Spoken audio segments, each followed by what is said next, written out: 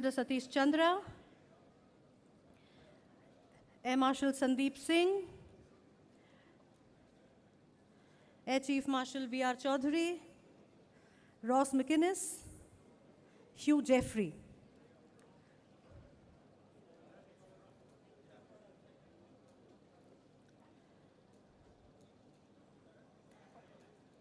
I request all the dignitaries of the inaugural session of the 9th edition of the India Defence Conclave to please come up on stage. I welcome all of you. Can I have a round of applause, please, for them?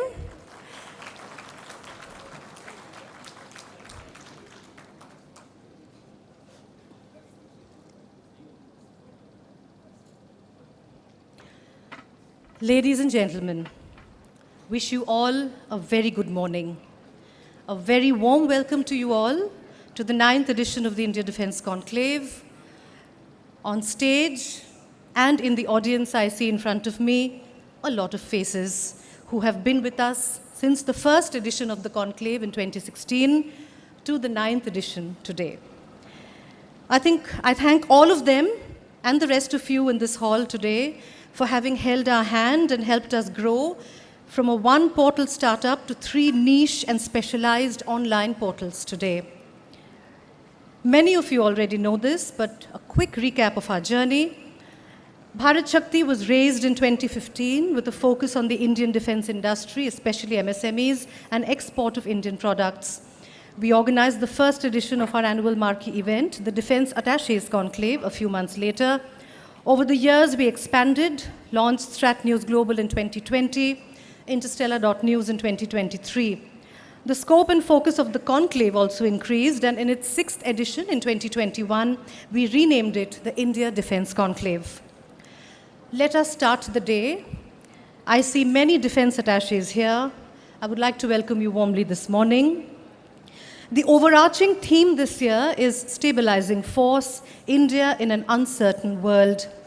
Countries in the Indian Ocean region, and especially those in South and Southeast Asia, are faced with the fallout of a major churn, China's hegemony and belligerence. Nations have to prepare to defend their sovereignty, values and cultures amidst external and domestic threats. They have to be prepared for the full spectrum of conflict. India has boosted the pace of its defense preparedness in order to be a power, contributing to the stability of the Indian Ocean region. Let us now get on to today's conclave. All of you have received a copy of the agenda, so you can see we have a power-packed day with stellar speakers. In addition to the proceedings of the seminar, we will also utilize this opportunity to present the 2nd Bharat Shakti Lifetime Achievement Award. For the sake of brevity, I will not be detailing the profiles of all our speakers. They will be flashed on the screen as they come up, and a copy is also on your tables for you to peruse. I would also like to highlight that several of our partners have painstakingly put up information kiosks in our exhibition area. Some are in this hall, some are in the adjacent area. I urge all of you to please visit each one of these kiosks and familiarize yourselves with what they have to offer. I now request Mr. Nitin A. Gokhale, founder and editor-in-chief, bharatshakti.in, to deliver the welcome address.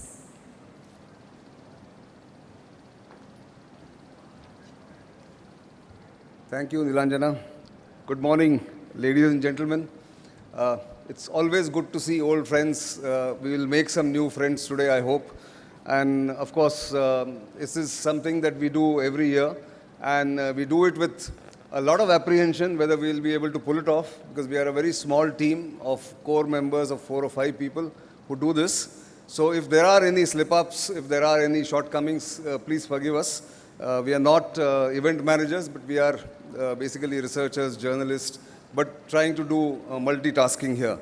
So welcome to the 9th edition of India Defence Conclave, which is our annual marquee event, as I mentioned, that brings together all relevant stakeholders. My name is Nitin Gokhale. I'm the founder and CEO of Bharat Shakti, a group of 3 digital defense and strategic affairs platforms established over the past decade, as Nilanjana has already mentioned. Our focus is on research, analysis, and commentary on defense industry, foreign affairs, and critical technologies such as space, AI, quantum, across bharatshakti.in, StratNewsGlobal.com, and interstellar.news, 3 digital portals that we run. Since 2016, Bharat Shakti, the platform supporting India's quest for self-reliance in defense, has organized this annual marquee event. This year's conference is our biggest so far. Hopefully, we will increase the size even next year, which will be our 10th anniversary. Top military officials from India and abroad, Indian and foreign defense industry stalwarts, think tank representatives, advisors, defense and military advisors of different countries posted in India are among the core audience. For the event, serving Indian military officers also attend so that they can interact with the industry, also see for themselves the products that are on display. And they have been part of this for every edition since 2016. I like to describe ourselves as a matchmaker, bringing diverse stakeholders together on one platform every September or October. On a lighter note, since then, this event has developed into a dating app akin to Shadi.com perhaps. People meet, have a period of courtship, decide whether they are compatible before consummating the marriage or part ways, whatever the case may be. The packed auditorium is perhaps testimony to the popularity of this dating app. But more seriously, we have an intellectually rich and information-packed program through the day. Before the business session begins, we have a special ceremony to honor Ambassador Satish Chandra, one of my mentors, the man who set up the National Security Council Secretariat nearly 25 years ago. But more of that a little later. More than 30 companies, big and small, are part of the conclave. A small and compact exhibition by different defense firms, which is just behind you, is a crucial part of this event. Do make it a point to visit each of them. You might find something useful there. The theme of this year's meet is Stabilizing Force, India in an Uncertain World. Among the sub-themes that would be discussed in different knowledge sessions are, of course, first session after the inaugural is some of the industry leaders talking about forging winning partnerships. There is a session on future in Atmanirbharta or self-reliance in defense, ammunition and armament roadmap for the Indian Armed Forces, Make in India for the world, which is perhaps going to be the focus of the government of India and the industry. There is also a session on defense exports, which the government is again emphasizing that India must become a defense exporter rather than a net importer of defense equipment, which it has been for years together. Then there is an interesting session on Indo-Pacific futures, navigating the new normal, and we have guests from Australia, from the United States, also from France. They are, of course, speaking in different sessions, but that is what we are going to discuss. How does Indo-Pacific look, say, 5 years from now? And then there is, of course, the final icing on the cake, if I may say so. You will hear Chief of Defense Staff, General Anil Chauhan, doing a chat with me at the end of the program, which is towards the evening. And that will have some takeaways, I'm sure, for a lot of people. At the end of the business sessions, we like our guests to let their hair down and carry the conversations forward over drinks and dinner. So stay on and enjoy the day's proceedings. I promise you, you will not go back disappointed. Before I conclude, let me once again extend a warm welcome to everyone present here. We are also incidentally live streaming this session, or the entire day's session, in fact, sessions on our YouTube channel. Let me end here before my MC gives me a stern look for exceeding my time. Have a good day.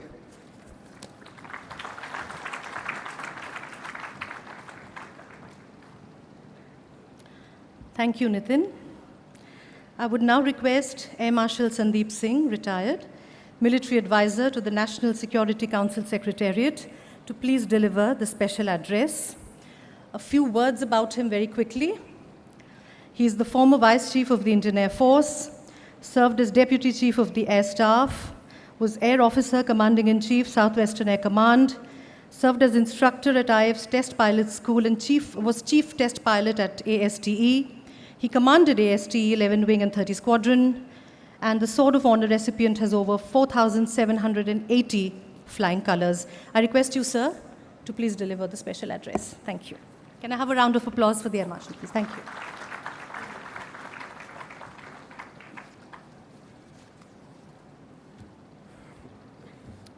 A very good morning to you, ladies and gentlemen. It's great to be back here as part of this widely awaited India Defence Conclave organized by Bharat Shakti, and my congratulations to all the organizers, and especially Nitin, who has, as he himself said, nurtured this event so very well that it has grown in its stature and impact for all of us.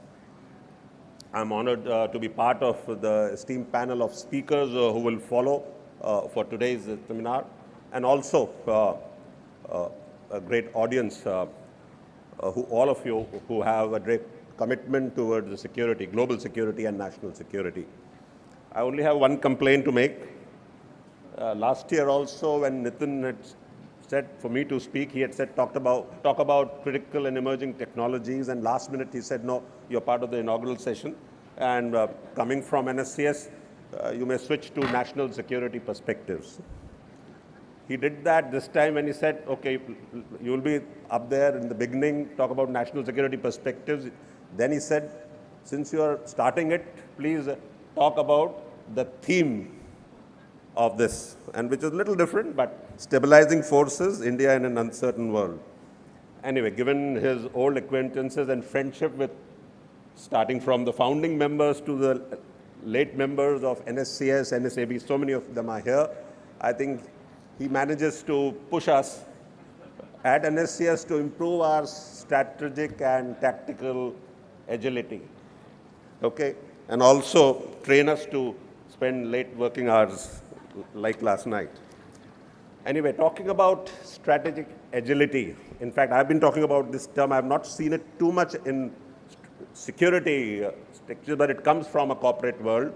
But if you look at the dictionary meaning of it, it is so very important and relevant in strategic circles, that having strategic agility in today's complex world is important for all of us, and I believe all of us in the audience also who are in the business of security. And this is a key element of being strategically agile. My own boss, NSA, talks about it very often, that how surprises will be there by the very definition. Many people, when they say that how some countries, or many a times, all of them get surprised by a certain turn of events, surprises will happen. It is the strategic agility with which you can respond to that and overcome those events. Coming to another aspect, being a military man myself, we all know that humankind's history actually has been a history of conflicts, actually. That's how it has been written. It's a sad part, but that's what it is. Even our own great epics, be it Ramayana, Mahabharata, or even Bhagavad Gita, the wars have been central to it. But rather than delving in the past, if we jump to the current 21st century, we do see there is after a little gap in some conflicts, perhaps towards the later part of last century, again, a rise in conflicts. We all know that. And the situation has become geopolitically, strategically, extremely volatile, including other forms of security, be it the COVID pandemic, with the world is, I think, still part of it is recovering from it. And I think every year, the growing intensity and severity of weather-related critical events. So, as I say again, I think our hands, all of us in security, our hands are full, but I think there are, in a way to look at it, there are exciting times ahead for all of us. And that including people who are supporting the business of security, a large number of people, industrialists who are promoting how to manage global security issues. In the last 2 decades, we have seen significant shift of global power dynamics, I think characterized by the rising influence of multilateralism, as we see, both by state and non-state actors.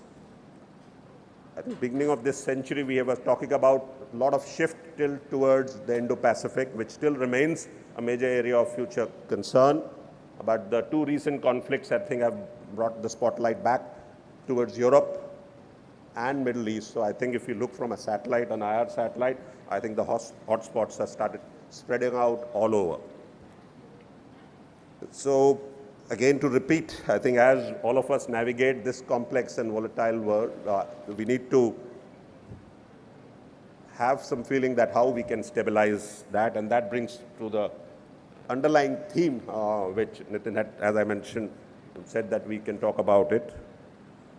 I think India, with its carefully balanced strategic autonomy, a very important word, certainly stands out as a stabilizing force, not only in the region, but in the whole world. Our geographic centrality in the Indian Ocean, coupled with our military capabilities, growing military capability, and a robust economy, positions us as a pivotal player to stabilize the security concerns globally across. And I think that has been realized all over the world. This role of ours is not just shared by our geography, but our history and our civilization and democratic values, and a vision for peaceful and prosperous world.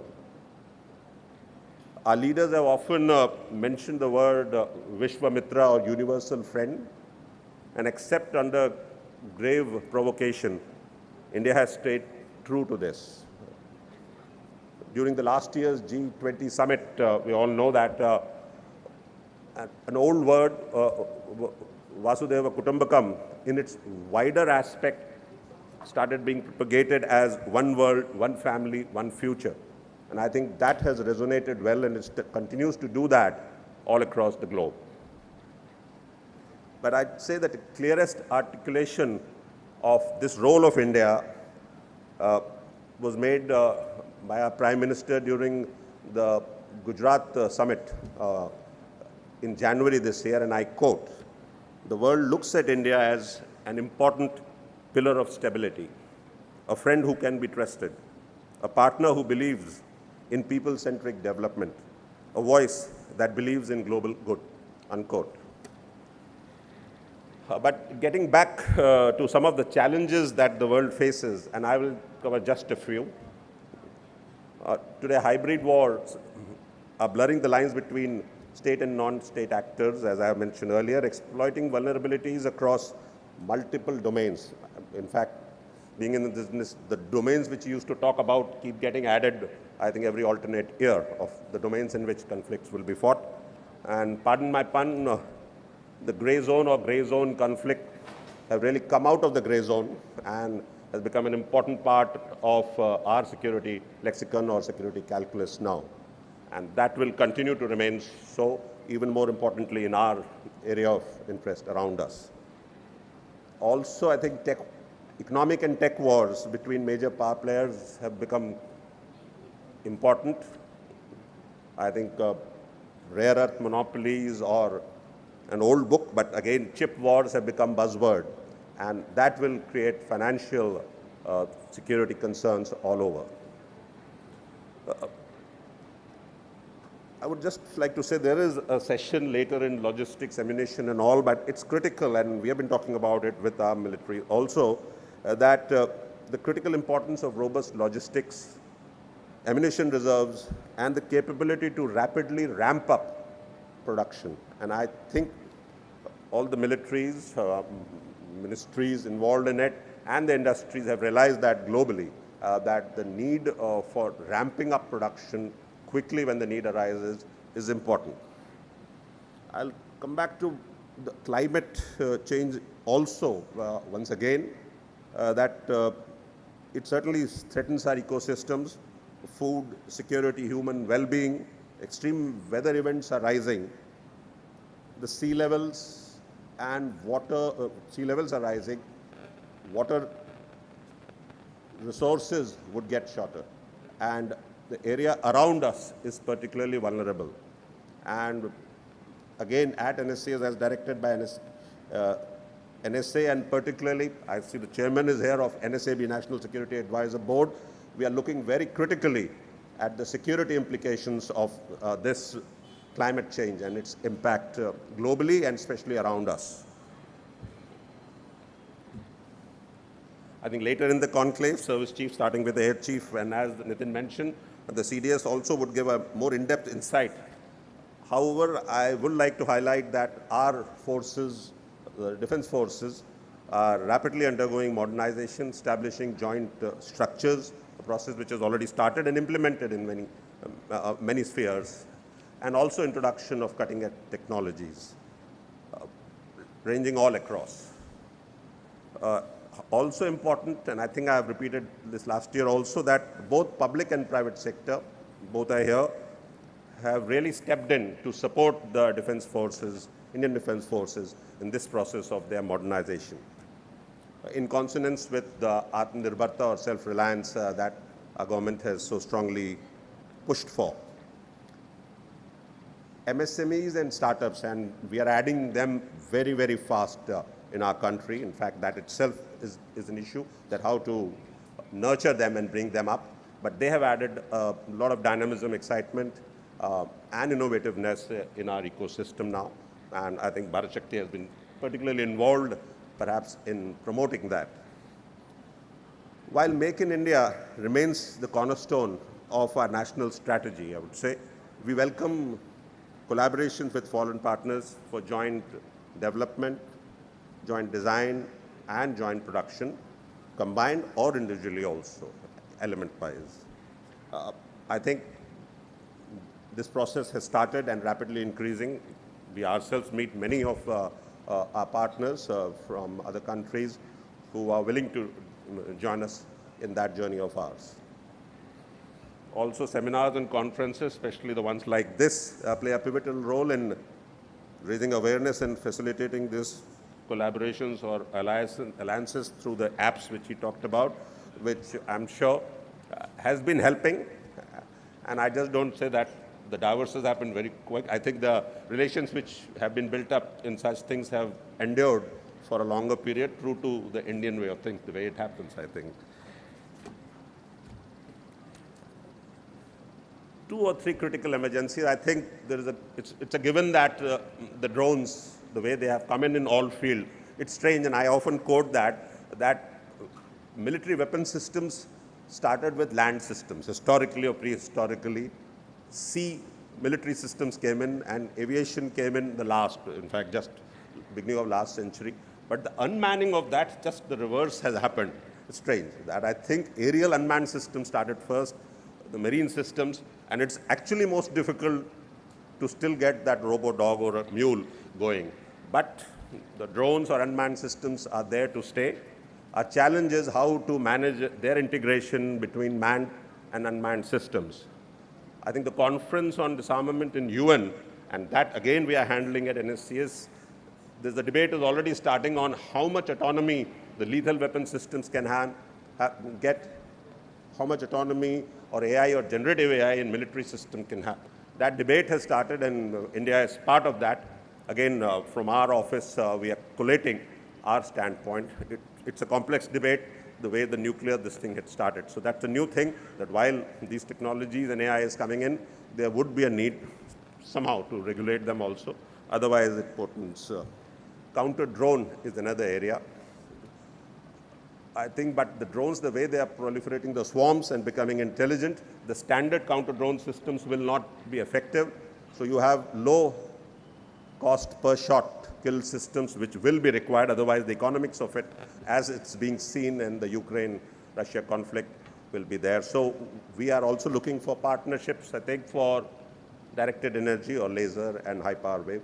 That would be a future to counter the ever-increasing number of drones and their cost reducing.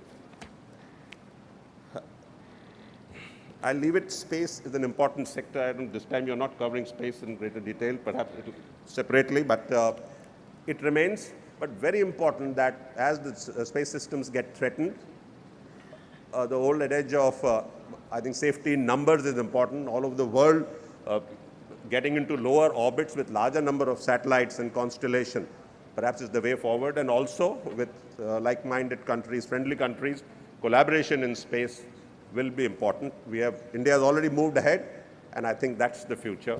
It adds to our overall resilience and partnerships with friendly country in space. So coming back to the theme. I sincerely believe that the way our country has moved forward, we are a very powerful force in global stability, and I'm sure we shall continue to remain so, or if not, grow it.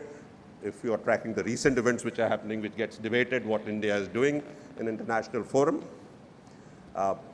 So I would once again congratulate you, Nitin, for this well-attended and excellent annual conclave of yours, and I'm sure all of us will go enriched with the knowledge that will be shared amongst all of us. Thank you very much, and Jai Hind.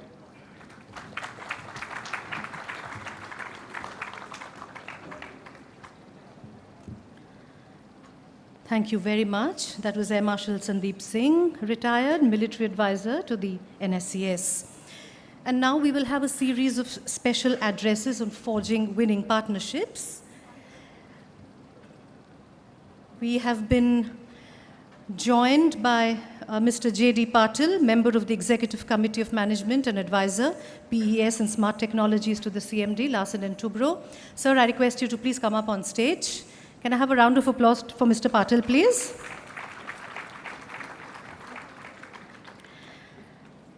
The special addresses on forging winning partnerships will talk about whether Indian defense sector is ready to meet the requirements of self-reliance. How can foreign OEMs forge partnerships in India to strengthen the defense sector? And why is it important to create networks and collaborations across geographies? We were also supposed to have Mr. Baba Kalyani, but unfortunately he is indisposed. He is unable to travel. But despite being unwell, he has sent us a video message, which we will now play on the screen for you, after which I will request Mr. J.D. Patil to please deliver his address. Could I have Shri Baba Kalyani's address, please, on screen? Dear Nitin, your 9th edition of the India Defence Conclave, I have unfortunately not able to attend because of certain conditions, and I really wish the conclave all the very best. All the honorable guests, the subject of the conclave is very exciting. India, a stabilizing force in an uncertain world. As you know, the Indian economy is growing at a very rapid pace. It's one of the fastest growing economy today, and many people around the world are giving us a much better chance than what we had earlier in this. And Morgan Stanley has predicted that India will have almost 20% of the growth of the world economy in the next 10 years. Obviously, without India, the world economy will not look very good. And that's how India is going to be a stabilizing force. In the area of defense, thanks to the policies of the Indian government, the Honorable Prime Minister, the Defense Minister, and all the services that have helped create this whole Atmanirbhar mission successful, and the targets that the Honorable Prime Minister has set, and including the Honorable Defense Minister, for India and Indian industry to export defense products and create a defense exports of about $5 billion by the next year. I think we are very confident of making this happen. Indian industry has become very mature in many areas where we are operating today. We have products that are better than the best products in the world. Of course, in many areas we have a long way to go, but clearly this shows the entrepreneurship, this shows the capability of young Indian minds, capability of young Indian scientists, and thanks to Bharat Shakti for making this event possible. And thank you, Nitin, but I'm sorry I'm not able to attend.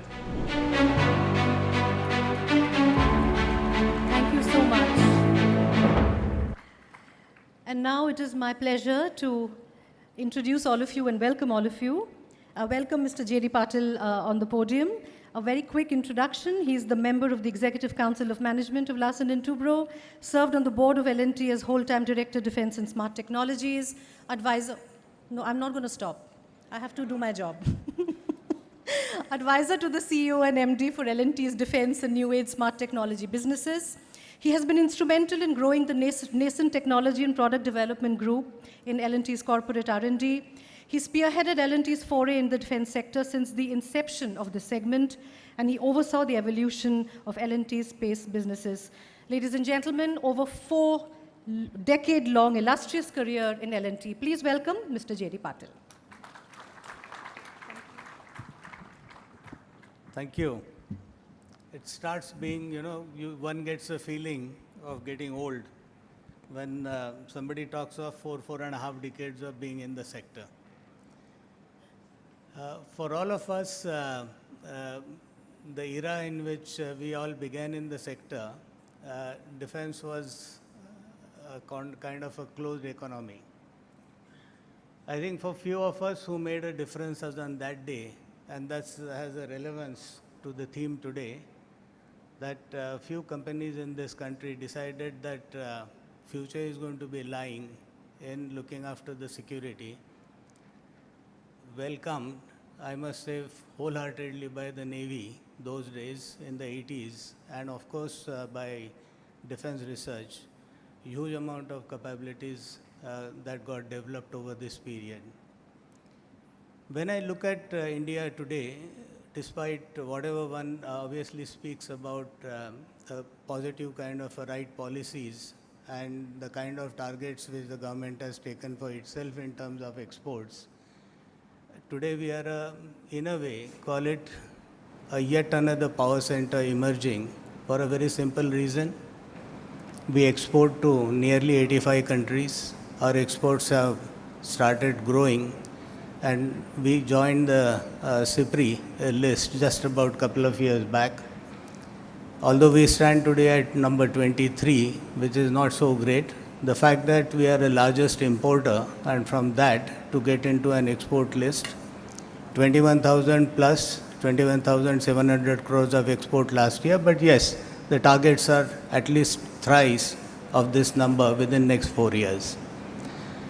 The indigenous production, which was not yet just about 40,000 crores, less than 8 years back, today we look at a number which is 126,000 crores. And what is most important is, since the time when Nitin started this conclave, with Manohar Parrikar in the helm at that point in time, the IDDM is one of those best things that happened to India, and the confidence of the industry started showing up in their own capability of basic fundamental research and design of equipment. I would say, having moved to the 9th conclave, and I am one of those fixtures of this conclave, 9th year I am here. And of course, over this year, what I notice is here's India, who, if our organizations decide to do things, we can do things far superior, far better, far faster than anybody else in the world. And a good example of a collaboration between the user, defense research, and an industry, one shining, we can talk of the Zorawar. General Man is right, seated here. All of us have lived through that journey. There is no country that from the contract to fielding of a tank has happened in 19 months. Yes, 19 months. Now, when we can do our own basic research, this is what a couple of years down the line as an industry we are able to build. While in India we have multiple thousands of tanks in service, we know that we are unable to even upgrade our own tanks, and for T-72 upgrades, we had to look at one of the friendly countries. Now, this scenario of exactly 2 decades back to today, what has changed? I think what has changed really is the ability of the decision makers in this country to decide to empower and to say, we have a beautiful story in Ramayana which talks of Hanuman didn't know how to jump to Sri Lanka. He needed somebody else to tell him, and Wali had to tell him, you can jump. I think the role which essentially our leadership with Manohar Parrikar actually having started this was that you all can do, and I create a specific category. It's heartening to see nearly 3/4 of our acquisition physically being categorized under IDDM. So I think this is an era where one can very clearly say India has arrived. We are able today to think of abstract requirements two definitive requirements which a user puts in and be able to conceptualize these into a product and create that product in record times. Innovation and capability of Indian minds has never been a challenge, and today we see this is a capability which is on ground. I've just given one example. I can give multiple examples. I see Tyagiji sitting at that corner and looking at me, multiple of them. HAL has multiple such success stories. Given the kind of environment we are operating in, my belief is we only have to trust our own capabilities. And that's when it's heartening that when we had serious debate with the Army Design Bureau and of course Army Headquarters, a strategic partnership set of programs for all the tanks actually got converted into IDDM. And that's exactly we see the future evolving. I don't have to keep talking of the naval examples because naval examples far too much more galore, and the indigenization in true sense started happening with the Navy in this country. All of us as industry start seeing few things which obviously have happened, which have been amazingly good, but there's far more to be done. And I'll specifically touch upon, for that evolving India to reach that 3 lakh crores of defense production output of 2029, much more needs to be done. Today our defense output out of private sector is range bound. It's exactly 21%, while the government keeps talking budget after budget that 25% is being reserved. Today it still struggles for couple of years at 20-21%. There's much more to happen. There's still a need of that mindset change and opening up of the minds, especially in certain strata of our decision making. Only that will make this happen. Today, we don't have to copy, and it becomes important when we are talking of a stabilizing power as India. We need to start thinking what we need to achieve. Freely share and discuss and debate these points, and I think solution will emerge.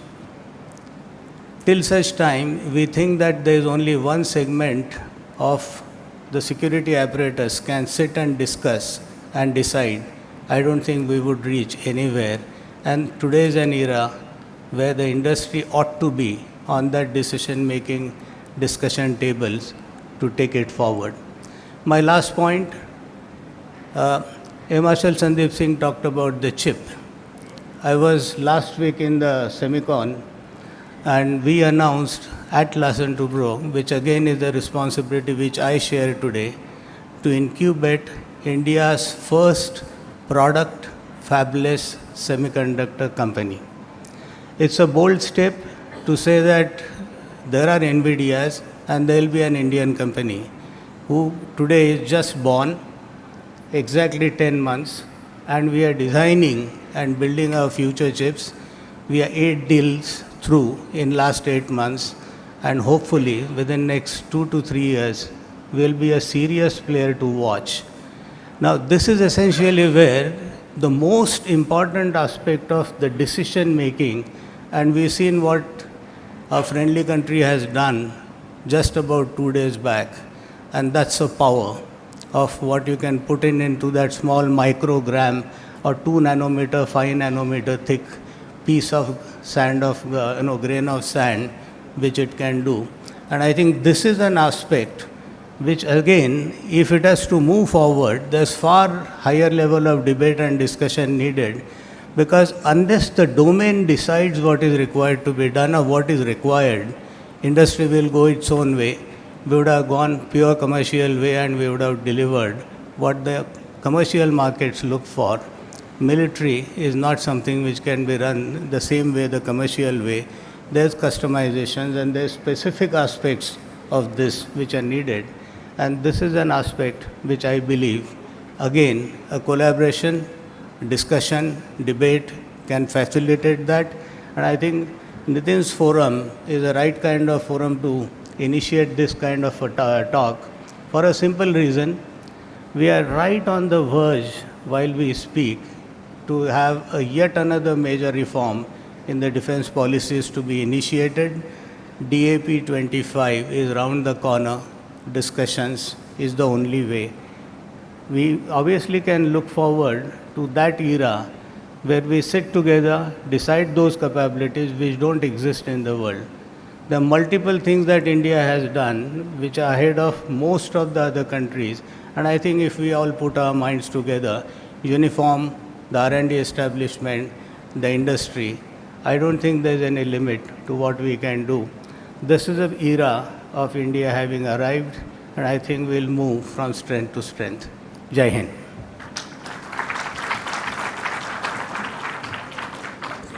Thank you so much, sir.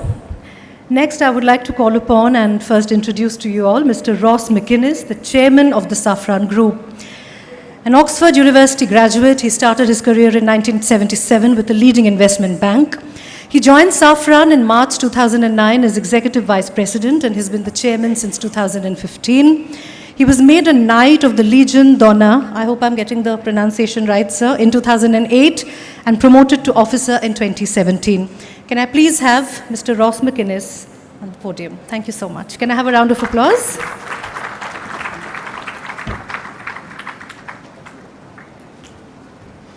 Thank you, sir. Thank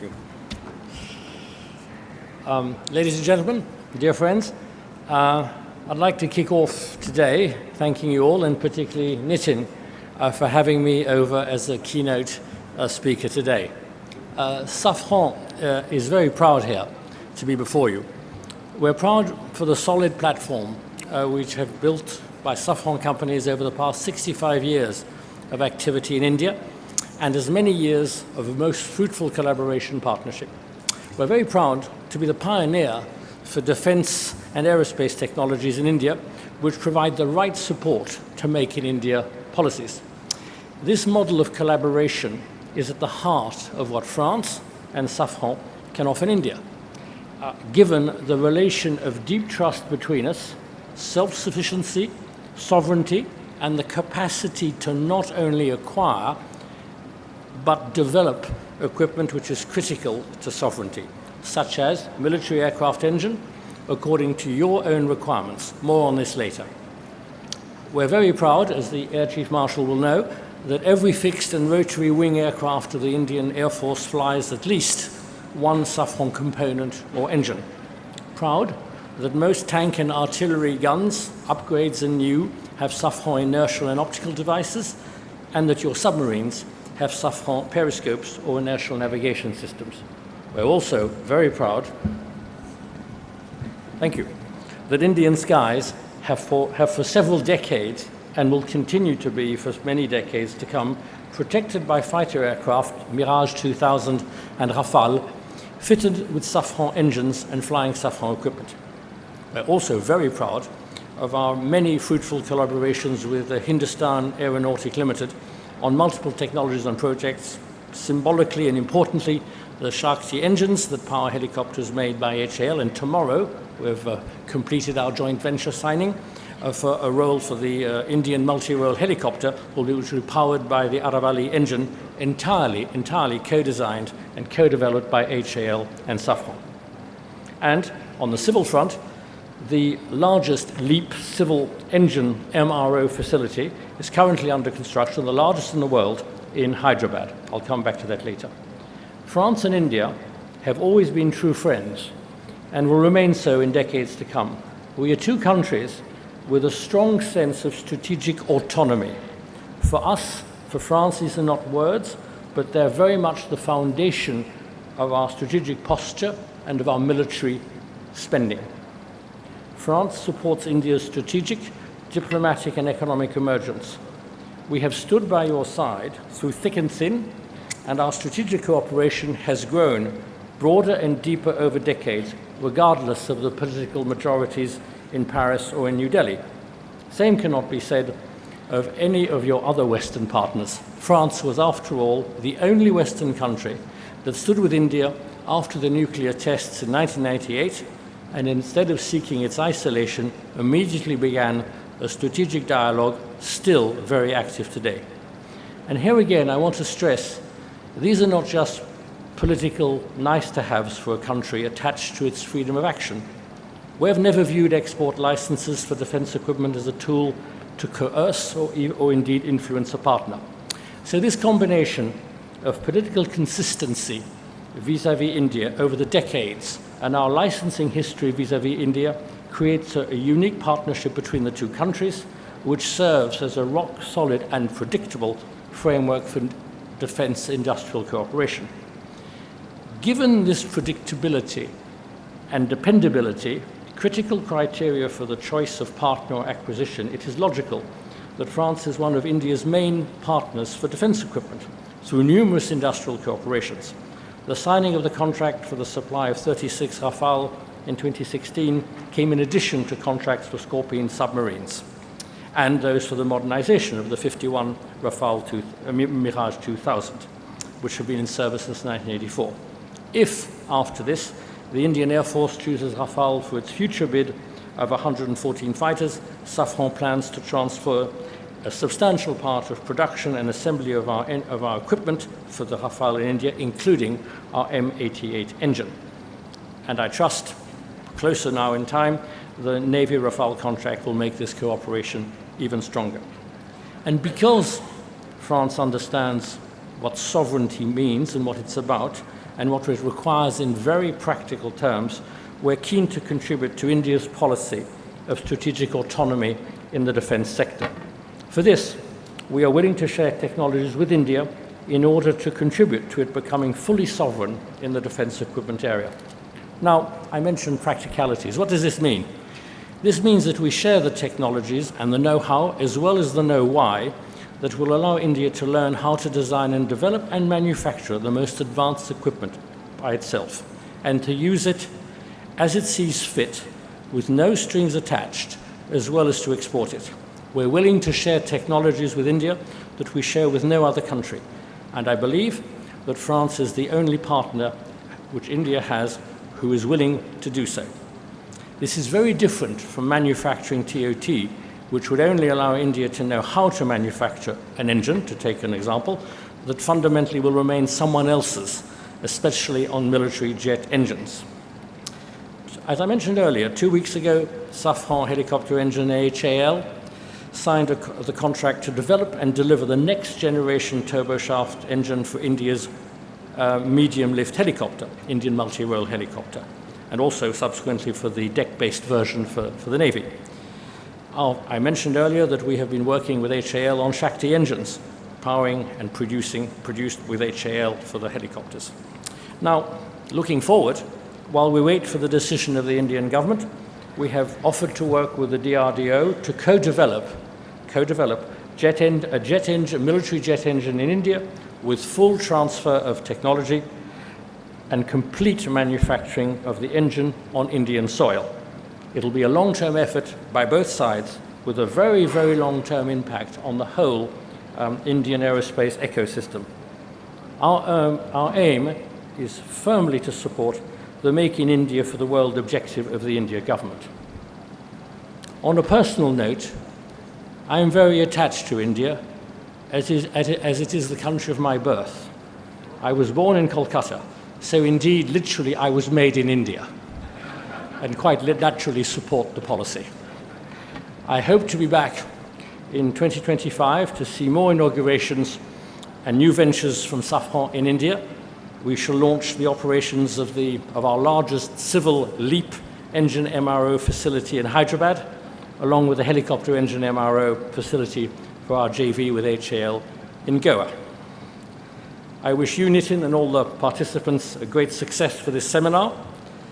And remember, there'll be my concluding words on sovereignty. Others promise, France delivers. Check the record. Thank you.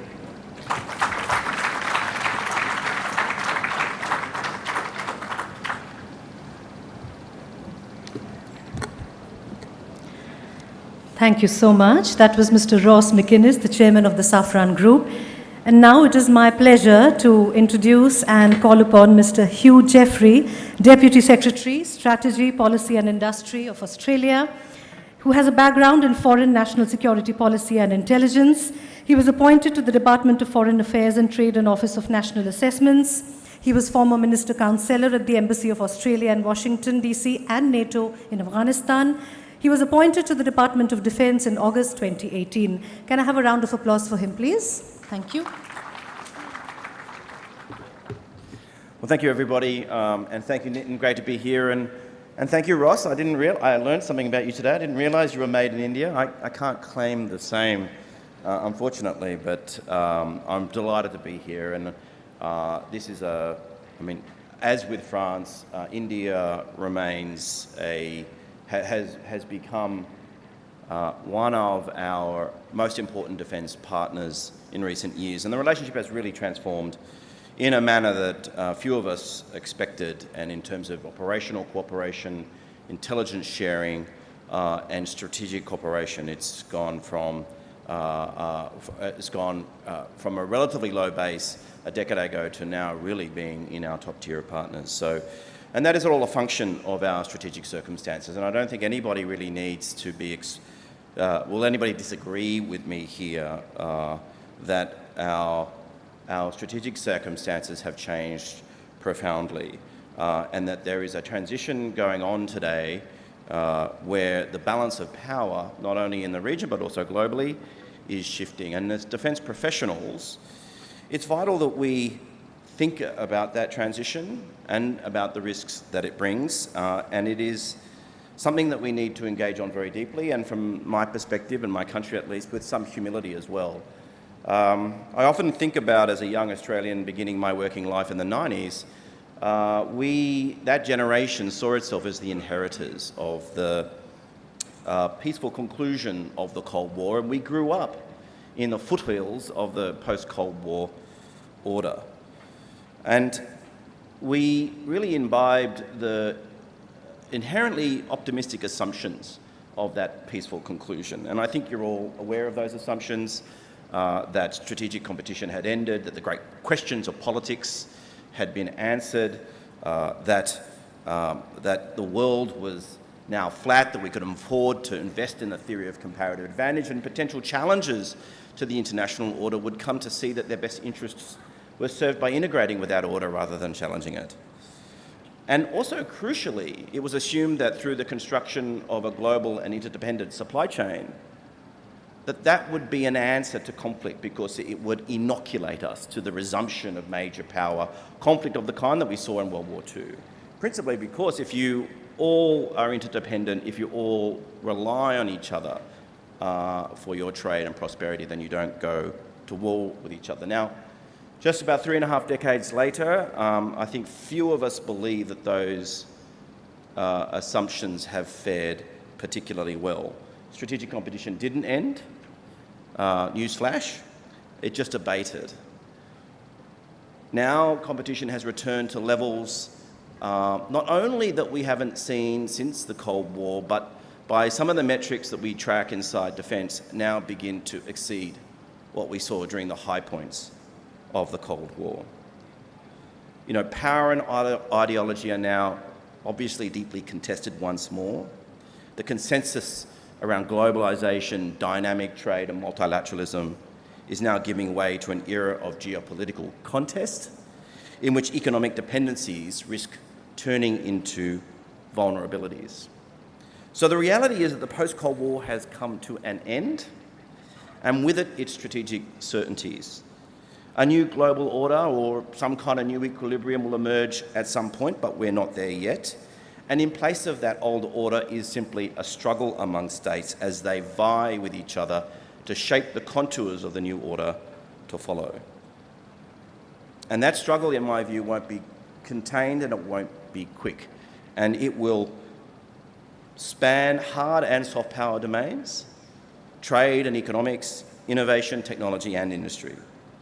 And in defence, we recognise that struggle as structural, not incidental. And what I mean by that is it will drive elevated levels of risk and uncertainty for at least the next decade, but likely beyond that too.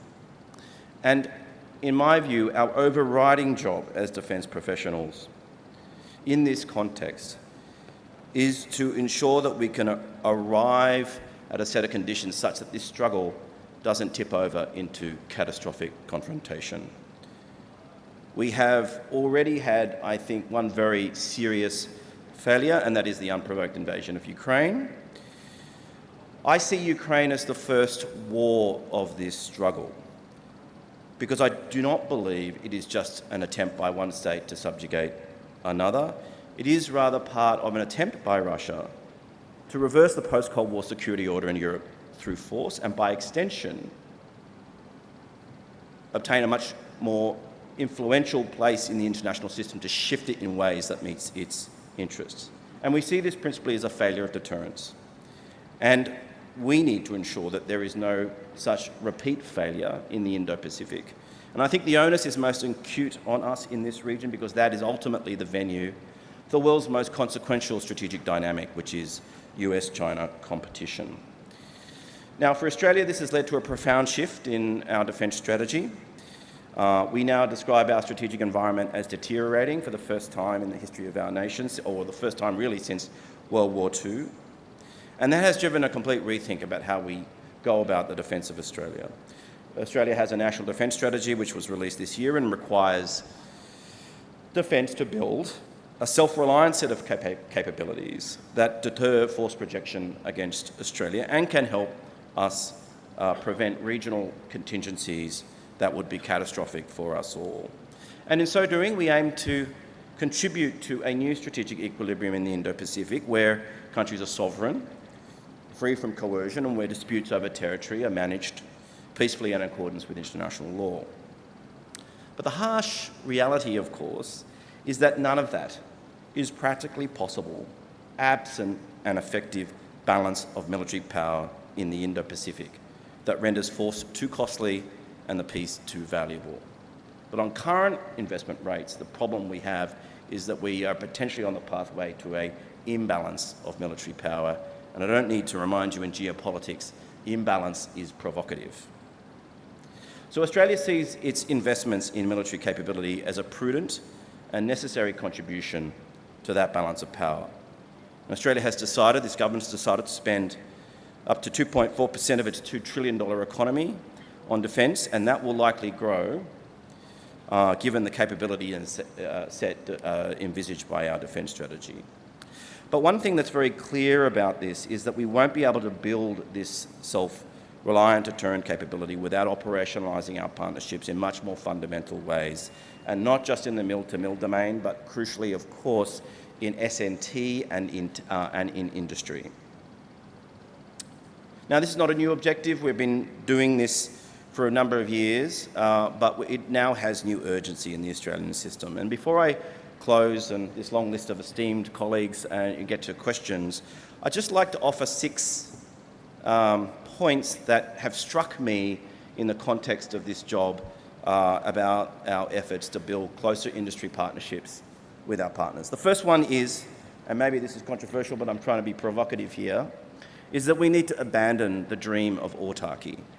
Modern warfighting kit is only growing in complexity, and the idea that states can completely be self-sufficient is unrealistic.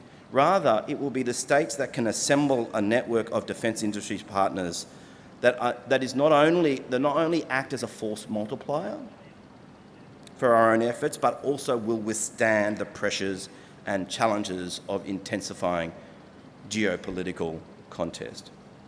The second principle is that to forge such a network, we need to reduce barriers. Although it is logical to seek partners on defence industry and to take advantage of each country's strengths and to build economies of scale, in reality, all of our countries have a deep thicket of laws, regulations, commercial and administrative procedures that in practice preclude that kind of deep cooperation.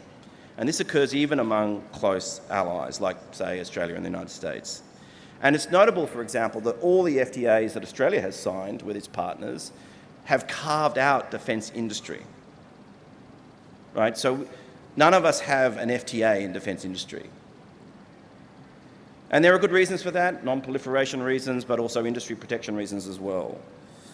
But given the challenges now, it is that we need to actually build that network, but I just want to underline that it's easier to say than to do, and we need to go into this with the determination to reform and to build a global supply chain of trusted partners that is less vulnerable to disruption or coercion in a crisis. My third point is that we must invest also in information protection. Closer industrial cooperation depends on sharing more, no doubt about that, but it will depend on how confident countries are that those technological advantages are protected. I've had to deal with this day in, day out, but particularly through new legislation that Australia has introduced this year and passed this year to reform our export control regime precisely so that we can establish a licence-free defence trade agreement between the United States and the United Kingdom. It's the first such agreement that we've ever struck with two other countries, and it takes a lot of work to ensure that our companies no longer need to seek a licence from the government in order to share controlled and highly sensitive technology between those three partners. But this is something that we want to extend to others, we want to work on with others.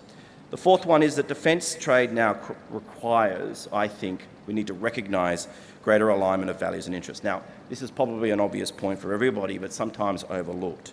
Real collaboration on capability won't occur unless states are confident that it's underpinned by shared strategic objectives, that it won't proliferate and that it won't make its way into the hands of potential adversaries. So for me, what has been so important is around meaningful defence industry cooperation has been that it will occur among trusted groups of states who share common values and interests. And of course, India stands out for Australia in that context. 5, there must be a more effective division of labour given the growing supply chain constraints. One key lesson of Ukraine, if there is one key lesson, is that it has served to remind countries that their security is only as good as the hard power that underpins it. But what that's doing is creating a massive logjam. We are all investing now in hard power at the same time. We all want similar things, and we're all discovering that these supply chains contain critical vulnerabilities and constraints. And so the idea that we all just load up on that existing supply chain without figuring out a more effective division of labour and how we manage economies of scale isn't sensible. And so these types of partnerships need to become more business as usual than the exception. One example I will give you is Australia's Guided Weapons and Explosive Enterprise. This is the decision to build in Australia key components of the guided munitions supply chain with our partners. The idea that we would build our own guided munitions from scratch is not viable. What we want to do is contribute component parts that are critical constraints to our partners such that we can expand the overall supply chain. And sixth and finally, to talk about sovereignty. And this is my view, I think we need to redefine how we think about sovereignty. It's vital to us all. And I often hear, sometimes from my Southeast Asian colleagues, that the best way for Australia to maximise its sovereignty is to establish some kind of equidistance between the great powers. But frankly, my judgment is that Australia has greater sovereign agency within a network of allies and partners, and that going it alone will only narrow the political space within which our elected representatives have to make decisions in the national interest. It will narrow that space, not expand it. And the same is true really for capability and defence industry. You know, satellite communications, something Australia's thinking deeply about now, is a good example. What is more sovereign in your mind? A satellite that Australia owns and controls and puts up into space, but is the first thing to go in the event of a contingency? Or an investment we make in a network of partners for a consortium of satellite communications that is much more resilient and redundant and will withstand the first onset of conflict. So again, we have to think about how do we achieve sovereign agency? Is it in a network of partners or is it going it alone? And Australia has increasingly come to the conclusion that in a contested strategic environment, doing it with partners has got the greatest efficacy. And of course, as I want to underline, for us, India is one of those key partners. Thank you very much, and I look forward to the conversations ahead.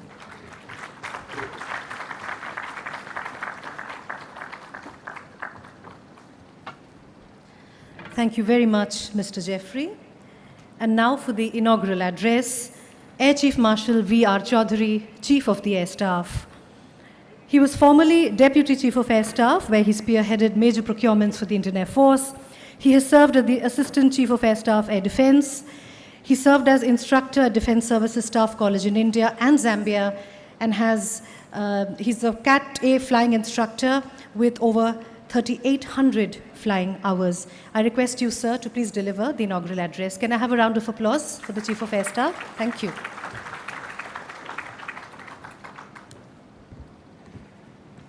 Distinguished guests, representatives from the industry, friends from the media, defense attaches, military veterans, Coastmates, members of the media, ladies and gentlemen, good morning to all of you. At the outset, let me thank and congratulate Nitin for having and his team at Bharat Shakti for organizing this conclave 9 times in a row and for having invited me for a 3rd time in a row here. It's a great pleasure indeed to be here at the inaugural session of this conclave to discuss how India can be a stabilizing force in today's world full of uncertainties. The VUCA world represents a new paradigm where volatility, uncertainty, complexity, and ambiguity would shape decision-making at every level. Whether it is in geopolitics, modern warfighting, or business, success in VUCA world will require agility, resilience, collaboration, and a readiness to embrace uncertainty. The environment is challenging, but also offers opportunities to those who can adapt. To put things into perspective, I would like to introduce Colonel John Boyd's OODA loop into the equation and discuss how the OODA loop helps in an uncertain world. The OODA stands for Observe, Orient, Decide, and Act. This loop's iterative nature encourages continuous reassessment, which is crucial in a volatile and uncertain environment. As the situation changes, the loop helps to quickly cycle back through the stages to adapt decisions accordingly. Similarly, complexity and ambiguity in an unstable world requires decision makers to be open to new information and avoid being locked into a single course of action. The Orient phase helps manage complexity by ensuring decisions are based on emerging new data and considering multiple perspectives, while the Act phase helps in managing ambiguity through decisive actions with the ability to pivot. This OODA loop offers a structured yet a very flexible framework to address rapid change, uncertainty, and complexity.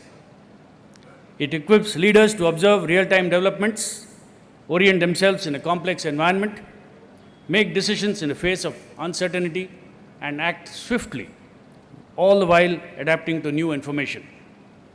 I feel that the combination of VUCA analysis and the OODA loop provides a novel approach to navigating the modern and unpredictable world that we all live in.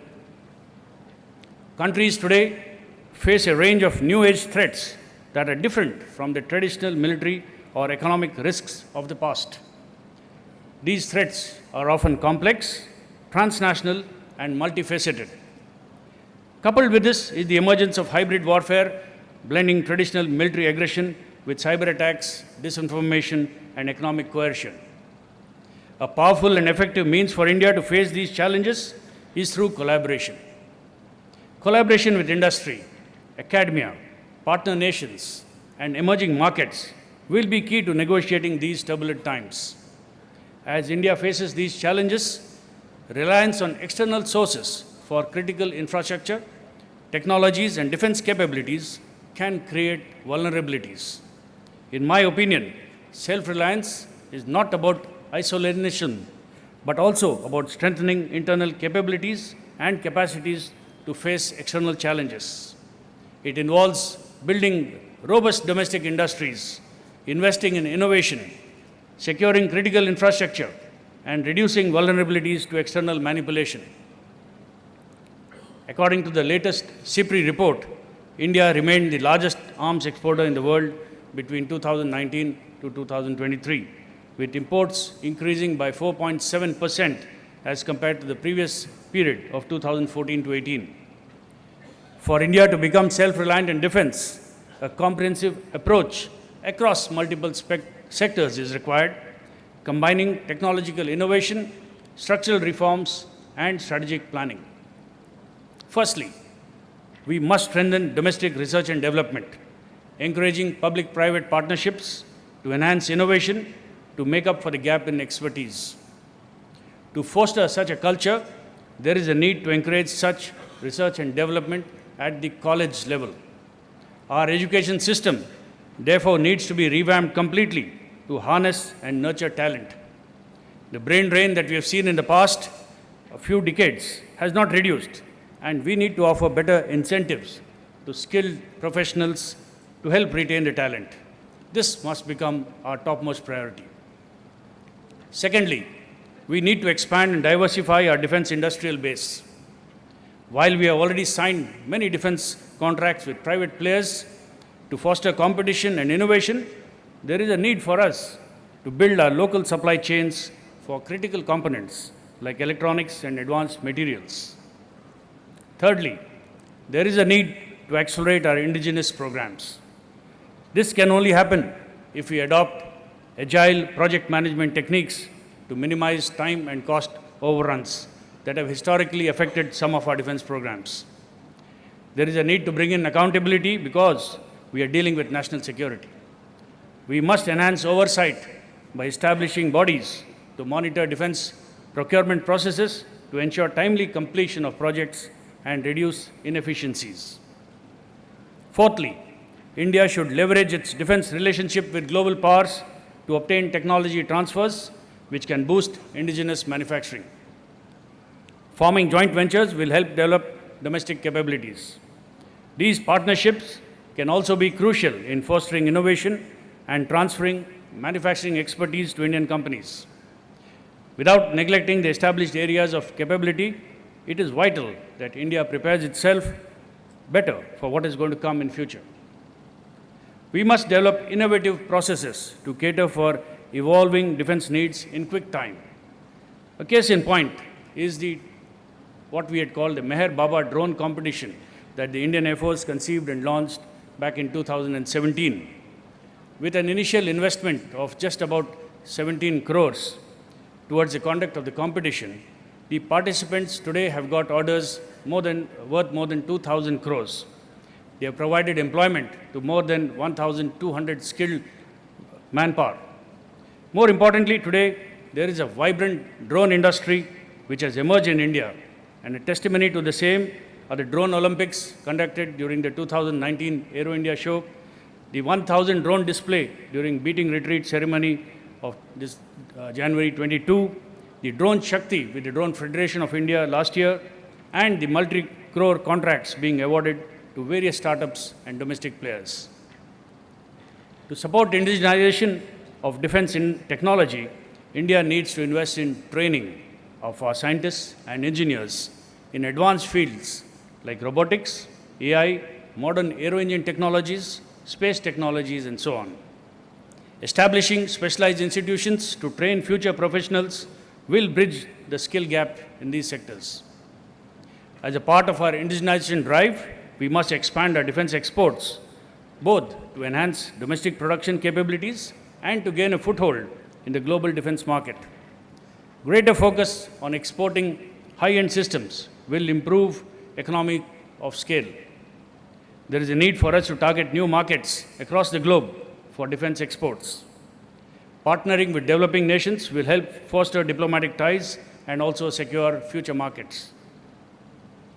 A lot of impetus has been given by our national leadership in enhancing defense manufacturing in India in the past few years. A record 75% of defense capital procurement budget was earmarked for the domestic industry last year, up from 68% in the previous fiscal. Self-reliance in defense not only contributes towards national development by boosting economy and creating jobs, it also helps in capitalizing the demographic dividend advantage that India has today. To achieve self-reliance, India needs to carry out targeted collaborations with key stakeholders to enable transfer of technology, expertise sharing, and developing of manufacturing infrastructure. It needs to be a multi-pronged approach with collaborations across sectors, ranging from foreign partnerships and private industry involvement to academic research and development with startups for niche technologies. I have touched upon certain key imperatives that we must focus on to improve our defense manufacturing ecosystem. These are by no means exhaustive, and there are many other areas which need to be addressed. Towards this, it is essential that the end users and the developers work hand in glove. We must cross-pollinate between industry and the Air Force to ensure that India at 100 years possesses an Air Force that is capable of addressing all challenges that are likely to be posed 25 years from now. In the words of the Honorable Prime Minister, the formula for self-reliance, also called the 5I, of intent, inclusion, investment, infrastructure, and innovation, is the way ahead to make in India and make for the world. Ladies and gentlemen, in a world increasingly marked by disruptions and shifts, India's role as a stabilizing force stems from its ability to leverage its strategic autonomy, geopolitical position, economic growth, technological expertise, and of course, cultural influence. By navigating the complexities of modern world with a balanced approach, India has the potential to offer leadership that promotes global peace, development, and cooperation. In the end, once again, I would like to compliment Nitin and his team at Bharat Shakti for organizing this annual conclave. And I'm confident that the discussions and the takeaways from here and the thoughts that are shared amongst all of you will be converted into a tangible roadmap for a brighter future. Thank you. Jai Hind.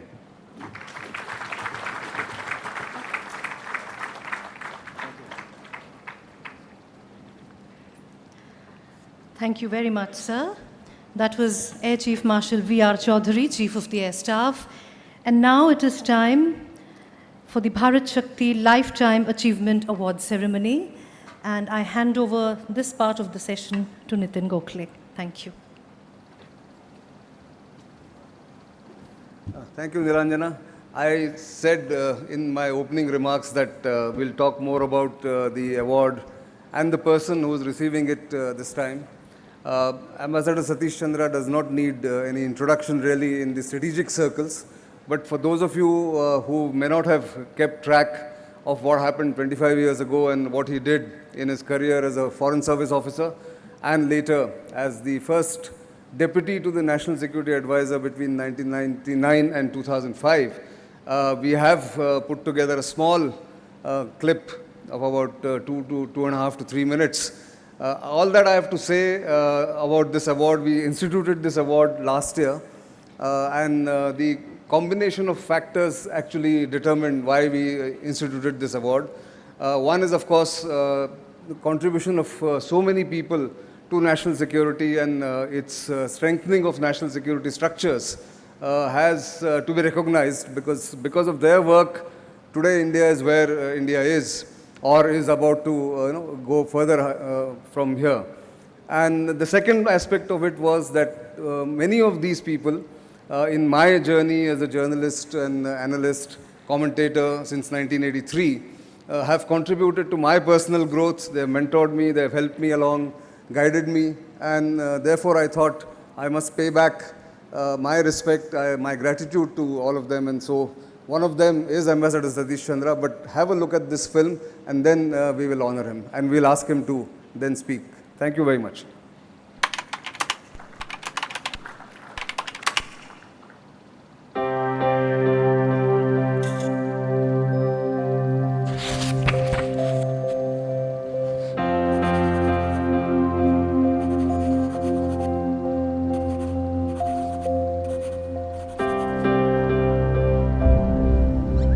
Ambassador Satish Chandra has been serving the country for nearly 6 decades in different roles.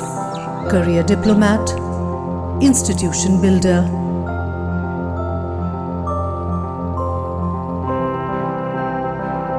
guru to many a national security practitioner, he has handled each role with calm professionalism. His wise counsel and varied interests have spawned many crucial assignments, be it as India's envoy to Pakistan or as president of the Conference on Disarmament in Geneva. Ambassador Satish Chandra excelled in each role he was assigned, keeping national interest paramount.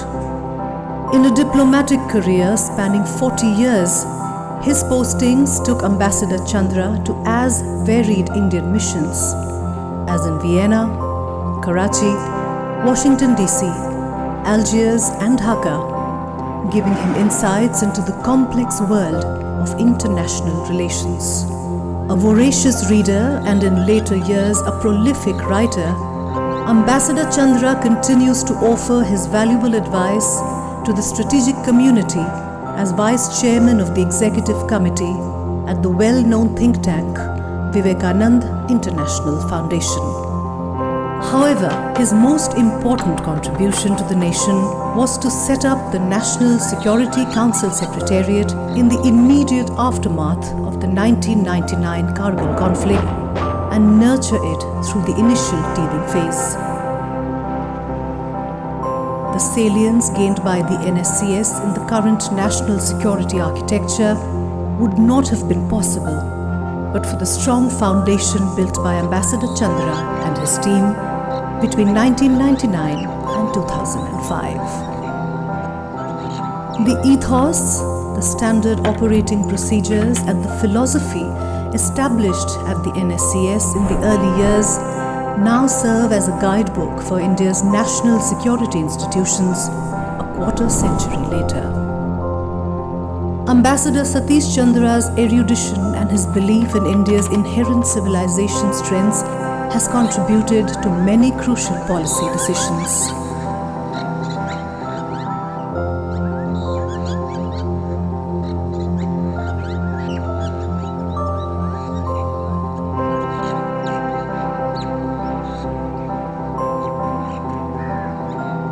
Like many others, Bharat Shakti and its founder Nitin Gokhale have benefited from the sage advice and guidance from Ambassador Satish Chandra, who is the recipient of the second annual Bharat Shakti Lifetime Achievement Award for contribution to national security.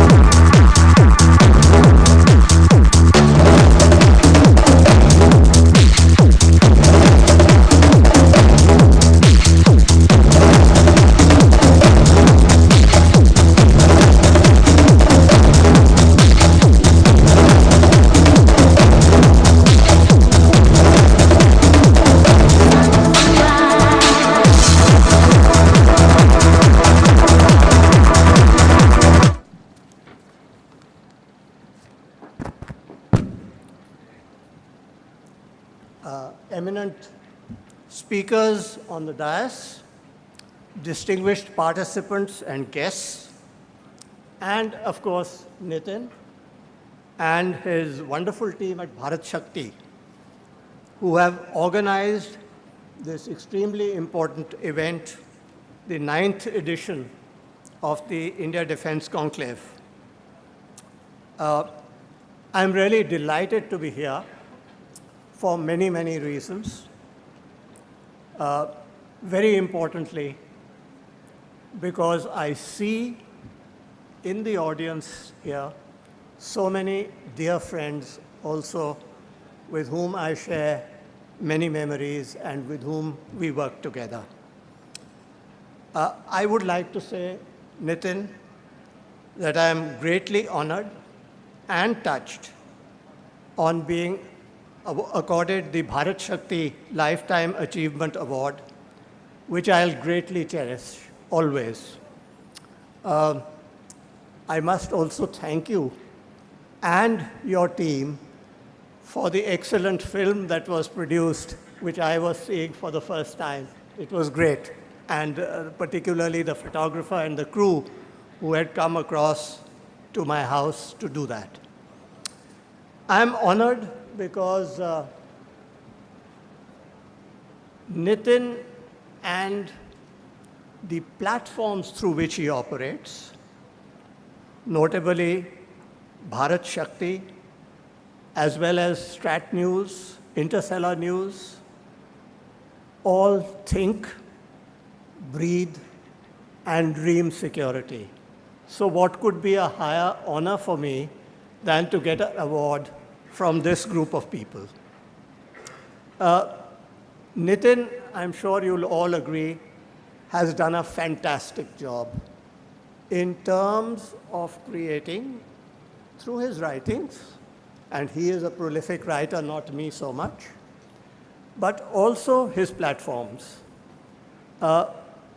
Creation of such security awareness is critical in nation building, and it resonates with me greatly because this is something when NSCS was set up, was on our agenda, and in a very, very small way, with Dr. Gupta, who is seated here, with his help, we started this exercise actually there, way back in 2001 or something like that. My association with Nitin goes back to 2.5 decades. It was shortly after the Kargil conflict when we had a committee to go into this and examine what all happened. We interviewed about 150 people, from the Prime Minister to many others. But what struck me and us in interviewing Nitin to get his insights into the conflict which he covered was a very wise head on then very young shoulders. And our association, therefore, has naturally continued over the years, and certainly it has benefited me. I'm also very touched because giving this award demonstrates very clearly that Nitin doesn't forget friends who are like me in their dotage. And I am really touched because of this. But this is only one of Nitin's many other remarkable qualities. And one that comes to mind is immediately, apart from his generosity in giving me this award, is that he is the ultimate optimizer. So, when he asked me to, and he told me that he would be giving this award to me, said, but you know, you must give a talk as well. So that was a part of the exercise. He is the ultimate optimizer. Now to get down to the business end and really say that what he asked me to talk about, the theme that he put forth to me was India's role in the global order. I didn't react immediately, but I must say that I was more than a little perplexed with the topic, which I think would have been more appropriate as India's role in the world today. I simply say this because the world today is bereft of order, and it is in fact plunged in great uncertainty and in fact disorder, verging on anarchy. I will try to be brief, and if I ramble, I'm sure Nilanjana will interrupt me, as she should. My talk will be basically in 3 parts. First, my perceptions of the world today. Second, factors governing India's role. And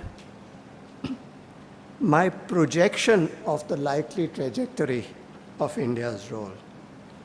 So the first part, coming to the world today, clearly the Gaza conflict, the Ukraine war, Chinese expansionism underline the fact that the global system, which was established after World War II, is giving way to a world without order. And take it from me that the gravity of this would increase exponentially, as is being speculated by some, should China seize the moment to impose reunification on Taiwan, since the US is currently preoccupied with the Ukraine conflict and the Gaza conflict. Today, a US-led Western alliance squares off against a Sino-Russian entente. And many countries are uncomfortable with totally aligning themselves with either. Many of them retain linkages also with both. Thus, what we are seeing is a multipolar world characterized by issue-based partnerships of convenience.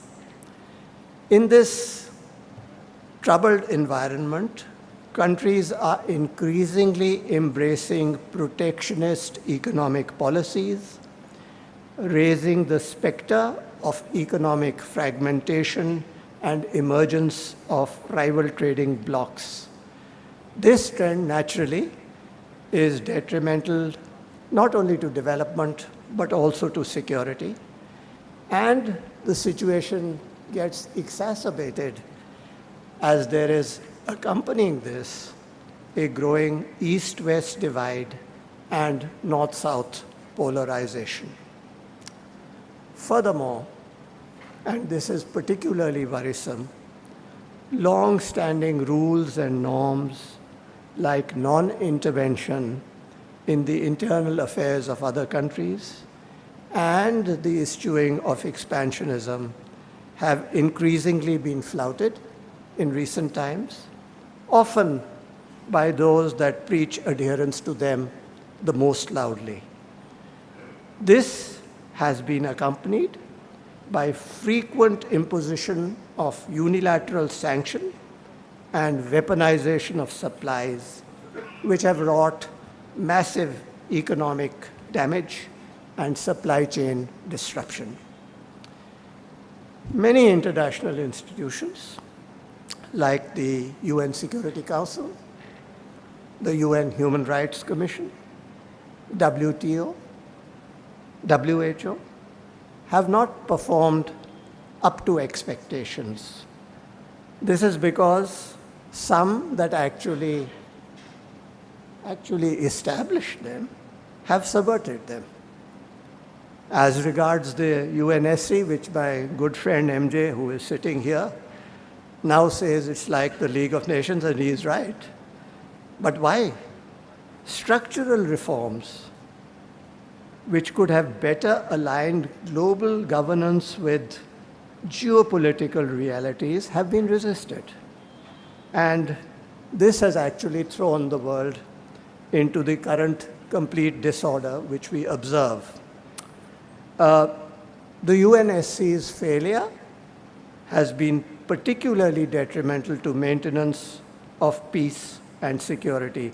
In fact, as per CIPRI's estimates, in 2023, and I myself was aghast at this, there were as many as 52 countries experiencing armed conflicts with over 170,000 conflict-related fatalities.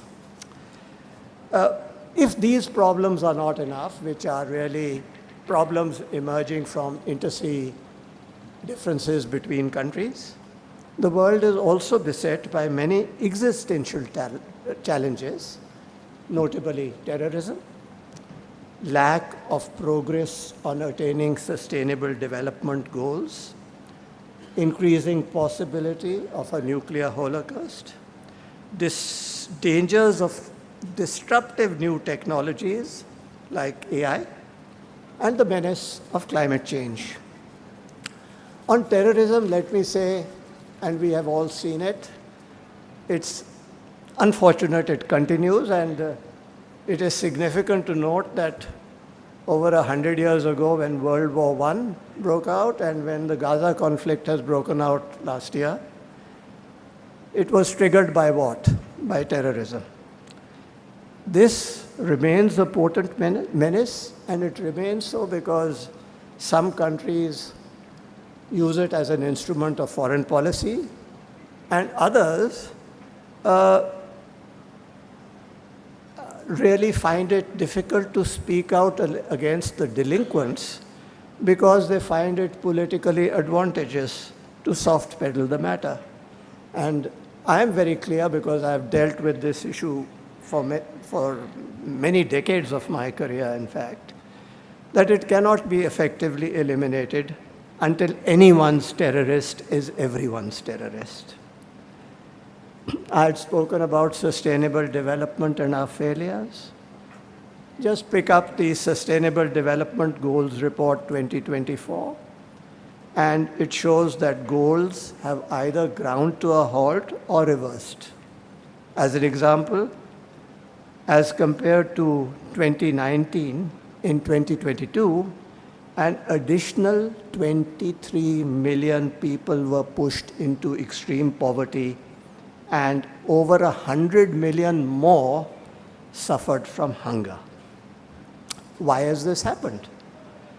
It's largely the result of the developed world, unfortunately not doing enough to help developing countries, and that's the finding of the report. And to leave you with even more gloom before I turn to the second part of what I'm going to say, if you look at the Bulletin of Atomic Scientists report, it's moved its doomsday clock last year, and it still is there, to 90 seconds to midnight, up from 2 minutes to midnight in 2019, meaning that the world today is the closest ever in its history to total annihilation. The threats listed are significant, and I touched on them: nuclear holocaust, genetic engineering, AI, climate change. Okay, second part. Factors, if I ramble, let me know. Factors governing India's role.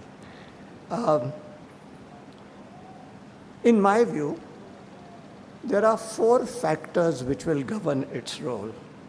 1, comprehensive national power. 2, nature and quality of leadership. 3, civilizational values and ethos. 4, national interest. Our comprehensive national power is not insignificant.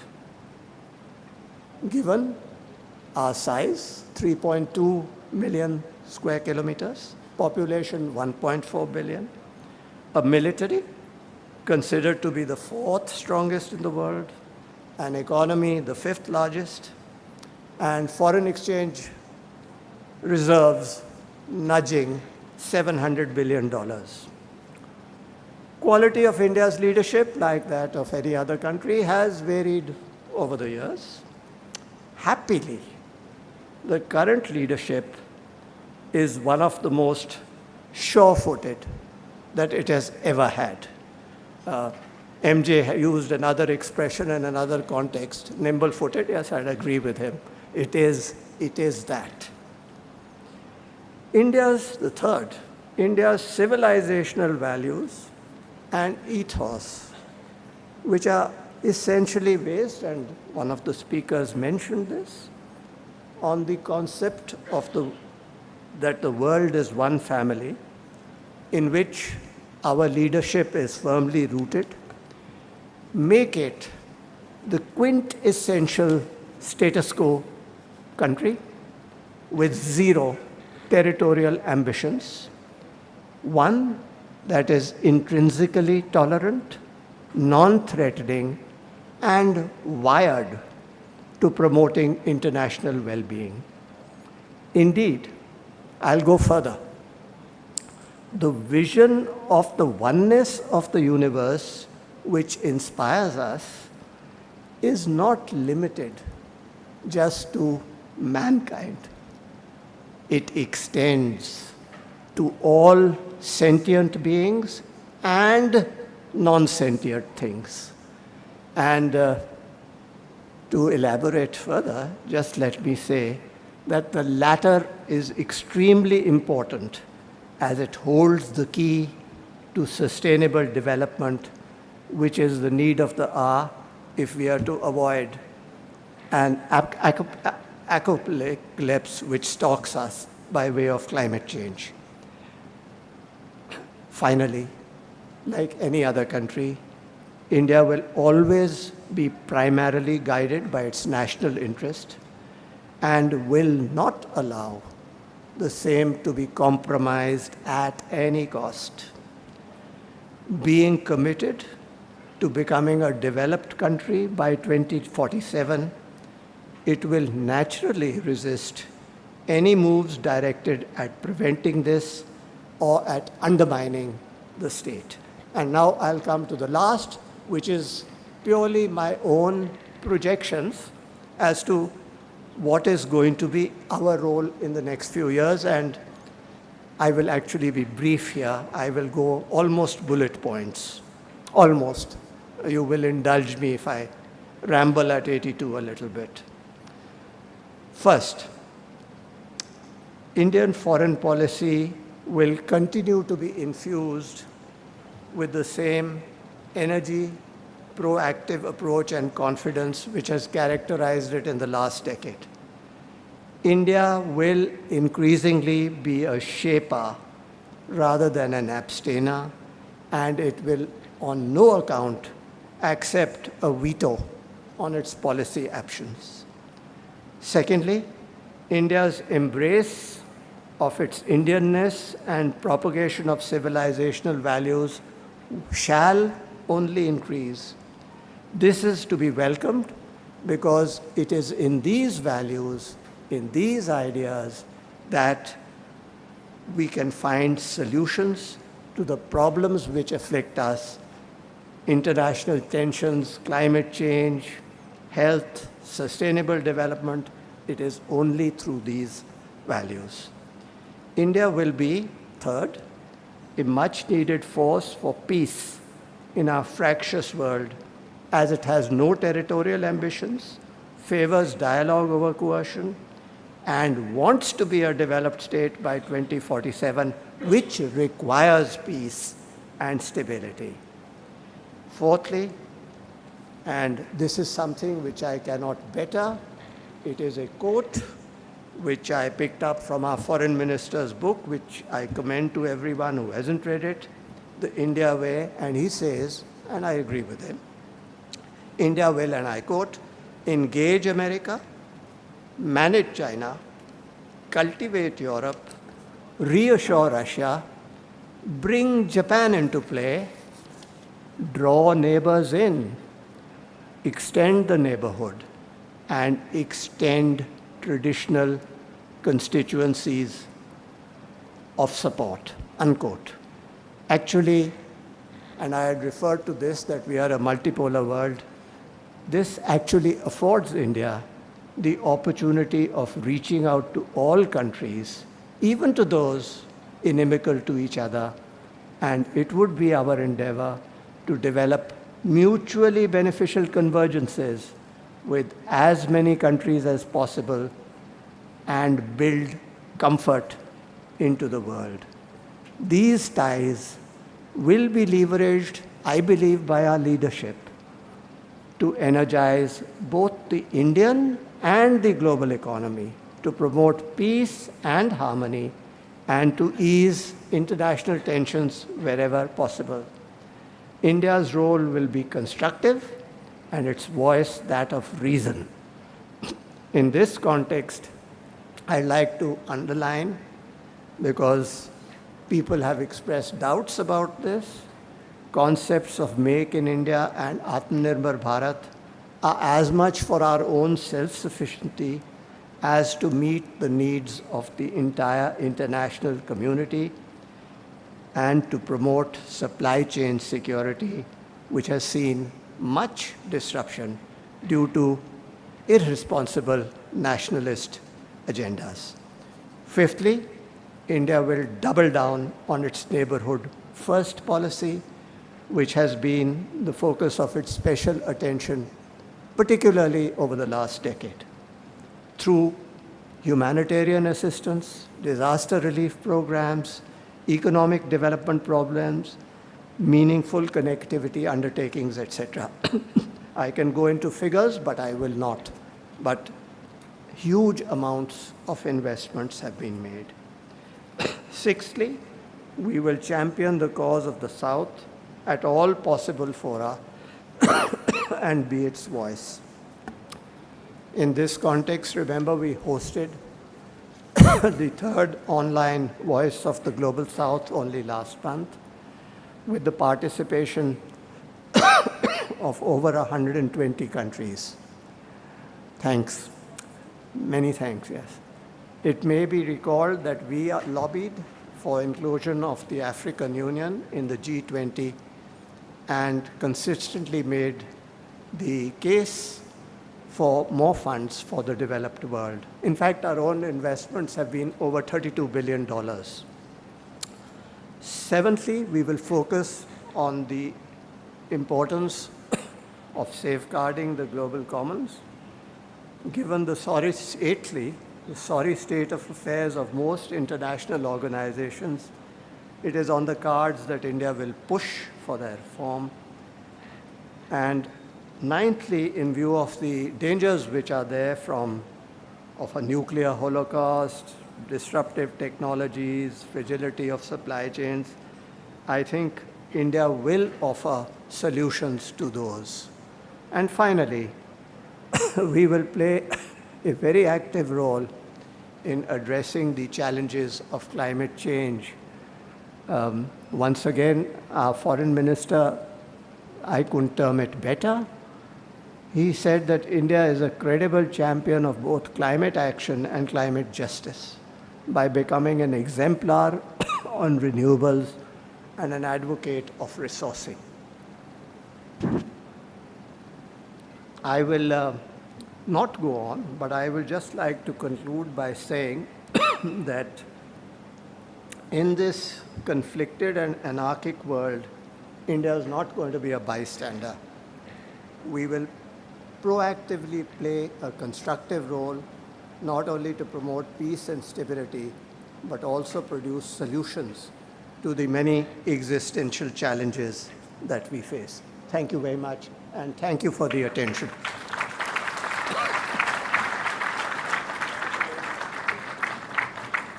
Thank you very much, Ambassador Satish Chandra. And with that, we come to the end of the inaugural session of the 9th India Defence Conclave. I request Nitin to please present mementos to all our dignitaries on stage. After that, may I also request all the defence attachés to please come up, get ready to...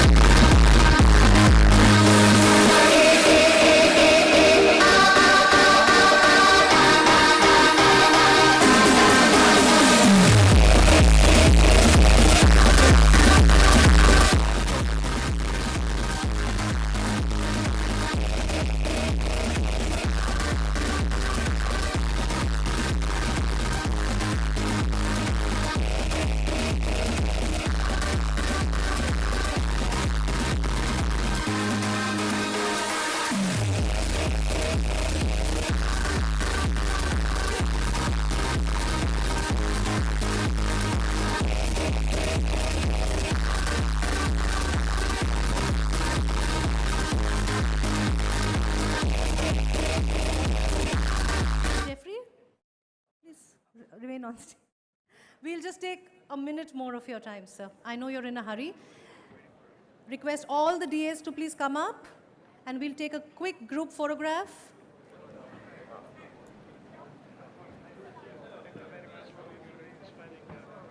Okay, we are meeting individually first.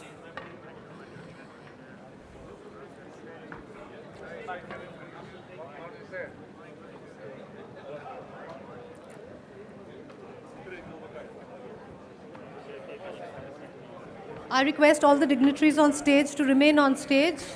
Mr. Ross McInnes, could I have you on stage, please? Once again, thank you. All the defense attaches, please, a photograph. Request all the delegates to please proceed to the kiosk area. Please take a look at the kiosks and then proceed to have a cup of tea.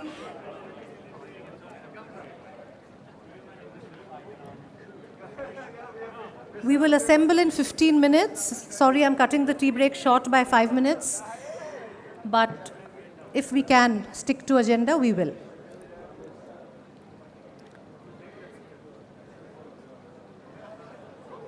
Air Marshal Sandeep Singh, please come up for the photograph. Thank you.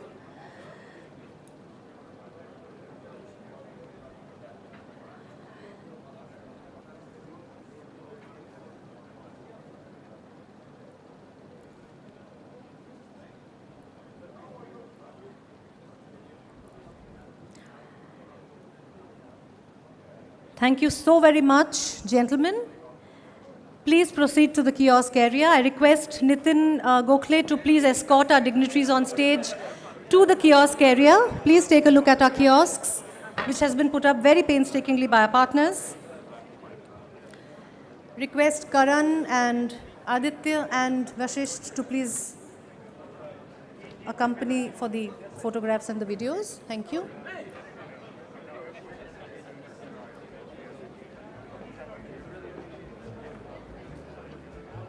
I will see you in 15 minutes, ladies and gentlemen. Thank you very much.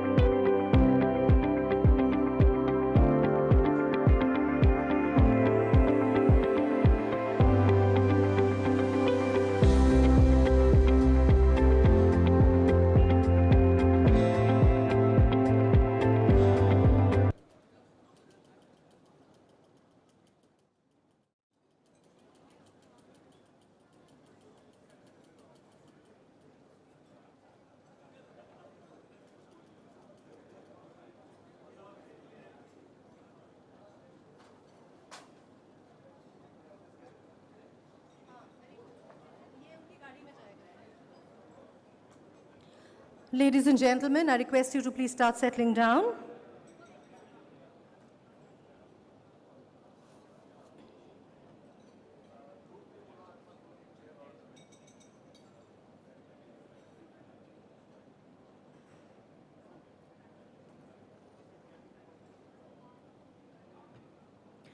Ladies and gentlemen, I request you to please start settling down. We're about to start the first knowledge session of the 9th India Defence Conclave.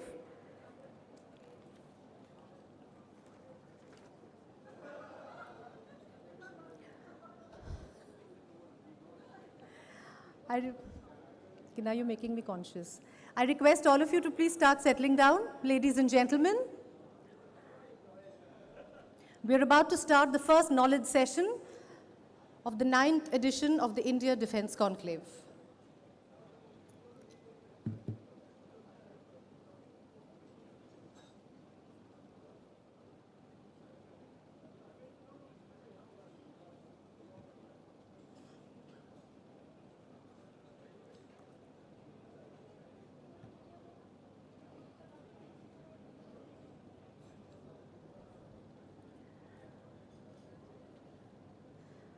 Ladies and gentlemen, we're about to start the first knowledge session, Future Roadmap in Atmanirbharta in Defense.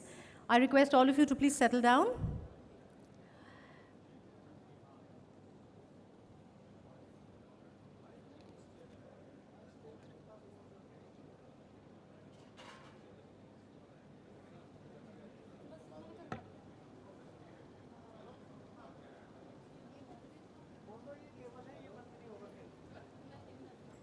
Agenda देखो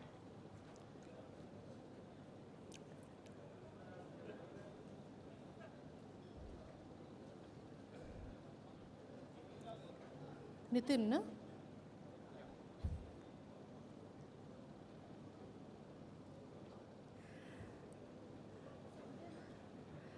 I'm looking for the moderator of the first session, Mr. Nitin A. Gokhale.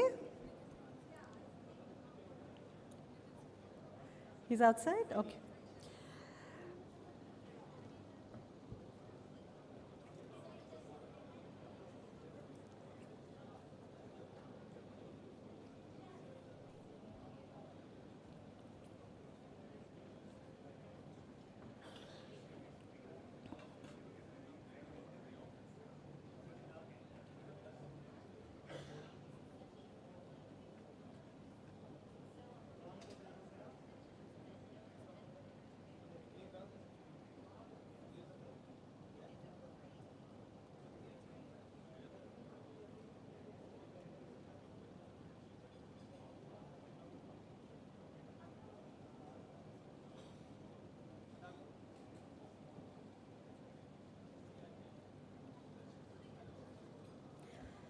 Ladies and gentlemen, if my voice is reaching the kiosk area, requesting all of you to please start settling down.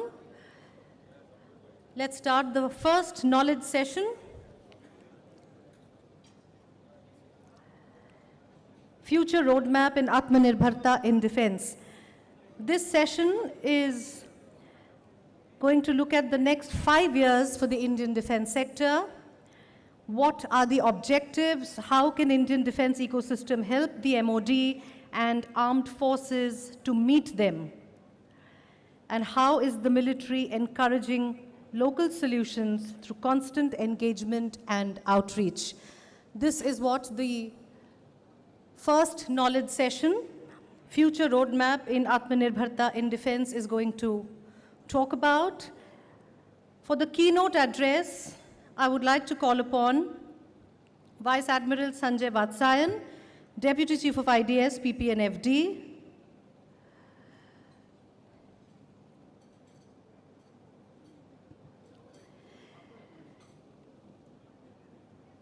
His profile should be flashing on the screen.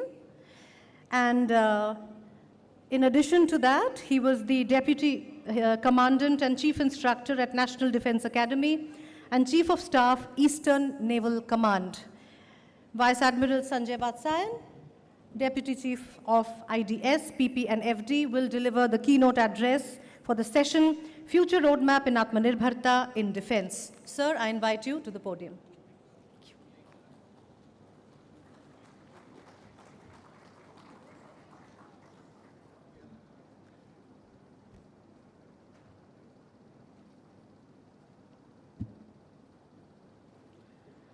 Very good morning, ladies and gentlemen. And at the very outset, I thank Bharat Shakti for inviting me to share my thoughts on the future roadmap of the armed forces to achieve Atmanirbharta in this 9th edition of the Defense Conclave, a forum that provides a platform to bring together policymakers, senior military officers, government officials, academia, think tanks, foreign industry representatives and leaders from the public and the private industry to explore our pursuit of achieving self-reliance, or what we call Atmanirbharta in defense. I really will not do a geopolitical scan over here, and it goes without saying that Atmanirbharta, or self-reliance in defense, research and development, design and manufacturing is a strategic necessity today. Contemporary military and geopolitical events have exposed the vulnerability of the global supply chains, thereby reinforcing India's focus for the last 5 to 7 years in building indigenous capabilities and capacities. Our imported supply chains cannot be taken for granted anymore, and therefore we need to accelerate the process of indigenization to meet our security challenges. Presently, a significant portion of our existing legacy defense equipment has been imported, and in today's era, it is difficult to win a war which may not be short and swift with imported weapon systems and platforms. I will now highlight the collective efforts of the Government of India and all stakeholders which have contributed towards achieving Atmanirbharta till now and in future. The Defense Acquisition Procedure, or the DAP 2020, has been regularly refined since its promulgation about 4 years ago to reflect the aspirations of an increasingly assertive indigenous defense industry. It prioritizes acquisition of indigenously designed, developed and manufactured IDDM products, as was alluded to by Mr. Patil a couple of hours ago, under the Make in India, and offers simplified procedures for MAKE, IDEX, TDF and various other routes that we have charted.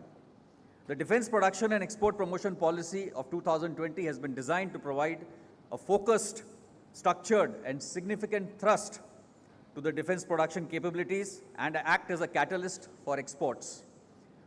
The technology transfer from DRDO to defense industry is being fast-tracked, and the mission Raksha Gyan Shakti is encouraging the development of Indian IPR ecosystem and opening up of government test laboratories for Indian industries. The defense R&D and innovation space has been considerably strengthened through substantial increase in the funding of IDEX, IDEX Prime and Aditi and TDF, of course. One of the most significant and transformative measures has been the declaration of positive indigenization lists. Since 2018, 5 PILs have been promulgated, comprising of 509 items, which cover the period up to December 2032. The total value of the AON or contracts till now is about 1,64,000 crore rupees and is expected to generate business of more than 10 lakh crore rupees in the next 5 to 10 years. So that's the volume of business that we are looking at only from this particular segment. An online web portal, Srijan, has been created to meet the sustenance requirements of the armed forces. So one is the procurement of new equipment. The second one is to sustain the existing equipment, our legacy equipment, the imported equipment. So this Srijan portal has got avenues for indigenization and innovation of all high-value complex items or spares through the domestic industry. Certain items that we are not getting from our foreign suppliers due to obsolescence, due to restrictions in supply chains, or whatever they may be. So we are now encouraging the Indian industry to provide us the requisite solutions so that we can continue to operate and maintain and sustain our existing weapon systems. In this portal, more than 36,000 items have been uploaded on the internet. Value more than 100,000 crores. So the defense procurement manual, which pertains to sustenance, that is the revenue expenditure as far as the armed forces are concerned, is also being revived, and we are expecting that it should be promulgated very soon, which will further give us the leverage to go to the Indian defense industry and facilitate maintenance of our equipment and systems in a more easier manner than what it is today. Besides carrying out internal transformation to facilitate a more robust interaction with private companies, the services also, that is the Army, Navy and the Air Force, have reached out to the academia for R&D, wherein cells have been established with the IITs and the Indian Institute of Science. 50 products have already been patented by services themselves, personnel of the services, of which 7 have been commercialized. An MOU has been signed with the Council of Scientific of Indian Research, CSIR, and we are very hopeful to conclude a MOU with the Department of Science and Technology by end of this month. So what has been the effect of all these policy level measures? And therefore, I will now come down to the results that we have seen in the last 4 years, wherein 161 contracts have been concluded amounting to more than 3 lakh crore rupees, of which the Indian participation is a staggering 92%. So clearly the results are on ground. Of the 137 projects of Indian vendors, the private sector has been awarded 55 contracts or 35%, which is about 3% 3 to 4 years before that, of which 22 are MSMEs. We are engaging with more than 14,000 MSMEs and more than 350 startups, and the number is growing every day. Under the make category itself, the services are actually pursuing 151 products through co-development with the Indian industry, including MSMEs and startups. Then there is the IDEX scheme, and out of the 404 challenges that have been thrown open, 372 contracts have already been concluded for prototype development. AON has been granted out of these for 37 projects, and 23 contracts have already been concluded in the last 2 years, and more are in the pipeline as we speak. 78 TDF projects are in place, which is being steered by the DRDO, and 27 technologies under 10 products have been successfully developed. We have identified major foreign dependent items, equipment systems such as ammunition and armaments, radars, tanks, etc., and have prepared a comprehensive roadmap for time-bound indigenization, which are being monitored at the highest level. There has been an improvement in the capital domestic procurement in financial year 21-22, which was at 64%. Last financial year, it was 68%, and this financial year, the Government of India has given a directive that the entire capital budget of 1,72,000 crores, 75% is to be given to the Indian industry. So that's the volume of business that we are looking at for the Indian industry over here, ladies and gentlemen. Further, 25% of the R&D budget has been earmarked for domestic industry, startups, innovators. So if I take a 10% year-on-year average growth of the Indian armed forces, just the capital budget, I am not saying it's a very conservative, but definitely 10% if I take, then till about 2029-30, on an average every year we'll get about 1.7 lakh crores of business for the Indian industry, amounting to almost 8 lakh crores of business in the next 5 to 6 years. Similarly, on the revenue front, we've got about 6 lakh crores of business that could be coming to the Indian industry for sustenance of the armed forces equipment and legacy systems that we've got or we will be having now onwards. So that's the volume of money that is lying, or the business that is lying in front of you, 14 to 15 lakh crores, ladies and gentlemen. The industry needs to come up and partake in that. As I had said earlier, in financial 2000, last year in fact, for the second year in a row, our defense production has gone up to more than 1 lakh crores per year, out of which 20% was by the private industry, which was also alluded to by Mr. Patil, and we expect it and we will prefer that it goes up much beyond that in the years to come. So, as I said, 14,000 MSMEs, more than 350 startups, there's a lot happening out there. We all need to connect the dots and ensure that each other connects with everybody, and we can have an ecosystem which is giving us the latest of the equipment that is available with the most current or probably futuristic technology that we can have. Now coming back to the main agenda, which is the future roadmap as far as Atmanirbharta is concerned. So I'd like to highlight some key aspects as far as the future roadmap is concerned. To achieve the objectives of the joint capability development at HQIDS, we have an integrated capability development system framework that is being worked upon, along with a TPCR, or the Technology Perspective and Capability Roadmap. The TPCR will provide the industry an overview of the direction in which the armed forces intend to head in terms of capability over the next 15 years. ICADs will enhance the collaborative planning, integration, and jointness, besides enhancing the share of indigenized equipment. The DAP 2020 and DPM 09 are the governing documents for capital and revenue procurements. As procurement is the end result of any indigenization, innovation effort, these documents will play an important role in self-reliance. While it is true that they have provided the much-needed impetus to the indigenization and innovation in the defense sector, it also cannot be denied that we still have issues such as long processing times, time overruns, procedural issues, etc., which results in capability gap and create obsolescence issues for us.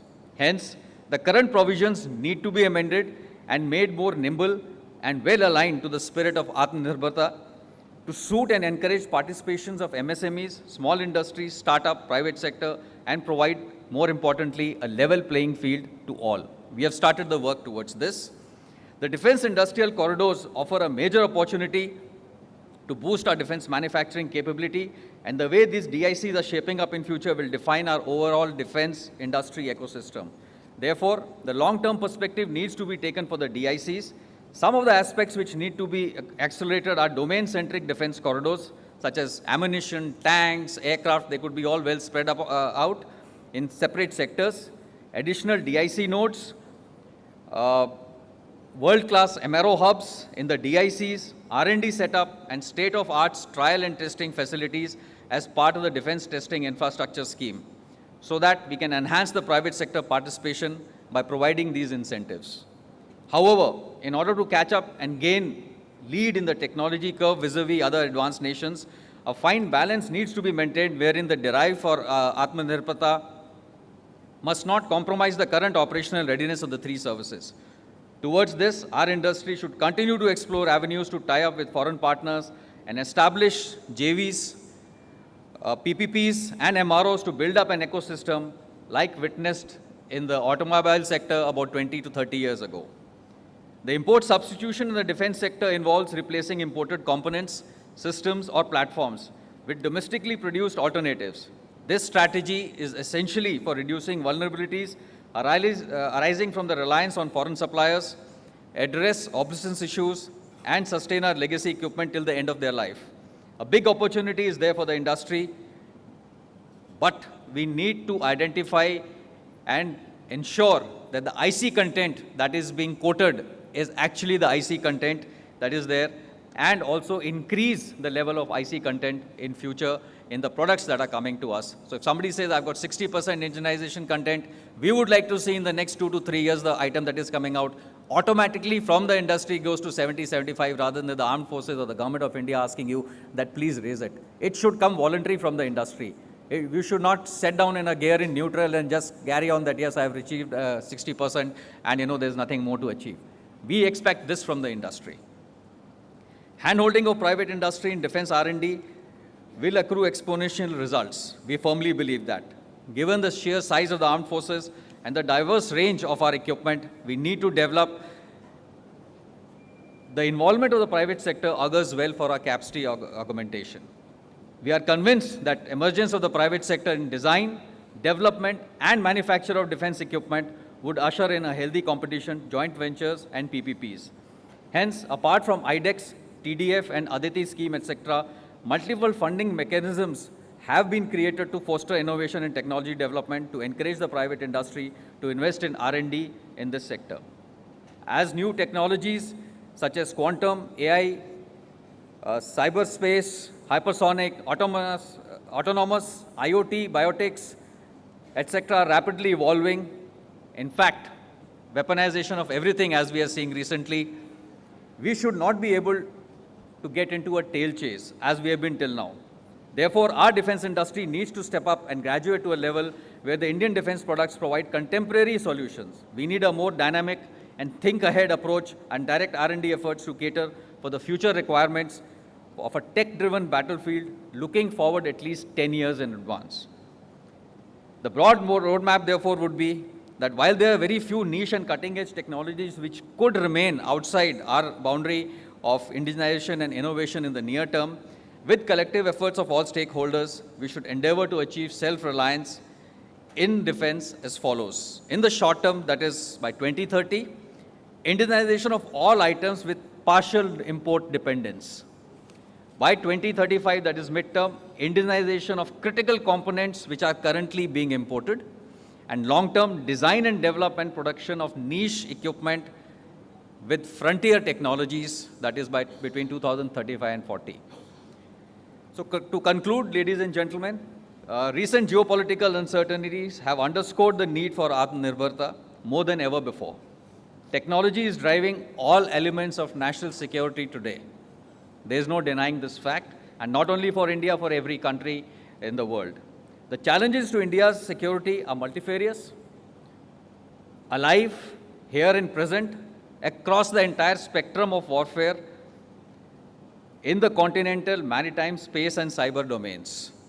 Atmanirbharta is neither a substitution strategy nor manufacturing capabilities.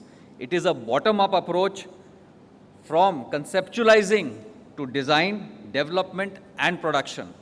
The Government of India's commitment to indigenization and self-reliance is expected to lead significant opportunity growth in the Indian defense sector in the years to come, and there is an opportunity for all of you to become active bhagidars or participants with immense business potential.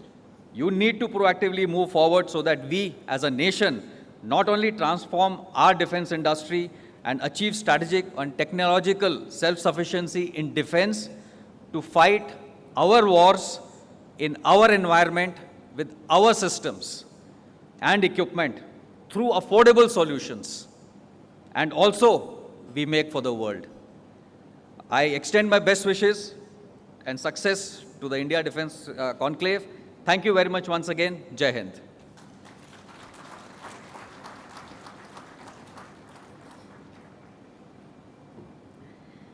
Thank you so much, Admiral Vatsayan. I believe you'll be seated in the audience while the panelists continue with the session on future roadmap in Atmanirbharta in defense. I request our panelists to please come up on stage one by one, and as they do, their profiles are going to be flashed on the screen. Air Vice Marshal George Thomas, Assistant Chief of Air Staff, Plans, Air Headquarters. Major General C.S. Mann, Additional Director General, Army Design Bureau, Indian Army. And Mr. Ashok Atluri, Chairman and Managing Director, Zen Technologies. The moderator for this session is Nitin Gokhale, Founder and Editor-in-Chief of BharatShakti.in. Can I have a round of applause for the panel? I hand over the session to Nitin. Thank you, Nilanjana, and thank you, ladies and gentlemen, for being patient. We are slightly behind time, but I'm sure we'll make it up as we go, because the fare that is on offer throughout the day now, rest of the day, is intellectually stimulating and full of information for everyone who's in this room. So let me begin by saying that this session, I wanted three main topics to be addressed, or at least seek answers from the experts here. Looking at the next 5 years for the Indian defense sector, what are the highlights that they think? What are the objectives that they are setting for themselves in the armed forces? And what is it that the local defense industry can contribute or is looking at in terms of policy encouragement or policy enablement? That is what we'll answer these questions as we go along. But let me start with AVM George Thomas.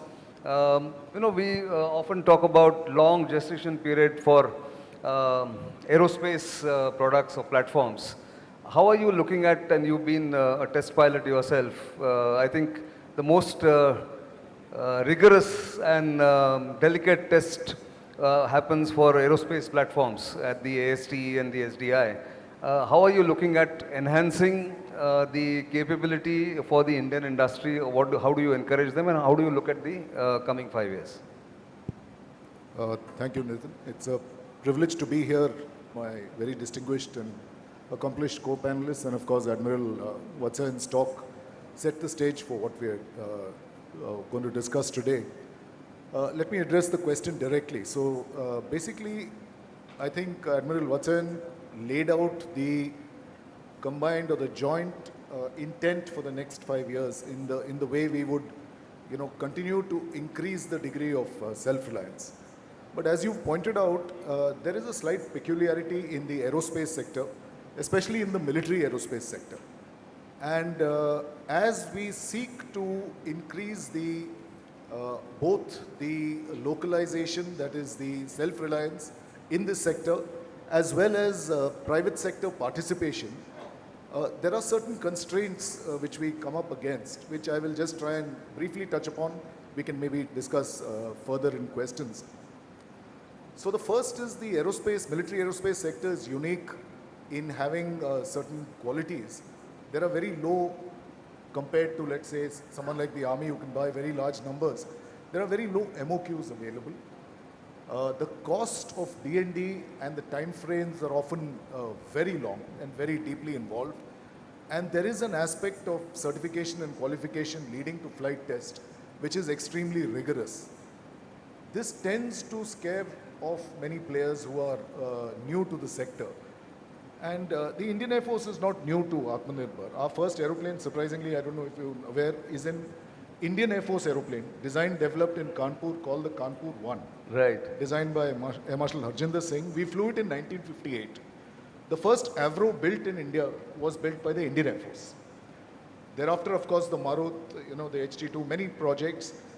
To give you a quick snapshot of have we invested in this sector? Yes, we have. From the Tejas 220 on order, the Mark II, the AMCA, the Air Force itself has pumped in roughly about 120,000 crore into this sector. So it should have beefed it up, yes. In the rotary wing, it's about 69,000 crores with various projects. But the thing is, all these have been focused hitherto at the government sector, at the public sector. So whether it is DRDO, ADA, whether it is HAL, the development of the aircraft industry has mainly focused on the public sector. The private sector has started opening up now, and they are beginning to come in. So our roadmap, to directly answer your question, how do we handle these challenges? We are doing a two-pronged approach. Through Make and IDEX, we are starting with weapons, we are starting with heavy drones, we are starting with EW, with aspects of which contribute to a system on system. For players in the private sector to come in, to contribute there, and we are supporting them with about 60, 50 projects in Make and IDEX each.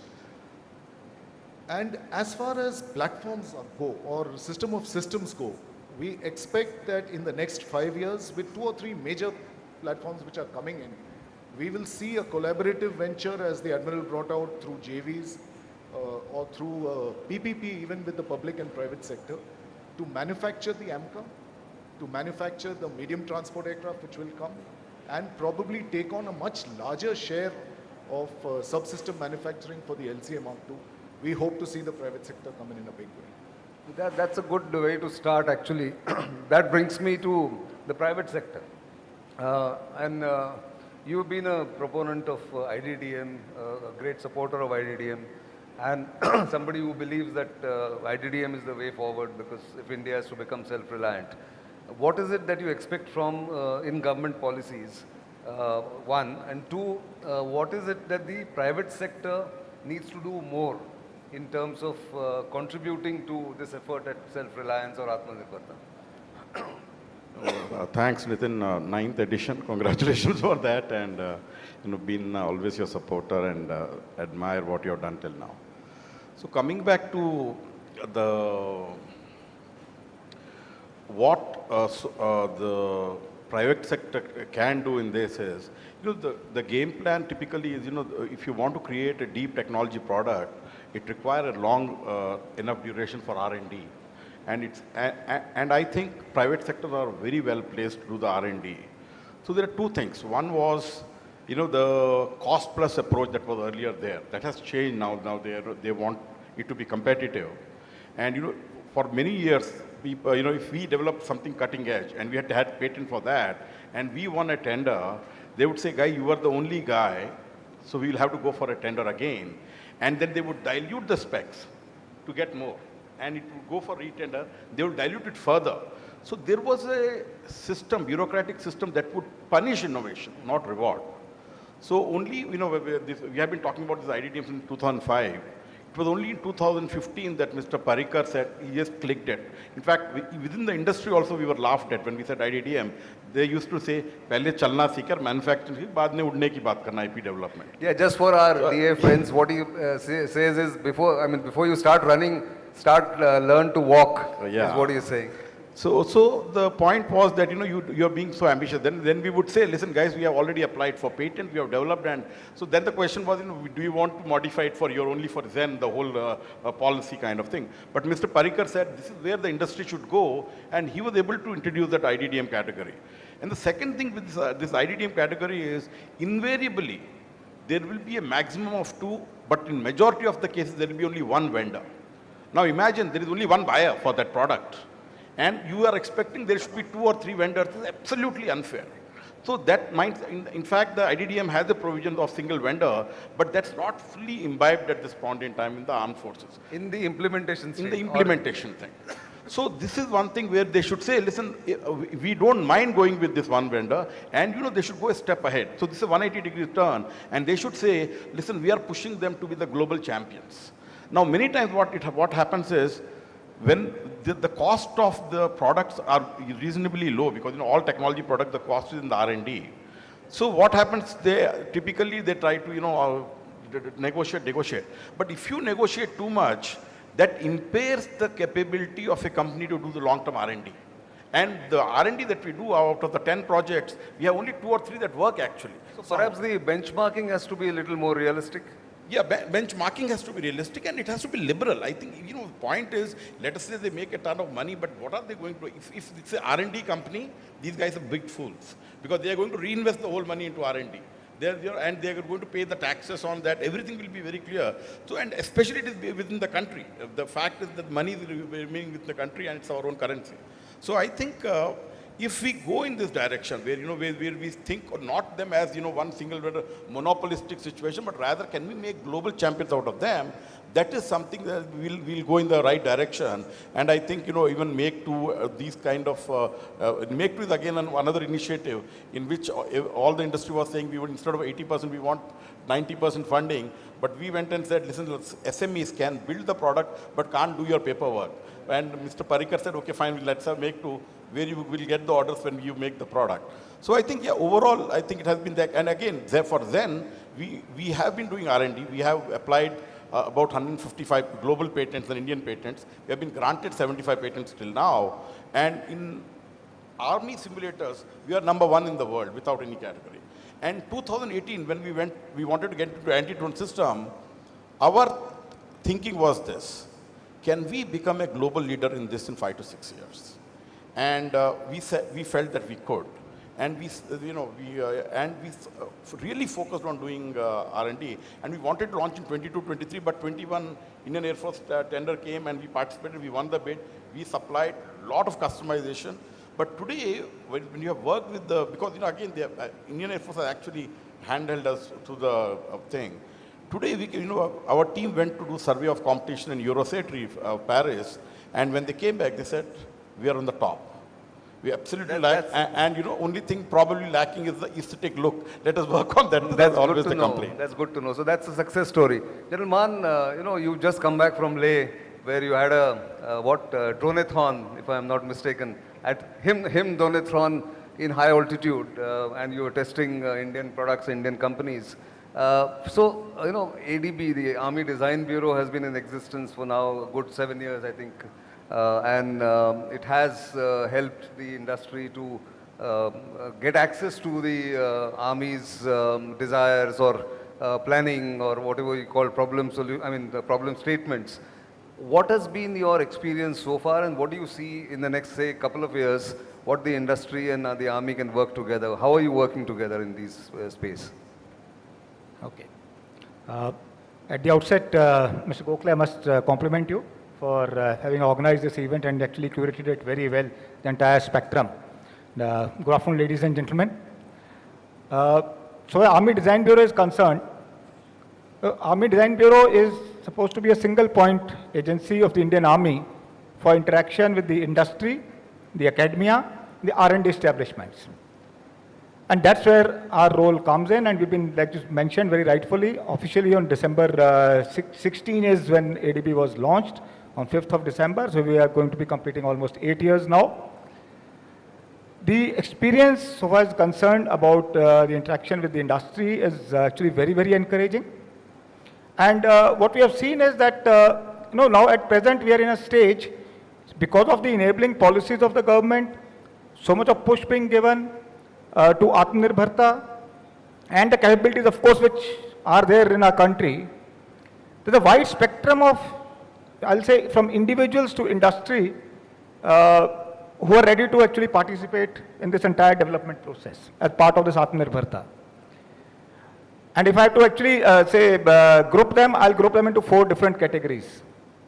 There is a category of individuals or startups who want to do, who say, sir, I am qualified in so-and-so technology. I want to do something for the defense services, but I don't know what to do. You please tell me. They want that kind of category. Just don't know anything. What should be done, but they want to do. The second category is that wherein they have some technology, but they really don't know whether this technology will find its use case with the army or not. And then, say, the third lot is those who have reached some stage of, say, that technology and some kind of a use case, but again don't know whether it will find use with us or not. And the fourth one, who have been into it for last few years, who have experienced and maybe say who have employed some of our veterans, because of which they are aware of the kind of requirements, so they are able to actually come up with a product and offer it for NCNC demonstrations to us. These are 4 different levels, and we deal with all of them. We encourage right from the one who says, I'm qualified in so-and-so, I don't know what to do. Right from, that stage onwards, we guide everyone. And what we have been also doing is also, now because there's quite a change in our approach as such. Earlier, at least within the army, we used to look at only the equipment, the platform, the end product as such. How it is coming from where it is coming was immaterial. Right. We wanted the equipment. Yes. But whereas now, having experienced, especially in this last about 3-4 years, with the ongoing wars, the supply chain disruptions, the necessity of this Atmanirbharta, and right down to that each and every component being indigenous, I think needs no emphasis. We all have learnt it. So therefore, now we are not looking at only the platform-centric or the equipment-centric projects as such. We are going right down to each and every component level of it and initiating the various R&D or the D&D projects for that. For example, just to give you one example, even in Make 1, while we are going for the light tank, we are going for the FRCV, that futuristic ready combat vehicle. We have also initiated a case for 1350 horsepower engine for the tanks, because that is not existing as of today in the country. So again through Make 1. Now similarly, there are many other small R&D related projects which we are primarily dealing with academia. Right. As of today, we have about 62 projects with academia, both private and government, and a few of them even with some startups also, worth about nearly 250 crores, engaging about 34 odd different academic institutes in that. So the aim is that the entire ecosystem gets developed in each and every, we are not dependent on for anything, because we have experienced this, especially say in Make 2. In Make 2, we have reached a stage out of 45 cases where 2 already contracted, but in 14 others where the prototype development has got completed. And now we are in the stage of issuing RFP or in the trial stage. But the major issue which is now coming up is about the IPR. We're supposed to be IDDM. So the IPR, design IPR should be with us. Now that's where the problem is coming up. Because some of those, rather most of those have been done with the help of the foreign OEMs as a result of JVs and all, but probably IPR has not been catered in that manner. Right. That is something we really need to look at, that IPR, when we are going in for the JVs and all, or for the TOTs with the foreign OEM, IPR must be catered right from the beginning. So where now prototypes have got developed, but we are getting stuck now, we're not able to move ahead because of the not having the IPRs. And apart from this, how we've been actually trying to assist the industry is like what you mentioned, issuing the, releasing the compendium of problem definition statements. Last one we released was in February 23. And I must tell you that we had, it contained 110 problem statements across 18 different technology domains, right from AI, blockchain, quantum, and say habitat, even materials, say even armament, ammunition, everything. And we received good about 550 responses. 45% from the academia and 55% from the industry. As a result of that, 54 different R&D, D&D cases have already been initiated. In 17 cases, we got the product from some of them for NCNC demonstration. Right. And the balance are also under consideration. While about for 9-10 of them, we have still not been able to get the kind of solution we are looking at. Okay. So they might now get, say, carried over to the next compendium, which we are planning to release maybe within a few months now. So this process is actually two-way, in the sense you give out problem statements, they give you a solution, then you test it, and then they come back to you with better or tweaked products, I suppose. This part is only applicable wherever they're able to offer us the equipment for NCNC. That's right. Demonstration. Only NCNC is no cost, no commitment. No cost, no commitment. But like I said, 54 cases where they don't have any solution ready. Okay. It's only on paper. Right. They give us a solution on paper, they want some funding. So that is where we have initiated those R&D projects utilizing all these existing provisions, including primarily from the Army Technology Board. Right. Wherein we have initiated those R&D cases, which will take about anything from 1 to 2 years on the, basically milestone-based payment to them, and going through this development process. So that's how we are assisting the ecosystem by actually funding them, not that they have to actually come up with the product themselves. And then you may not know, they don't know whether it will be taken, not taken, that's why. Yeah, correct. And I mean, we are ready to accept failures in that. Being R&D, yes, there may be some failures in that. Right. But unless we start giving this opportunity to the ecosystem to actually start experimenting, to start actually, say initiate themselves into it. Right. The ecosystem will not come up. Okay. And that's what our intent is. Got that. So, ABM Thomas, taking cue from General Mann, even Air Force has gotten a new department, I think, DAD it's called? That's correct. Department of Aerospace Development. Design, Aerospace Design. What has been your experience in the last 1.5 years or so on that? And how are you encouraging smaller companies to give you solutions, not for platforms like you said, but also for components and otherwise? So we have a structure which is slightly different from ADB, but along similar lines. So the DAD is in 3 parts. We have a headquartered in the Air Force headquarters, we have the main directorate, and we have 2 what we call raids. They are regional centers, which are situated currently in Bangalore and in Ahmedabad to connect to the corridors. Bangalore, since aerospace is of course paramount for us, and Ahmedabad is emerging very quickly as a tech hub. So we follow pretty much the same concept, and I will just expand on what General Mann has said, plus I'll address one of the points that Ashok mentioned. So in the smaller or let's say the MSME and startup ecosystem, he alluded to the types of people who come, and there are many people who have ideas or who have technologies in making but do not have the funding or the resources, or do not have adequate knowledge of the use case and the environment in which we operate to be able to convert to a product. So we do it both ways. We also float problem statements. We also receive suo moto, requests from people who sort of run that idea past DAD to say, does this make sense? Will this be of use for you? Can we partner with you? So we do that. We have several cases going on which are suo moto. We do it either through R&D funding integral to the service, or we do it through the IDEX for smaller MSMEs, etc. We have partnered several, and they are in diverse regimes. Like he's brought out, we are looking at air launching a 250 kg weapon, all the way down to a spray which can quickly replace burnt skin. For an accident or for an aircraft crash, if if you have to handle it. So it's all across the piece. To address one of the issues which Ashok had said, which is, how do we get co-funding from the government? How does someone take that risk? And how do we become single vendor? Which was his essential problem. Exactly. I have this brilliant idea. Yeah. It is my IP. It is Indian. Right. But if I come to you based on the general rules of finance, you will say, no, come for competition and dial it down. Yeah. So actually, IDEX has sorted out a lot of that to a very large extent. Sure. In IDEX, we can go. There is a very set process in which selection happens, and the person goes ahead, and we support with single vendor. It also handles part of what General Mann referred to as the problem of D&D risk. There is risk element on both sides. There is an element on the part of the entrepreneur who is worried about his investment getting sunk. Yes. In make, like he said, you can go all the way up to prototype. Right. And the MOQ is assured by the service. But if you are not selected, then you don't get the contract. Yeah, that's one of the complaints. It's one of the issues in make 2. In make 1, at least you get your funding. Correct.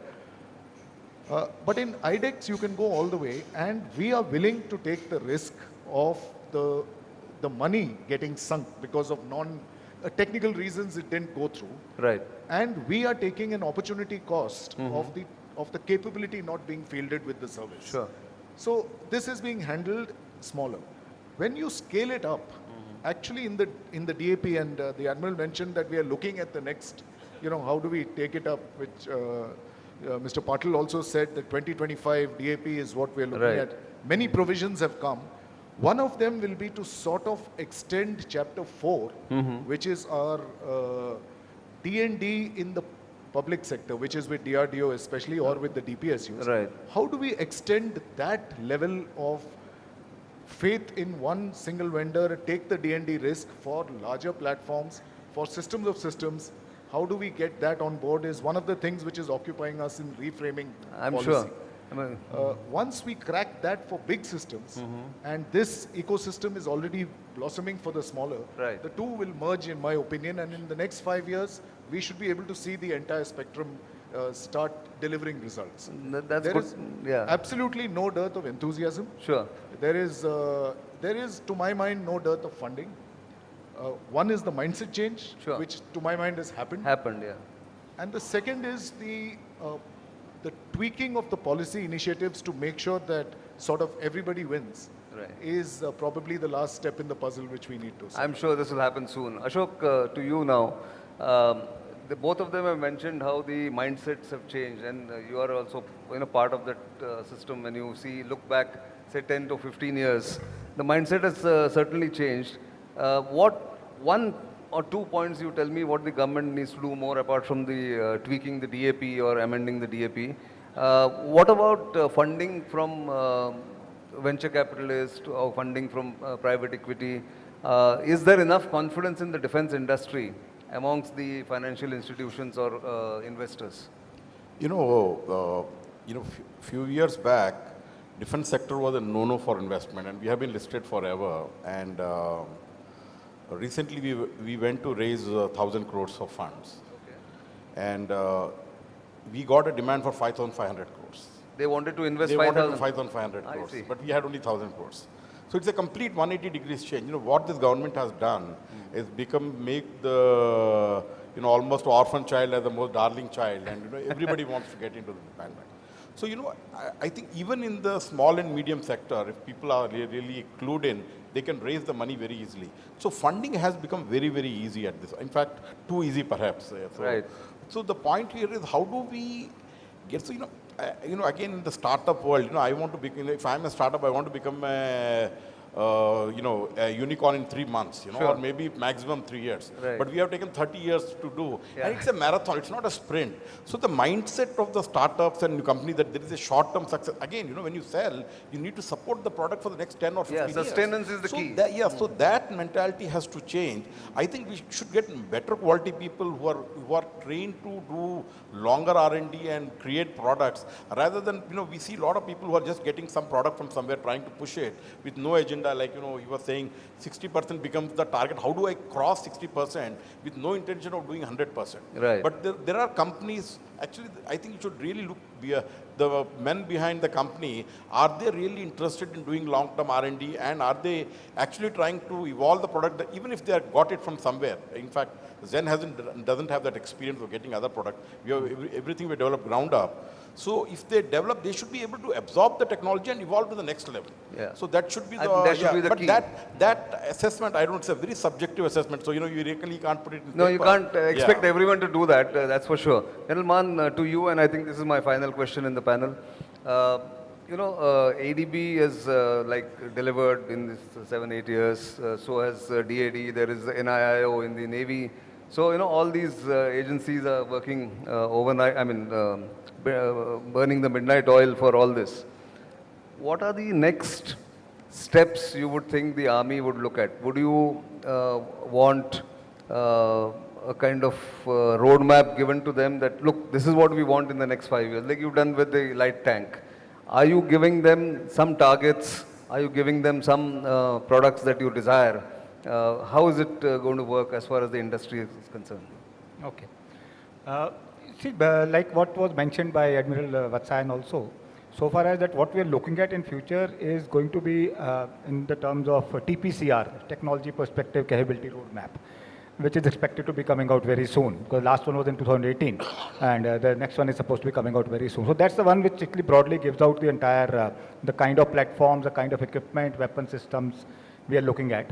And also in that we have included even a list of some of the technologies also, so that the industry gets a visibility and the academia to start working on those kind of technologies, not specific use cases or the equipment, but the technologies as such. So that is one. The second thing is that now, like I mentioned, say with the kind of enthusiasm and all, and the way the entire industry is growing, what we are doing is we are having our extensions, our outreach. So we already have 2 regional technology nodes, one in Pune and one in Bangalore. Now we are thinking of even having some more. So that proposal is already under consideration. So that it's not that everyone has to come to Delhi and contact us and then we only handle everything. So that we You're start decentralizing and then in a way act as a hub and a spoke model. We are the hub and they are the spokes for us. Right. Similarly, Indian Army cells in the academia, to capitalize on that, we have already opened 3 of them. One in IIT Delhi, second in IIT Kanpur, and third in ISC Bangalore. Right. We're looking at least about 4 to 5 more within this year. Okay. And that's how then, so that it's a, like I said, it's a collaborative thing. So we have to capitalize on the entire ecosystem, assist them in developing. So that's how we're looking at. And like I said, the problem statements, next version again, we're going to be coming out with. We're also working on something related, which will be a little more confidential. The problem statements are more, and they're open, they're in the open domain, but on certain confidential aspects also, and with certain, so that kind of those agencies only. That's very good to know, and I think on that note, it is very clear that the Indian defense sector has traveled quite far from what it was, say, 10 years ago or 12 years ago. But from listening to all of you, it tells me that it is now ready for a leapfrog going forward, provided all the policies and everything comes together. And there are opportunities for smaller players who are coming, new players in the defense sector, as all of them have alluded to, the military officials, as well as somebody like Ashok Atluri, who's also struggled for 30 years and has come here. There are other success stories which you will hear in the subsequent sessions going forward. We have, the ammunition roadmap. There is also making in India for the world. And as we go forward, a lot of discussions on that. So do listen, take away, interact, observe. But I must thank and end this session on this note. I don't want to stand between lunch and all of you. And then we come back, hopefully re-energized. So a round of applause for my co-panelists here. Thank you very much. May I please request Vice Admiral Sanjay Vatsayan to please come up on stage. And I request Nitin to please present mementos to all our speakers and panelists. So just another 30 seconds and then we break for lunch. A memento to Vice Admiral Sanjay Vatsayan, a memento to Air Vice Marshal George Thomas, to Mr. Ashok Atluri of Zen Technologies, General C.S. Maan, ADG, Army Design Bureau, Indian Army. Can I have a group photograph very quickly? And a round of applause from all of you for this session, Future Roadmap in Atmanirbharta in Defense. All those of you who are facing the stage, on your right, you will proceed out and then again take a right.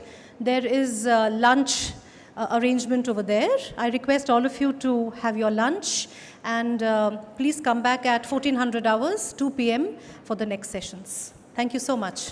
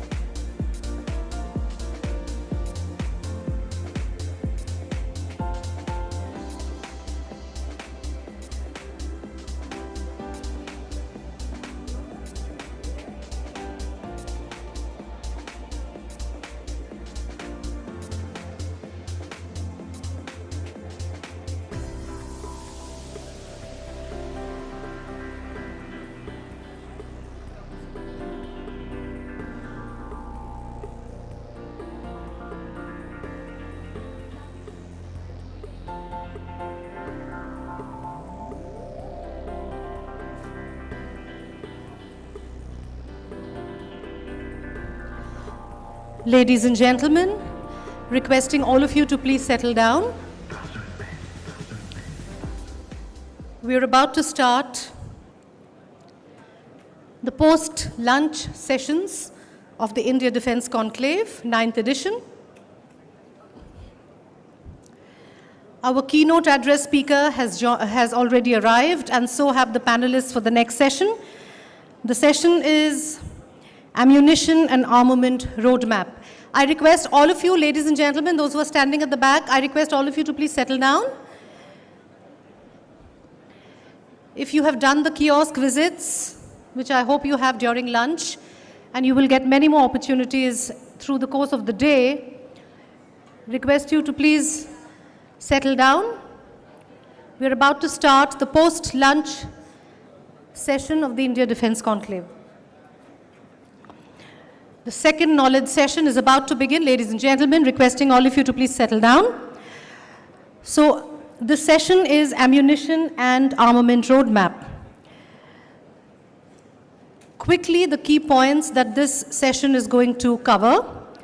Without an indigenous, assured and reliable ammunition supply line, no weapon platform is useful.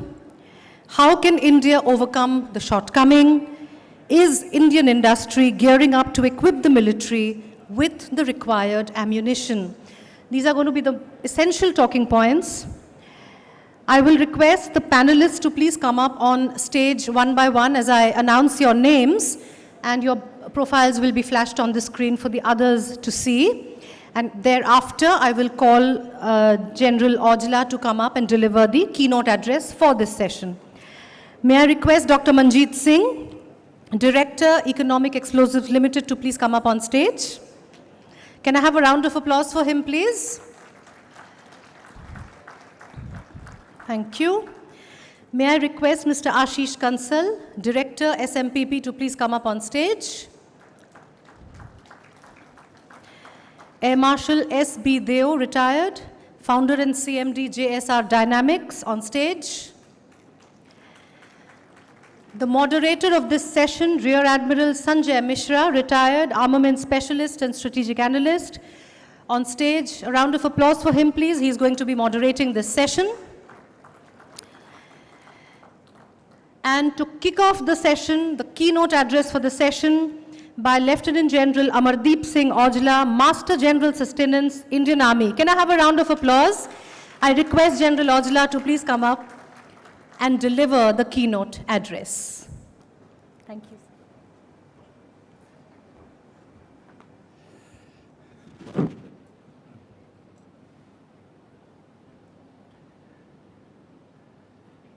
Good afternoon, ladies and gentlemen. I am Lieutenant General Amardeep Singh Aujla, the Master General of Sustenance for the Indian Army, entrusted with a singular responsibility, and that is of keeping the force battle-worthy at all times, war or peace. At the outset, let me express my gratitude to Mr. Nitin and his entire team for firstly putting up this grand strategic show, so the 9th edition of India Defence Conclave, and secondly for providing me this opportunity to put forth the ammunition perspective as it pertains to the Indian Army. So the next about 15 minutes, I'll try and put across as to what is the actual framework of the Indian Army's ammunition perspective. Now, ladies and gentlemen, we can all see as to how the contours of, the wars are increasingly becoming more and more intense and complex in nature. And they are getting shaped by the technological innovations, by the, the changing geopolitical or the evolving geopolitical dynamics. And of course, with that comes the changing nature of warfighting or the warfighting practices. Now, Indian Army as such, based on this kind of a background, is also proactively addressing all the multifaceted challenges related to the future wars through a very comprehensive modernization program, through integrating technology, and by embarking on a journey of strategic preparedness. Our prime focus, ladies and gentlemen, today is on certain very key aspects.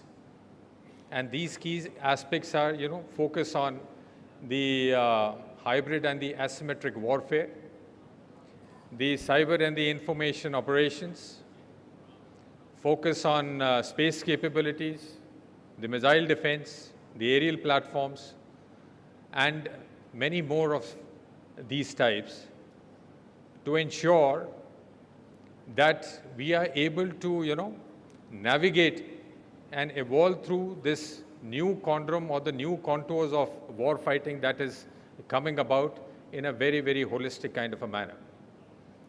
And in all of this, as I talk, ammunition automatically forms a very, very crucial and becomes the cornerstone in defining our war-waging potential, capacities, and the capabilities. And this is more pertinent when we talk about this kind of a capability in defining our, or ensuring or safeguarding our national interests, the significance related to the strategic dominance, ensuring that we remain operationally prepared and ready at all times, and providing the necessary capacity and capability to achieve our long-term strategic goals. But before I come to the essence or the focus area of this particular session, that is the ammunition roadmap, let me spend a few minutes on giving you those key aspects, which define our ammunition sensitivities and our requirements. And at the top of the pecking order, automatically comes the threats. Now, the threats for which we have to train and for which we have to remain prepared at all times, 24/7. And these threats are in the conventional domain along the northern and the western borders. We've got threats in the sub-conventional domain that is related to the counterinsurgency and the counter-terrorist operations. We've got threats in the law and order domain related to, the physical part. And we've got threats related to out-of-area contingencies, inclusive of our UN commitments and responsibilities. Now, when you dovetail this with the geography of the country, we have a multispectral deployment to go about. And this is, starts from the glaciated areas in the north to the high altitude mountains, the jungles, the riverine areas, the plains, the built-up areas, the deserts, and the amphibious. And why I'm highlighting this particular point is because each and every sector, each and every terrain or the topography demands a different set of ammunition. The ammunition that is required in the glaciated areas is not fully that is required in the deserts.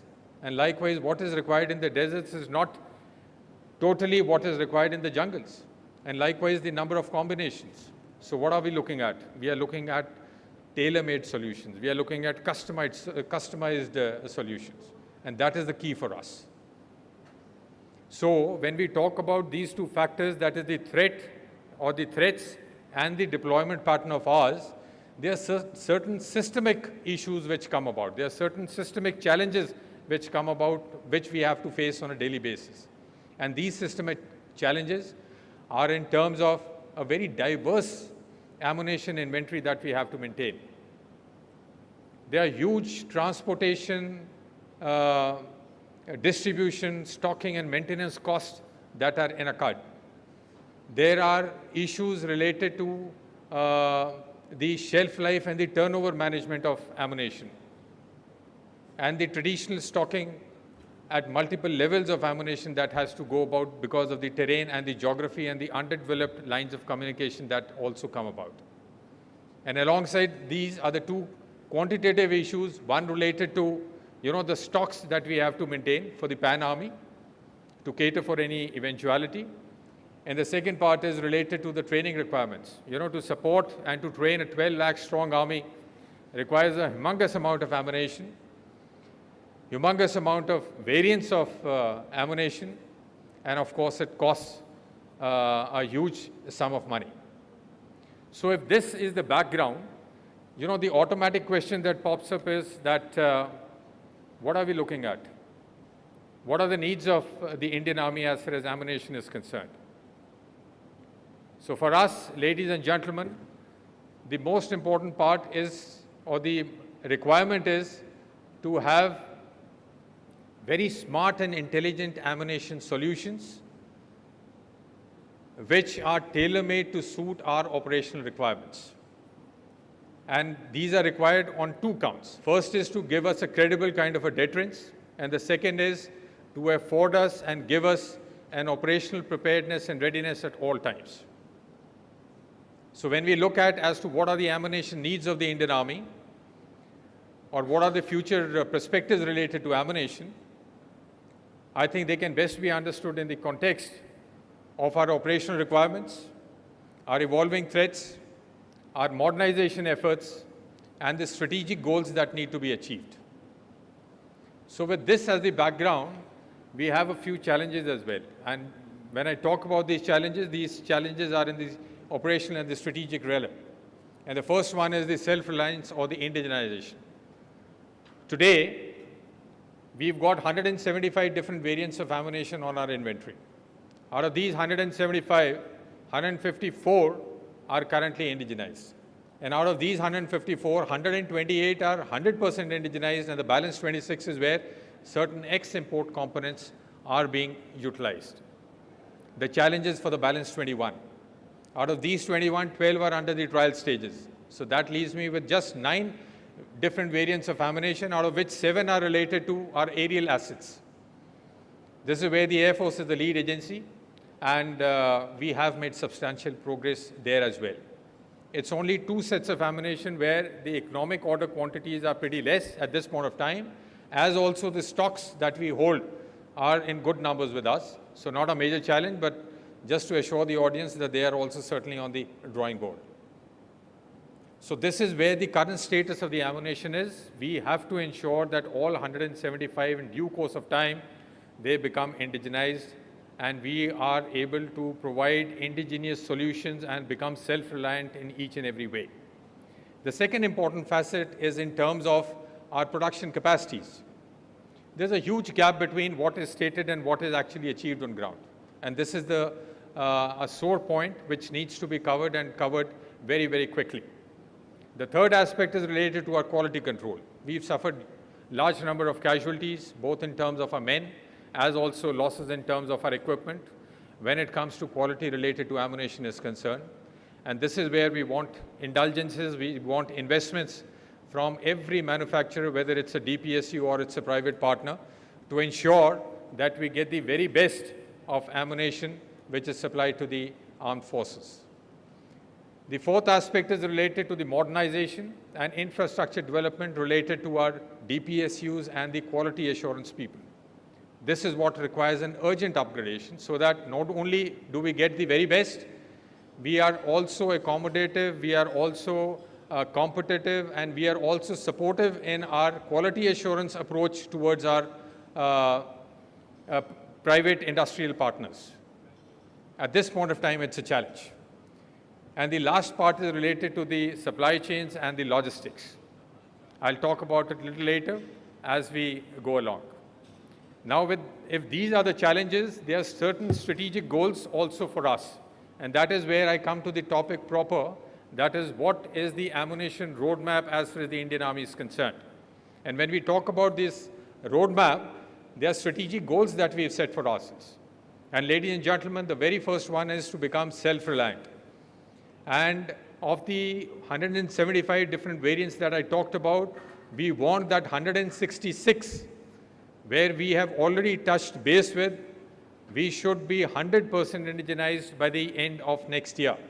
That is end of 2025.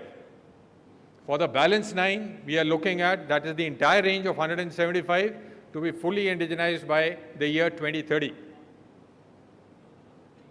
We are also looking at that by year 2030, not only should we be 100% indigenized, but we should also have minimum 3 manufacturers of the same variant of ammunition for us. So that will not only enhance our capacities, that will give us the surge capability that is required today. And when I talk about the surge capability, that's the second point. We are looking at that by 2030, we should have a capability where 1 day of intense rate of war-fighting ammunition should be produced within the country. It's a tall order, but it's certainly doable. We have the capacities, we have the capabilities, we have the aptitude, and I'm sure a combination and a convergence between the private partners and the DPSUs will make it happen by 2030, or maybe even before that. The third aspect is related to interoperability.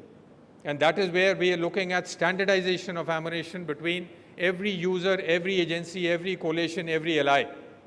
Not only for joint exercises, for joint training, but even if required during operations. The fourth aspect is related to, the logistics or the supply chain that I was talking about. And this is where we want to give it an industrial orientation. And when I say industrial orientation, I mean adopting the innovative methods.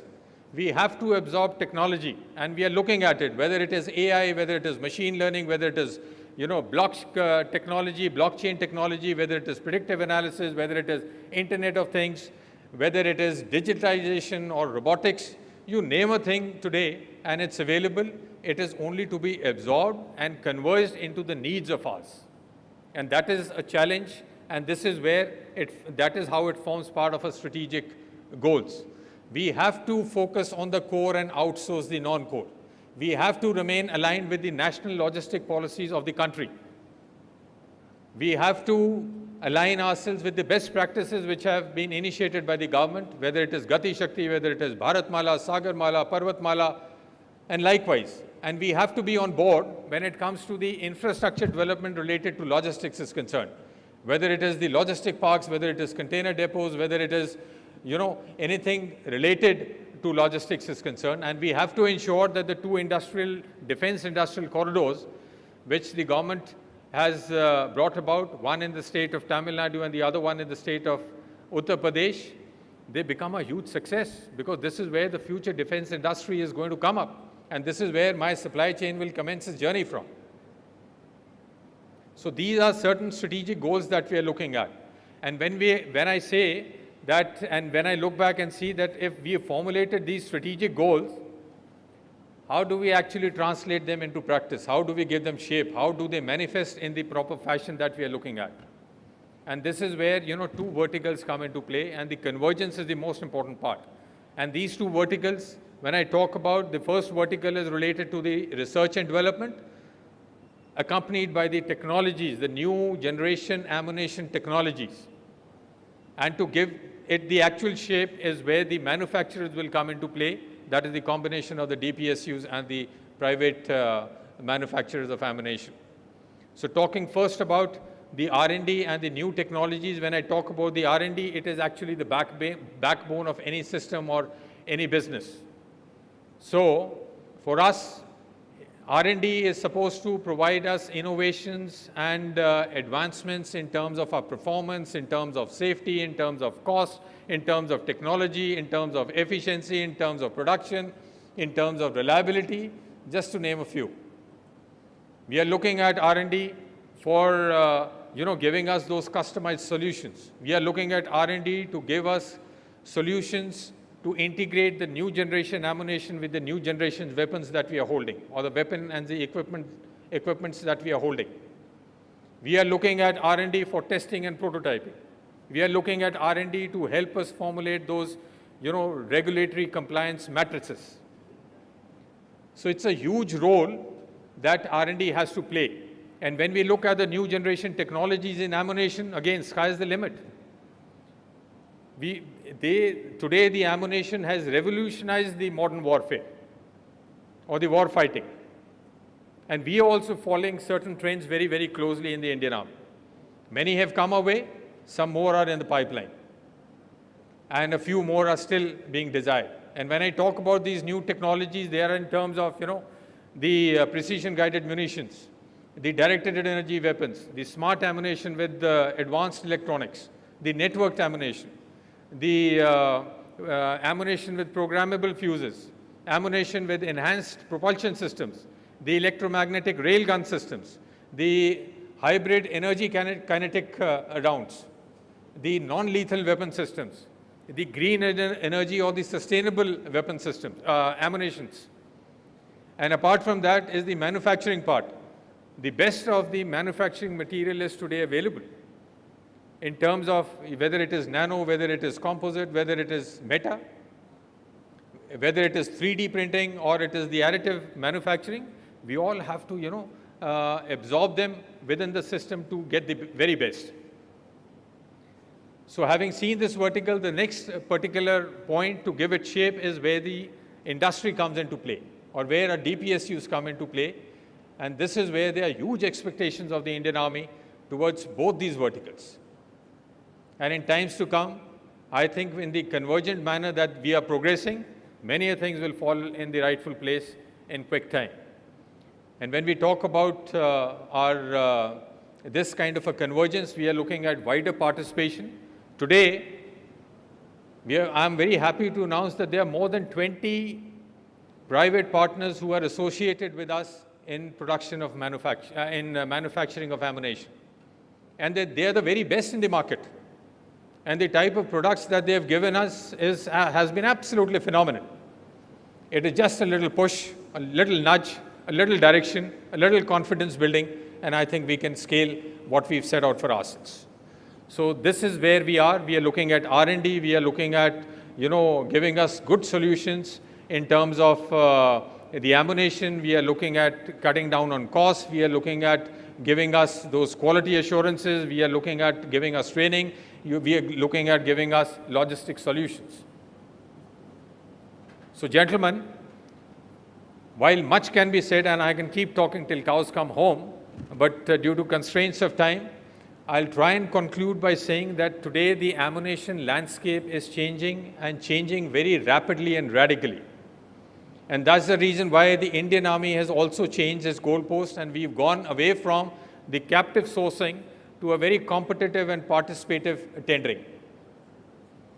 What is required is the convergence of each and every player. And what is non-negotiable are three primary factors which I propagate at every level. And these primary factors are the quality, the adherence to timelines, and the competitiveness in price. But at the end of the day, since it has to be a public-private partnership which has to show results, I think there are four factors which emerge and which have to be kept in mind by everyone, inclusive of the people in uniform. And the first one is trust and faith. The second aspect is, the sincerity of purpose on the journey that we've embarked. The third aspect is related to building of partnerships.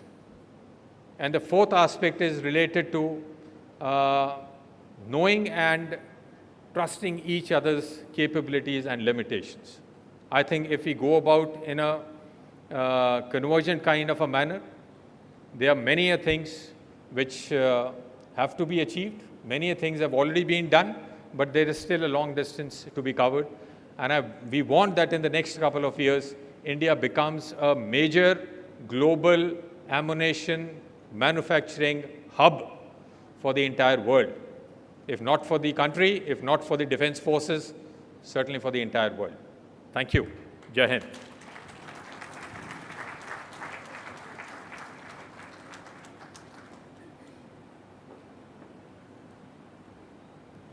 Thank you so much for that keynote address, General Aujla. He has joined us back in the audience, and now I hand over the session to the moderator, Rear Admiral Sanjay Mishra. Thank you. Am I audible? Yeah. Thank you, ma'am. After a very lucid and elaborate exposition by the MGS, and earlier in the day, when I was hearing the DSIDS, PP and FD, one thing is very clear. We all know where we have to reach.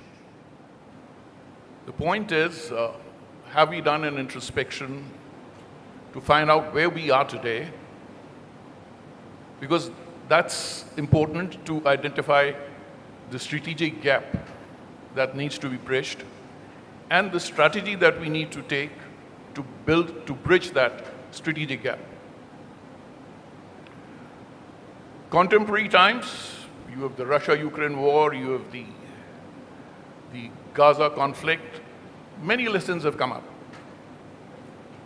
One thing which is actually staring us in our face, and we need to look at is differentiate between a niche technology and an exotic technology. That's a new word that I'm probably coining today. Because most of the so-called exotic technologies have failed to deliver the kind of punch that should have been there. I was talking to the foreign minister of Ukraine the other day, and he gave me real-time experiences as to how the battle is moving on. Get back to those 1,000 rockets made out of spun pipes that Hamas had launched on Israel. It kind of saturated the sky dome. So when we're looking at one thing, yes, one thing that's very for sure is that we need to have sustained supply chains. I'm picking up the word sustenance from the MGS, because sustenance is very important, and sustenance of supply chains. Now, there were two strategies, to start with for countries like us. One was undertaking ab initio or de novo development. That's you start from scratch. The second one was that you acquired something, you absorbed the technology, and then you advanced on the technology. But there is a fourth dimension that's now come in, and that's agility. How agile you are to adapt to the changing circumstances.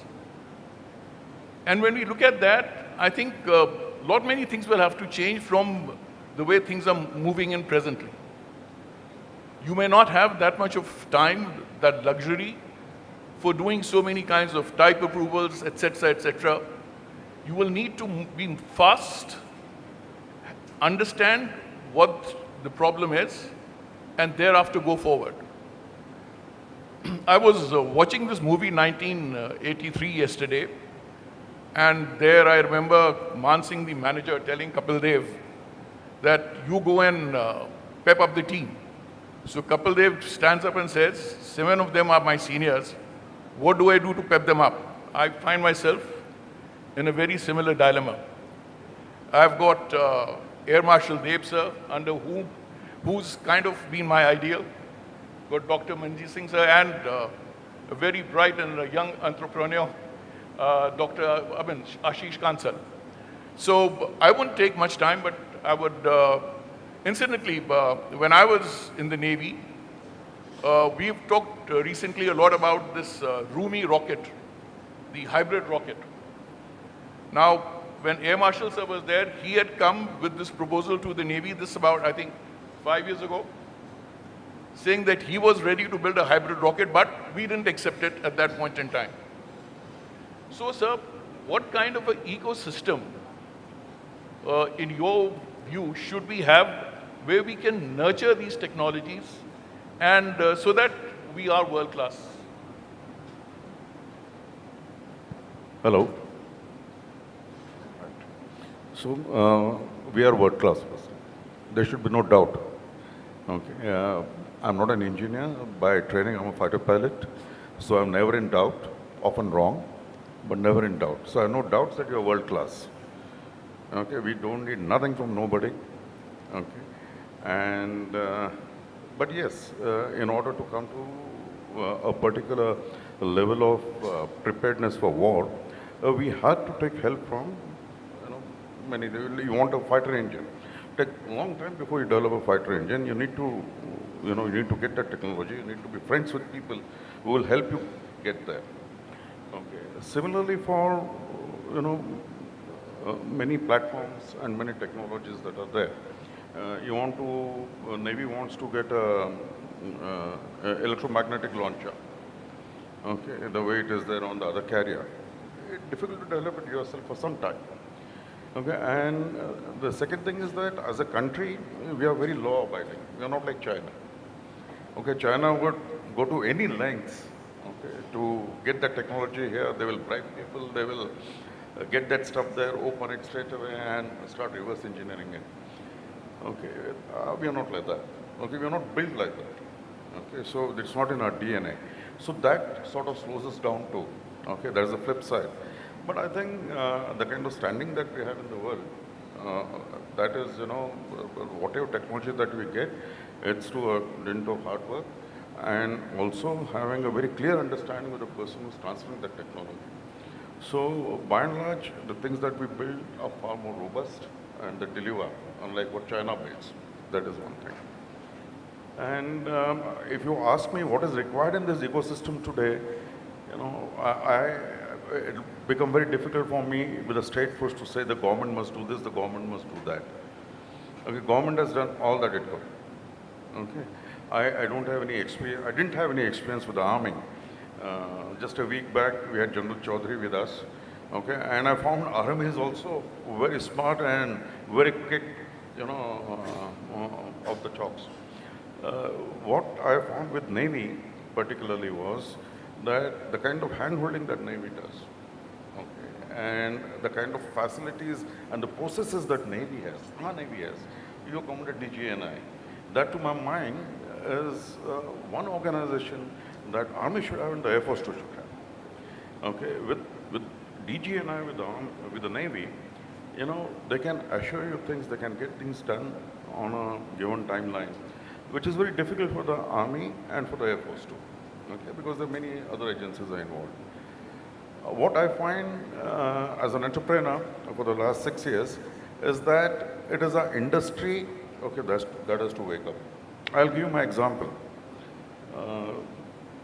We have a contract, we have multiple contracts with multiple armed forces and even export contracts too for precision guided munitions, glide weapons and lightweight cruise missiles.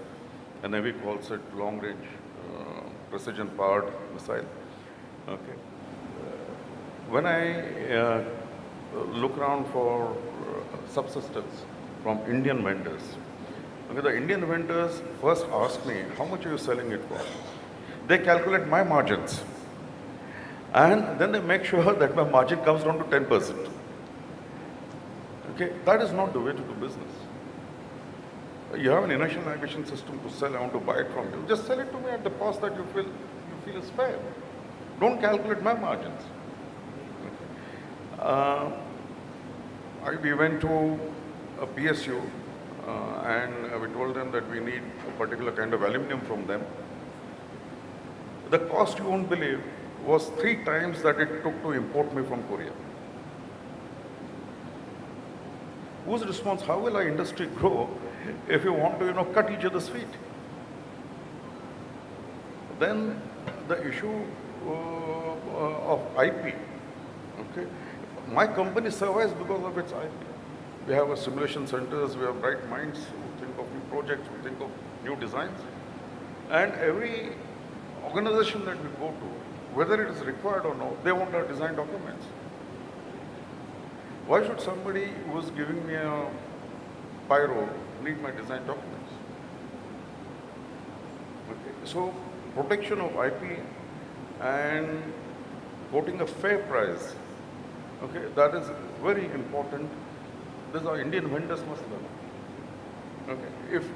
If for quite some time when I was serving, it used to be said, as long as that thing is Indian, I don't mind. I will accept 80% performance and I will accept 30% more price. Why? Now that I have been an entrepreneur for 6 years, I can tell you that if you get a bomb from, if you get a glide bomb or you get a JSOW from USA for what, $800,000, okay, JSOW C, okay, I can build the same thing for 1/3 the cost and I will sell it to you for 30% margin, profit margin. So if that is the attitude that I have, Okay, that is the kind of attitude that every industrialist, every entrepreneur must have. That this is going to my government. I can't rip off my own government. I will, if I want to compete with somebody, go outside and compete. But when it comes to serving your own country, you can't charge the way you would charge some other country. And that's what happens in USA, that's what happens in UK. All of the countries do that.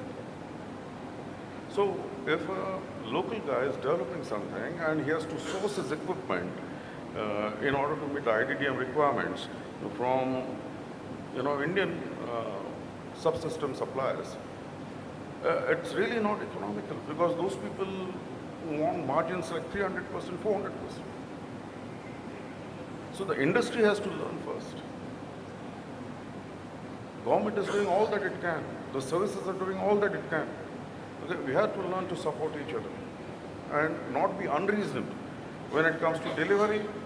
Okay, delivery is haphazard, the quality is not as it should be.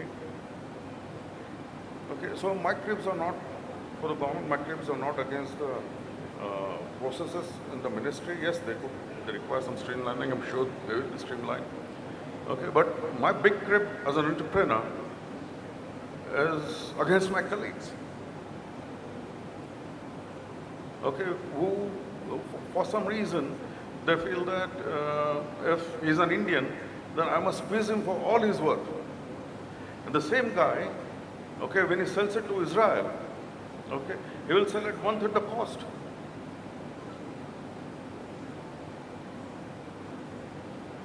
So we are in such an awkward situation that we had to buy something from Israel that is made in India. Because that Indian vendor, when he wants to sell it to me, he has put an exorbitant price. Okay.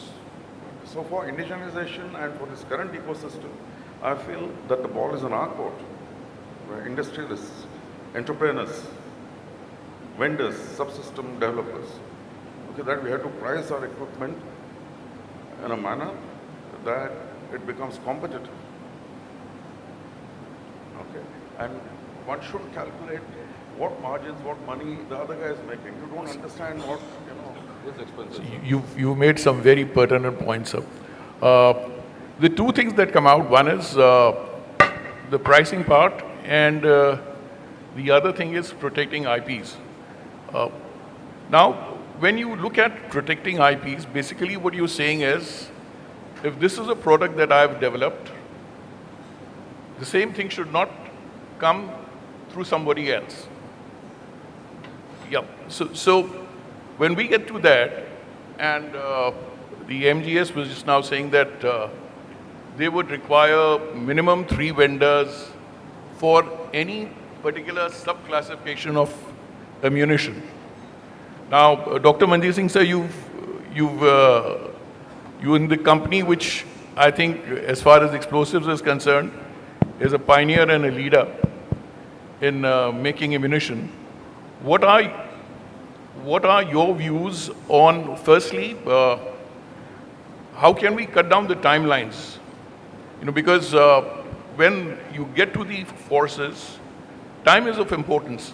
A product, if not delivered today, you come up with it tomorrow, it may be of hardly any use. So one is timelines, and other thing is what Air Marshal sir said about IPs. What, in your opinion, should be the methodology to protect IPs of companies, especially when they are the ones who've taken lead, taken their own capital, manufactured something, and if they find that somebody else comes and steals, I shouldn't use that word steal, but imitates that product and then says, I'm going to come up with it at a cheaper price. Thank you, Rear Admiral Mishra ji. Thanks to the organizer, Mr. Gokhale, for giving me an opportunity to be part of a Defense Enclave. And thanks to Chairman of Solar Group, Mr. Satyanarayan Noel, who is here, to allow me to speak on behalf of solar industries. So, as we all are aware that this sector of ammunition and armament was traditionally been dominated by government-run entities, maybe DRDO, maybe Ordnance Factory, maybe DPSUs, with a limited participation by private industries. However, because of the tremendous efforts by the government, this sector is being opened up to now private industry, and private industry has come a big way with a positive mindset to cash on this opportunity. Now, being associated with private industry, ammunition industry, there are certain ground realities which I want to share with you, which are basically hurdles, even to be self-reliant in traditional ammunition. When I say traditional ammunition, it is basically samama ammunition, artillery ammunition, grenades, 23 millimeter ammunition, 30 millimeter ammunitions. You leave around lighter munitions. General Ojala has brought out the roadmap for ammunition, the ammunition which are very agile, very precise, with the tailored lethality, with the minimum collateral damage, integrated with artificial intelligence for decision making, and the ammunition which harvest and regenerate energy while in the flights. This has where to reach, but there are ground situation even which prohibit any private industry to be self-reliant in the basic ammunition also. Now, first thing what I want to bring to this audience is availability of expertise. This is area of ammunition armament where the expertise is. That doesn't mean that expertise doesn't exist in the country. It is there, but it resides with the, again, government institutions, DRDO, DPSUs, Ordnance Factory, and you believe me, no one wants to leave the comforts of a government job to join a private industry, even you offer the hefty pay packages. So what is hiring a fresh engineering graduate and giving a training in explosives, ammunition, a long drawn process? Dividend will come, but it will take some time. So ultimately, private industry is relying on people who are superannuated from DRDO, from armed forces, from quality agencies, DGQA, DJNI, and like. So the expert manpower, the availability of adequate expert manpower is the first issue which industry is facing. Second is the availability of materials. Now, availability of a good quality metallic materials like armored steel, ultra pure, copper, tungsten, molybdenum. So, if at all these materials are available within the country, the metallurgical skills to tailor the mechanical properties of these materials to best suit the ammunition requirement is missing. Few of the past incidents wherein faulty rounds bursting in the barrel, which led to ultimately discontinuation of 23 millimeter and 40 millimeter ammunition. These are only because of some sort of a quality issues during manufacturing, and mainly there was a board who constituted, say there was a material issues, material which was used was not of right quality. So it is not only the materials, sometimes availability of chemical also. Chemical means explosive propellant. Within our countries, believe me, all type of explosives and propellants are available, but they are available with DPSU. There is no guarantee that this will be given to a private industry when situation arises. I want to quote an example, ATAL smoke grenade. Solar developed under technology transfer of a DRDO.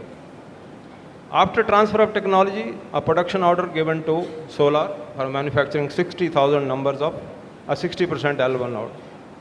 Now each grenade needs 1.5 gram of a single base propellant, pyroxylene.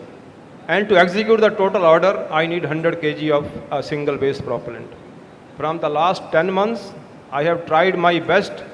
Ordnance Factory Bhandara has not given me that material. So my production, in spite of spending so much money in technology transfer, qualification, DGQ evaluation trial, user evaluation trial at plane, at high altitude, in their trials, DRDO supported, but once you are got the production order, then private industry is left at their own to manage that material. So this is one issue. What is required is synergy between a DPSUs and a private industries, and in that way, between the private industries also.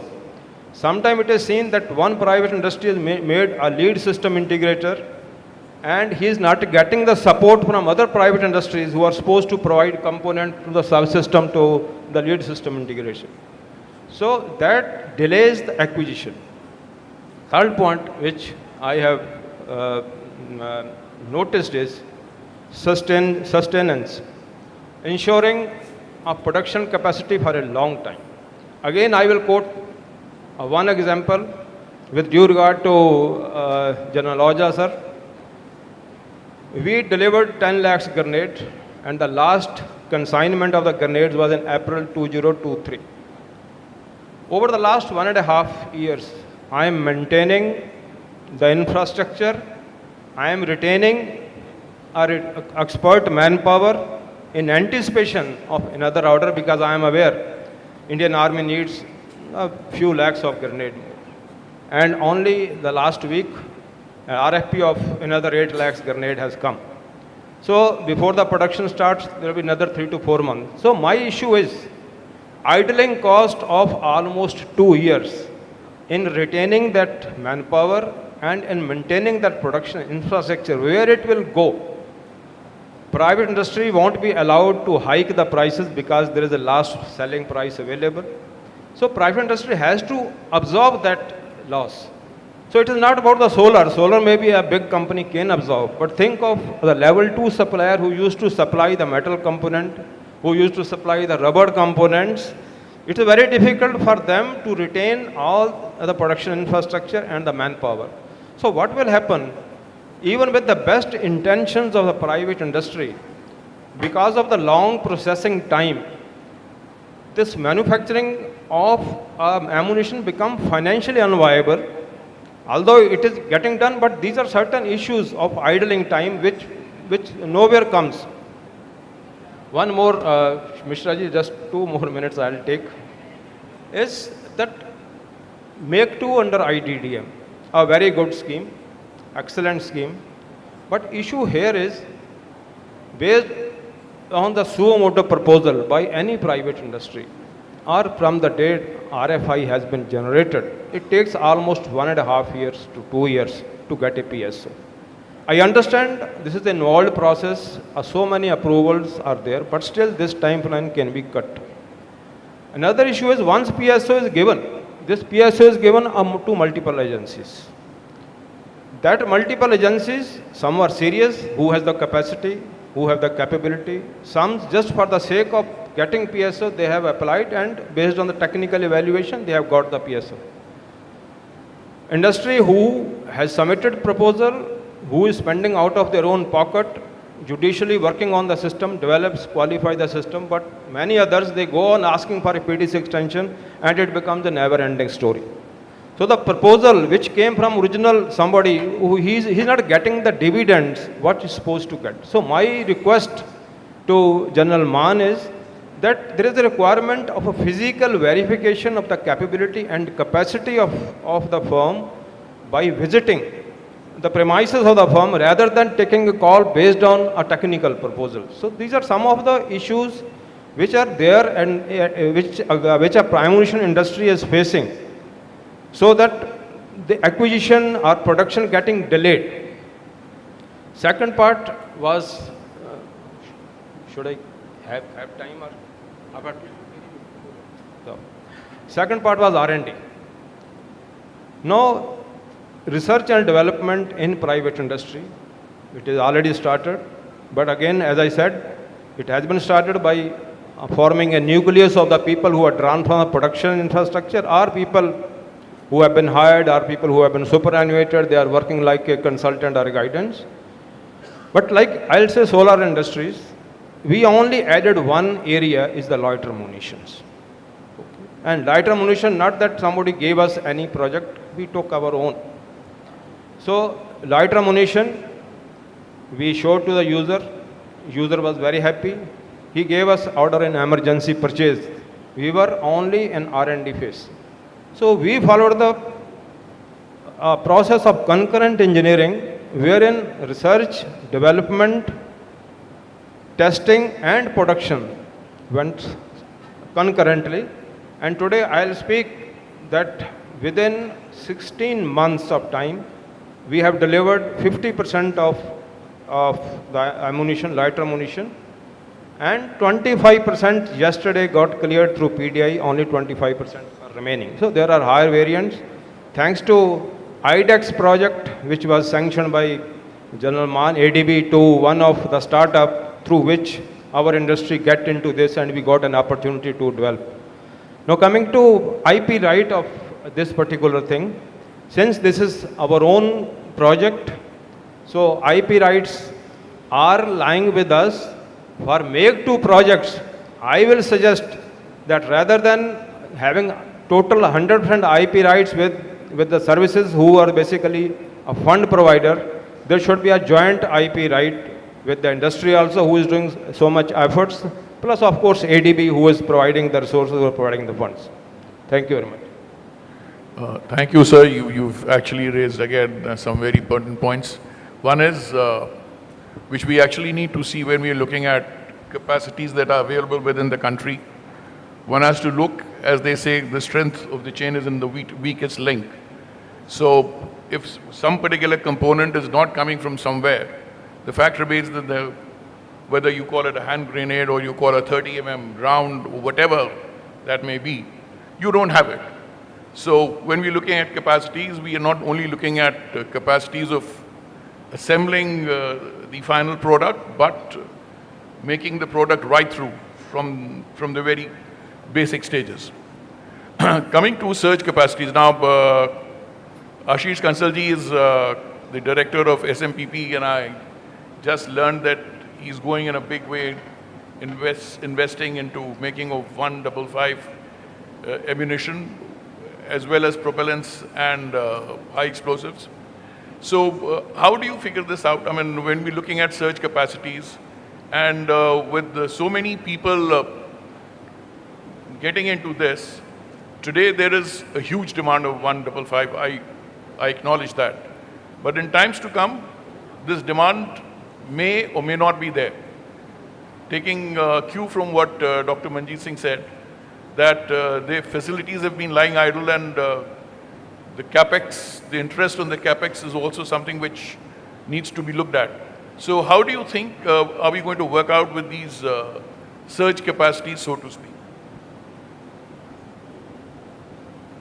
Good afternoon to everyone. See, if you look at the world wars today, as General Aujla rightly pointed, we need these surge capacities. It is not a choice. The wars are long-drawn wars. The concept of maintaining stock for 10i, 40i, it's gone. Today, the world is staring at long-drawn wars where unless you have surge capacities, unless you have in-house capacities within your country to produce these ammunitions and sustain yourself in the war, it's highly unlikely that you will survive a war. So, any country today will have to have its own manufacturing base, and that manufacturing base will also have to have its own surge capacity. So it will be for the industry to sort of manage its costs in a manner that there is certain nominal capacity, and then there is a way to get it to a surge level as and when, God forbid, the need arises. And this is also act as a deterrent for our adversaries who and the world is well informed today. So the adversary also knows very well the capabilities of an industry existing in another country as to what is their real capability and capacity. So it is for the industry to make sure that it develops. And then talking about idle capacities, we as an industry have also been faced with similar situations. We delivered one of the largest orders for ballistic jackets, and then we were left with a similar situation that, all right, we're producing 10,000 a month, but now what do we do now? World is the market. You have to get down to the world. You have to make sure that you are not dependent on just the Indian market, but the global market. And then you have to make sure that you are developing products which then propel the user to come to you for more orders. Without that R&D taking place, without that advancement taking place, Today, you cannot just sit and expect Ojla sir to keep sending orders your way. You will have to make sure that you push him to that level that the Indian Army says, all right, you now have a better product, I need this as well. I admire the positive this thing, and probably that's the way to go, that we need to be looking at the glass 2/3 full and not 1/3 empty. One last question to all the three panelists, and I would request you to keep it short. That is that, anything, one is that you come up to a level and you make a product. Other thing is that you add that X factor, or should I call it that A+ category, where, like our Prime Minister said, that you design in India, not only make in India. Now, when you get to that A+, you need to have that expertise to understand what it is and what is the mechanics behind that particular thing that you're going to improve upon, so that, and what's the scope for you to improve upon that particular thing. So starting from Dr. Manjeet Singh sir, how do you think that we should go around improving on what we are making? And what should be the timeline? Getting back to what DSIDS said earlier in the day, that we should not be satisfied with what we have. There should be an urge, as they say, dil mange more. No, we have been told, we have been educated about the spiral development, that you develop one thing, let it go into production, improve upon what we have developed. So that methodology or that model of a product improvement is already there. Now, following that also, it's not only that you will go immediately to futuristic technology. You need some sort of out-of-box thinking. If I follow a product spiral development, step by step, go on improving the product which have been made, it may take more time. I may not be able to catch up the latest trends. However, thinking out of the box, going altogether a new technology can give me a lead to develop something which is not there. Sometimes I have been governed by the things which is happening around me. I can't think beyond that. ये ऐसा है, इसके अंदर ये डालते हैं, इसके अंदर ये करते हैं. Some more better explosive, some more range, some more lethality, maybe precision more. So I can think about these lines only, because I can't think out of that sort. So what is needed is, if suppose you want to lead in the frontier of technology, there is a need for an out-of-box solution, not that continuously improving upon what I have made. So to work on that, one good thing very recently has happened, what you have said, just like very recently, there were RFP of 23 millimeter, 30 millimeter and 40 millimeter, wherein a requirement projection of next 10 years has been projected. This is what a private industry needs, a long-term business potential, so that they can invest accordingly in the manufacturing infrastructure, they can invest the way they are hiring the manpower and creating test facilities. So this type of a model, wherein a projections for a longer duration, you can sustain all manpower. What was the issue I highlighted in the case of hand grenade, that won't be there now in 23 millimeter and 40 millimeter ammunition. So in ammunition industry, we are following spiral development, but what you are hinting is something which has to be a different model has to be followed, not a spiral development. So what you're saying is you have to jump from one S-curve to the other S-curve. There were some sort of a model which... I'll have the next speaker to... so how do you think we should improve upon products? You are pioneers in bullet-proof jackets. See, let's see how the world does it. Today we have the Lockheeds here, we have the BAEs here. They work jointly, global partnerships. That's the way we need to look at when we are sitting in India. We need to look at global partnerships. We don't wish to import, but we can always work jointly. If the company on the other side sees value in your R&D, in your research capabilities, in your developmental capabilities, they would definitely work with you to develop products jointly. And India has an advantage. We have a huge market. India is a huge market. So that's an incentive for a company trading outside India to work jointly with you. So you will have to formulate global partnerships.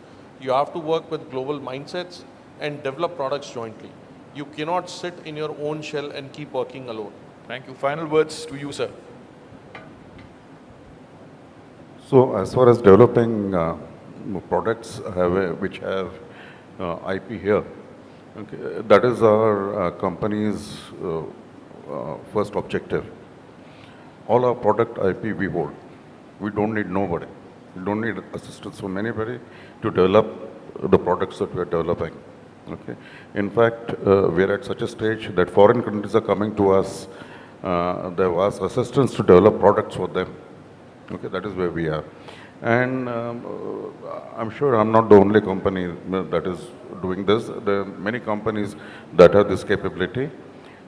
What I would like to suggest is that first and foremost, the focus should be on IP. Who holds the IP? We must all learn from the iPhone that all of us carry. IP is held by, Apple. Okay, there's a whole lot of Chinese people are making some stuff and then putting it together. The software comes, you load the software, and the phone is it's selling like hotcakes. So IP must be held with us. The ministry and the services also must underscore this, issue that product that you're making, do you have a JV with somebody? I think General Mann mentioned this point. Okay, because when I got a call from Army, the first thing that they asked is, do you have JV with anybody? So we told him, no, we don't have JV with anybody.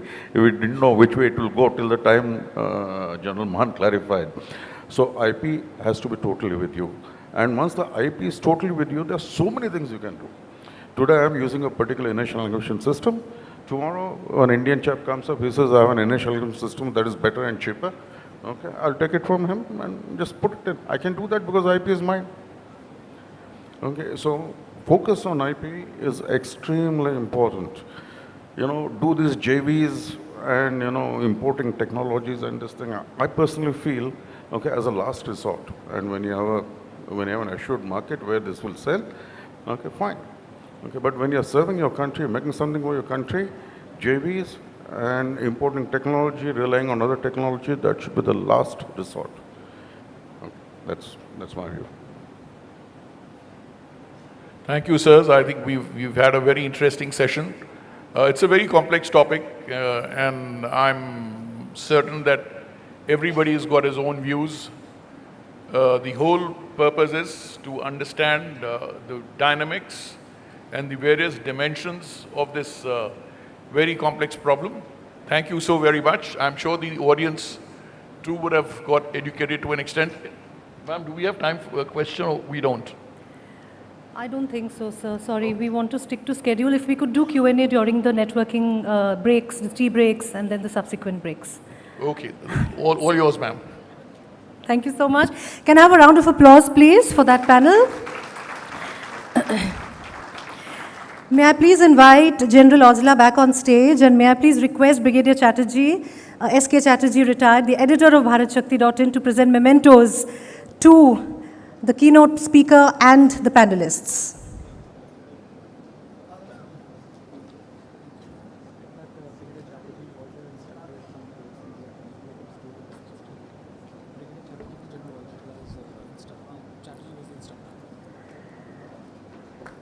Thank you. A memento to Dr. Manjeet Singh, Director, Economic Explosives Limited. To Mr. Ashish Kansal, Director, SMPP. To Air Marshal S.B. Deo, retired, founder and CMD of JSR Dynamics.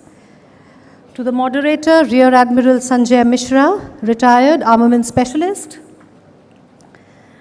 And to, is that your former student, Brigadier Chatterjee?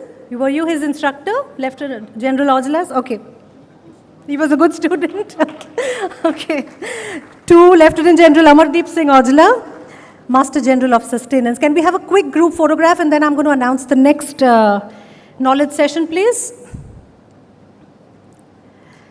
In fact, let me do it by the time they're posing. So the next knowledge session is Make in India for the World. Why is a robust MSME sector essential for the success of Atmanirbharta or self-reliance? And thank you, gentlemen. In defense, are MSMEs in India ready to be part of the global supply chain? What policy interventions are needed to strengthen the MSME ecosystem? I would like to invite our panelists on stage one by one, after which I will invite the keynote speaker. May I please have Mr. Vivek Mishra, CEO, Rafe M Fiber, on stage. May I have Mr. Aseem Yadav, founder and CEO, Aimtrex Technologies. Mr. Saurabh Gupta, director, A1 Fence Products Company. And the moderator of this session is Commodore A.P. Golaya, retired, former TDAC and NIIO. Can I have 4 gentlemen on stage? And thank you for that applause. And now I would like to call upon Mr. Anshuman Tripathi, member of NSAB, to please deliver the keynote address. Can I have a round of applause for him as well?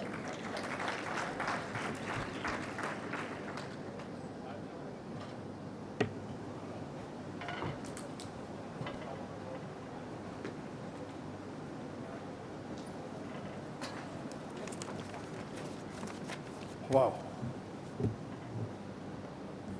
Thank you, Nitin Gokhale Saab, Bharat Shakti, and the India Defence Conclave.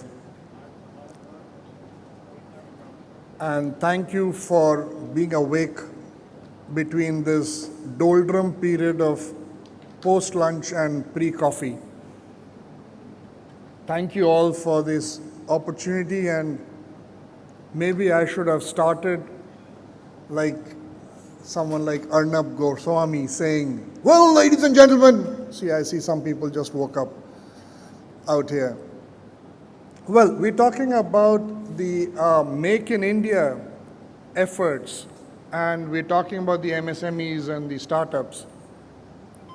How many of you noticed that the Indian, the Make in India effort and the Indian entrepreneur nation went through an inflection point? Did anybody notice recently we went through an inflection point? Anybody? Yes, no? Hands? Yeah, we need the coffee, I know. There was this issue where, we generally, when we mature, many times we don't realize that we have reached an inflection point, but others notice.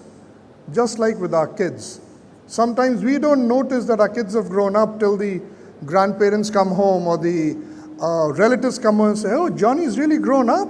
Oh, she's become really beautiful, blah, blah, blah. And they say, oh yeah, he's grown up now, So a lot of things happen, and there are a few data points which came about in the past few months which gave us that confidence that we as an entrepreneur nation had moved in the life cycle of any entrepreneur nation to the next stage. Just like a normal life cycle diagram that kids make, we moved on. There was a recent note about, I think, 2 months ago from the Ministry of Defense stating to all the industry associations, FICCI, SHM, SIDM, to please advise your MSMEs to have a specific kind of components and not to get components from specific places. There was a guidance which was issued. The guidance also named a few companies to take corrective action. Some of you might have seen that note. There was a note which came about, right? It also named a few companies. This was in 2024. But 1 or 2 of those companies have been around for a while and have competed with you guys in previous competitions. One of them being the Meher Baba competition of the Indian Air Force back in 2018 and 2019. So since phase 1 of 2019, those companies have been in the spotlight. So I don't think that the companies were doing something else back then and are doing something else now. What has changed? What has changed? Why this directive 5 years on instead of early on in the system? What changed, ladies and gentlemen, is that the Indian ecosystem matured. The system that we have in place got more granular. The frameworks were more iterated with experience. History was brought into the system. People got more confidence in dealing with startups and MSMEs. So we realized what we wanted and we realized what we didn't want. That was the key. And that was the first data point that came up to say we have reached an inflection point. Then some of you might have also seen there was an article in a magazine called Money Control, which compared the UK startup ecosystem with the Indian startup ecosystem. In that article, there was an observation from the venture capital community that India sees a lot of startup founders, where many other countries have more startup entrepreneurs. Does anybody remember seeing that article? I know, we are all a little spoiled. If there's a news article which is behind a paywall, most of us tend to skip it. Believe me, even I skipped it till I made a personal request to someone to get me that article. So, the essential difference was startup founders and startup entrepreneurs. Why was this observation there? Because that was reality. Why was that a reality? Because India, as it started off 5 years ago in the Make in India effort, was more incentivizing the idea, the thought, and thus the founding was important. That is when all these companies started to take shape. That is when the world started to take notice of India as an entrepreneur nation. So we were focused on the idea back then, and every potential entrepreneur has at some time or the other dabbled into the debate. Is the idea more important or is the execution more important? Everybody. Is it idea or is it execution? Well, we incentivized ideas, but now our focus post the inflection point is on execution. We are now going to incentivize execution a lot more. And that is where is the key of working with the Indian startups and Indian MSMEs for the global market. There is going to be a further maturity in the system to guide our startups to be global players. The gentleman before me and the panel before me was talking about intellectual property and intellectual property rights and where IP is key. Let me tell you something. I was on a panel a few days back on semiconductors and AI. And when we talk about AI today, one of the key names that comes up is Sam Altman. And you can Google this for yourself. There was an article in the Forbes magazine some time back, and the title was, "What is Aadhaar?" Question mark.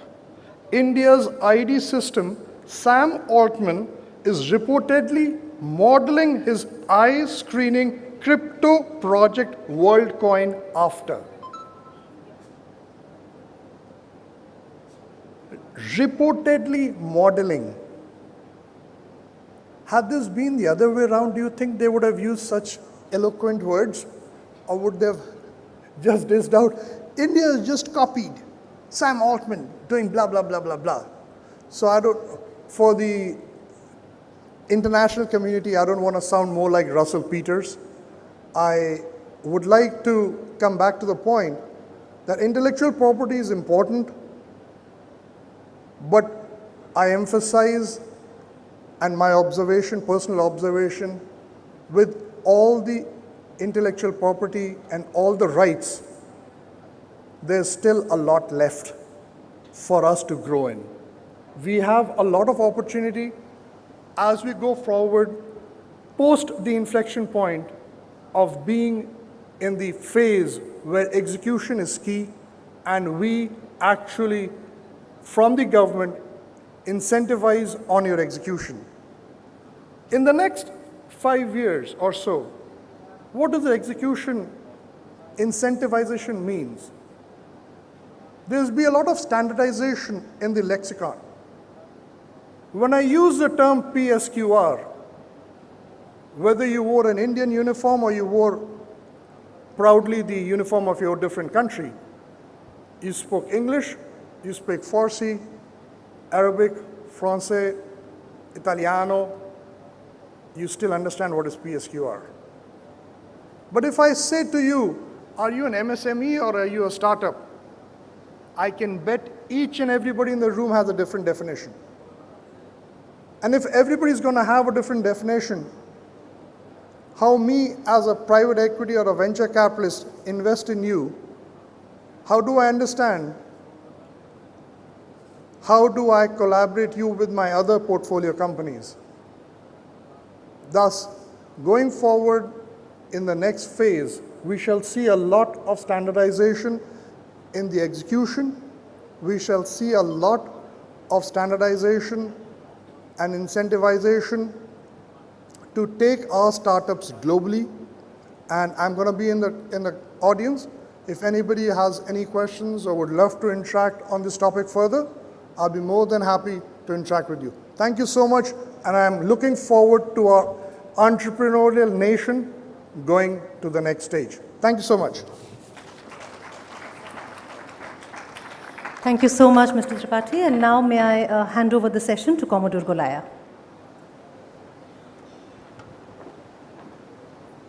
Thank you, Mr. Tripathi. I do think you woke people up with the points which you made. I don't agree with some of the things which you said, but we'll discuss that separately. Good afternoon, ladies and gentlemen. The topic is Make in India for the World. And we've been hearing statistics right from since morning, people have been giving out statistics. Our defense exports have grown 30 times in the last 10 years, 30 times in 10 years. As of now, we are exporting to 90 countries. In this year, the first quarter alone, the year-on-year growth has been 78%. So these, by any standards, are mind-boggling statistics. But I want to, I think for this session, we'll have two ground rules. We discussed certain things with all the speakers, but let's change the rules now because I think we're tight for time. And I think first thing which I want to say is that this session is not or should not be about us.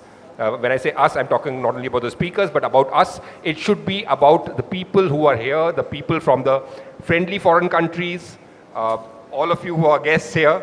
I think even if you're talking about policy intervention, it should be something which can create a win-win. So if that be the case, I think we will spend more time in questions and answers. So you have the speakers here, they're all experts in their field. The biodata is there, so I think we'll have questions and answers, and I will encourage all the DAs to pose questions as much as you can.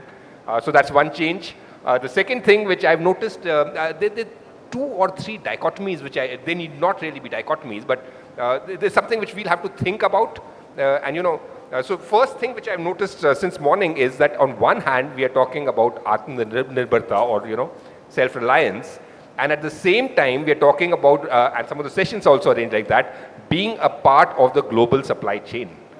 So are we, and it's not something which is unique to India, even the other countries, are you talking about globalization or isolationism? So that is a dichotomy, I think, because if you're talking about we want to be self-reliant, but we also want to be a part of the global supply chain, how do both the things work? So that is something which I think we'll have to discuss. Second, I'm just going point-wise, systems versus components. So this again came up about, I mean, are we talking about full systems, or if you're part of the global supply chain, if you're making components which are being then used by other players in a collaborative way to create, again, as I said, a win-win. So that, I'm not sure how many of you are aware, we've been giving these figures of, how our defense exports have grown. Would anybody hazard a guess who is our biggest export partner? Which country do we export the maximum to? USA, yes. And all of them, or most of them, are components.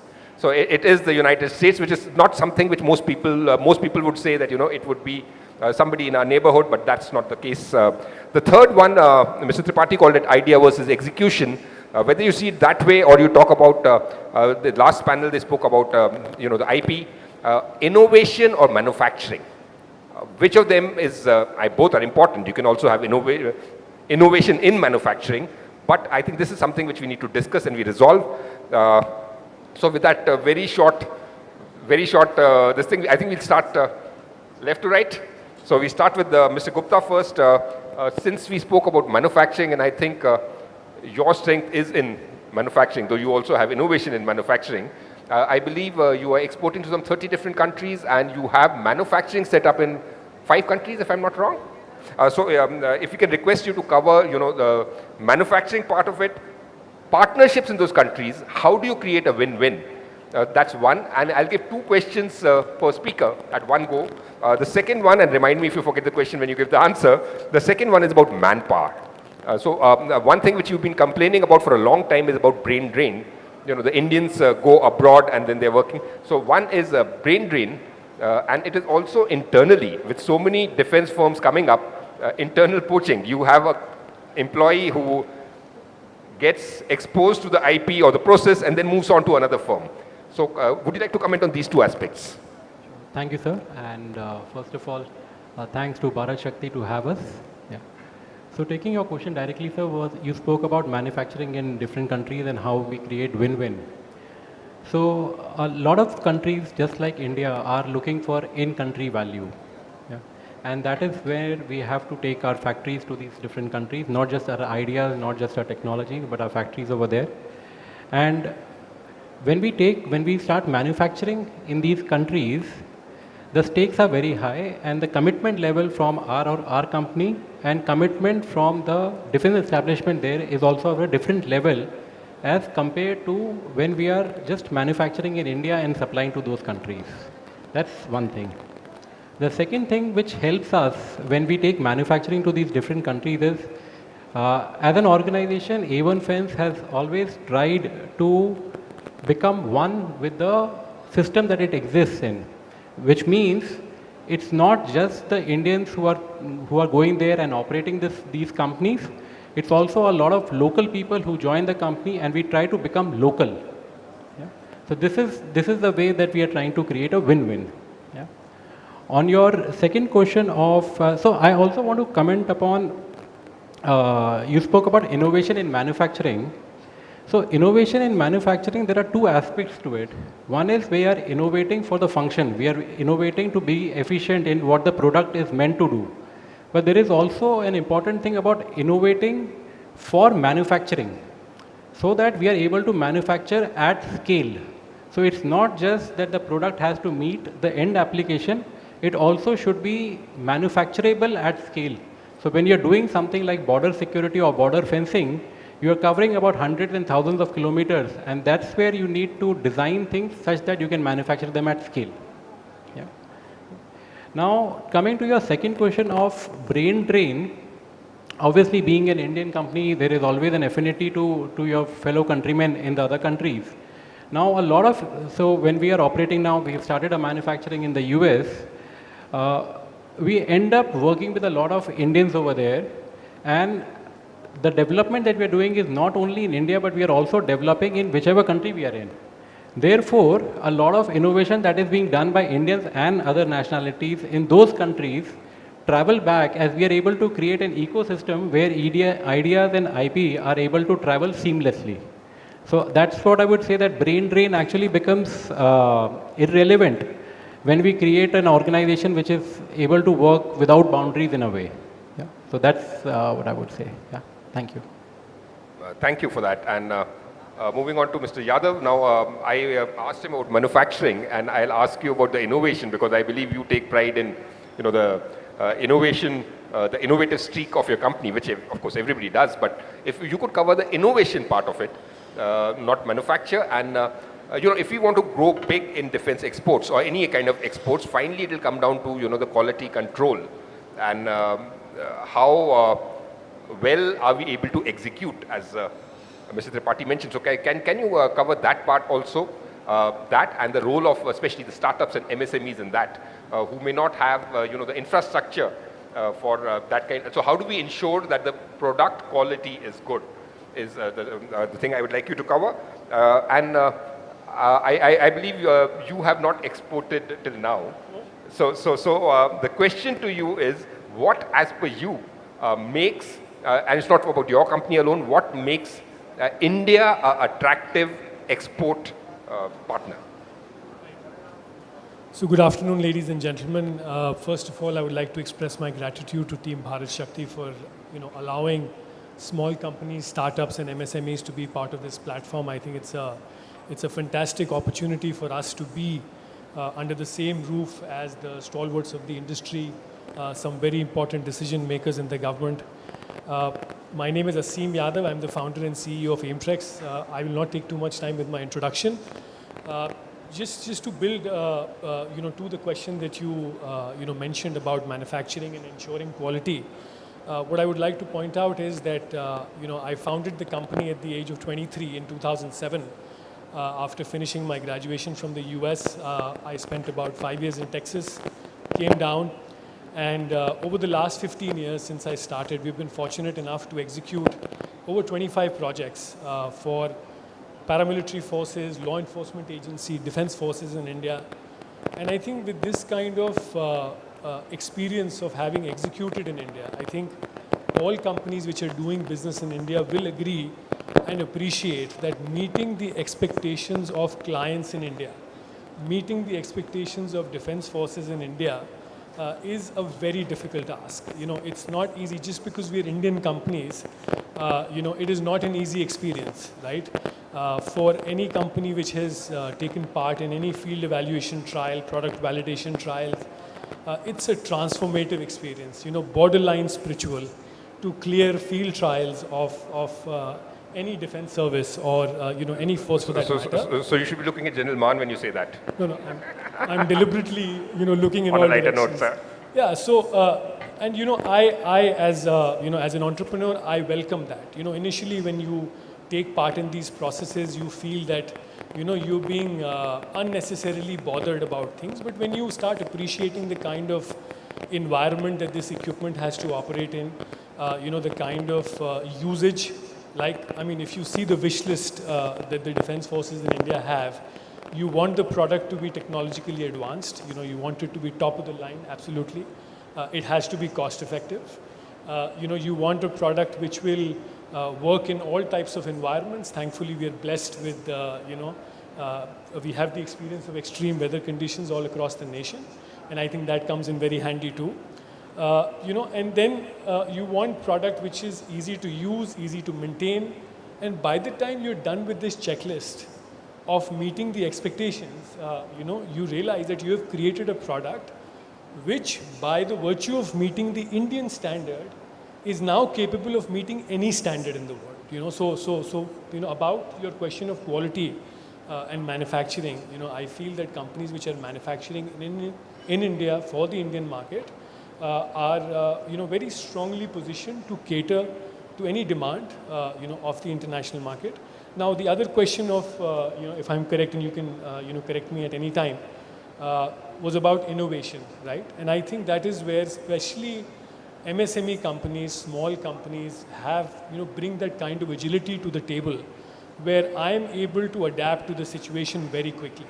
Just the way you change the format of this particular panel, like this, you know, I think it is you know, to our advantage that as startups, as MSMEs, as entrepreneurs, young entrepreneurs doing this, trying to make a difference, trying to make a significant contribution to an industry which is, which was considered to be very complex. It had, various challenges. You were at TDAC and, you played a pivotal role in everything you accomplished there. We got to witness that, firsthand, and the kind of change that has come about. I think, with respect to the, innovation, ability, generation of IP, research and development, the kind of, if I zoom out for a second, over my journey of the last 17 years, I can very quickly appreciate how quickly Indian companies have been able to incorporate technology. Just to give you a small example, our keynote speaker earlier, Mr. Anshuman, mentioned ChatGPT and, Sam Altman. And, we become so used to so used to new technologies so quickly, it's phenomenal. If you think about this, ChatGPT was introduced in November of 2022. It hasn't been 2 years. We as a small company are already working on a project with DRDO as a development partner to integrate AI into development of training solutions for small arms training. It hasn't even been 2 years since the technology has been introduced. So, I think we are ideally suited as small companies to be able to meet the expectations of the client. And in many cases, which I see, scale will always be appreciated, right? If you can manufacture something at scale, it requires, a set of talent which is of course very valuable. As our keynote speaker was saying that, the entire focus is going to shift to execution. But I think what is also to our credit is our ability to innovate even if the use case is small. Even if you tell me that I'm going to need this product in a small quantity for the special forces, I'm ready to do it. And I think that, not only for the Indian defense industry, but also for the global market, is a very significant advantage that we bring to the table. Thank you. And last but certainly not the least, we come to Mr. Mishra. And I know quite a few of you would have interacted with him and his brother. And in all my interactions with both of them, they come across not as the entrepreneurs or the CEOs of the startup, but as scientists. So I would like to ask you specifically on the R&D part of it, because especially the field which you are in, which is aerospace, where it has to be more robust, more reliable. You can't take chances in aviation, and people have been talking about aviation certification. So you are somebody who has actually focused on R&D. And I hope you don't take offense to that. You come across more as a scientist, but I think your bent of mind is more about problem solving, and your scientific temper is something which comes across even when you interact with the services. So is that something which you would like to cover? Yeah, sure, sir. Thank you everybody for giving us a chance to present and talk about our views about this. So I've been hearing everybody, and I think we have said about focus on R&D, said about focus on manufacturing. And what I feel is both go hand in hand. And you can't have good, innovative, state-of-the-art, or even something which crosses the boundaries without doing the R&D part. And not only R&D in developing solutions, R&D in developing components, R&D in developing subsystems, R&D in developing the systems itself, and then finally R&D in manufacturing.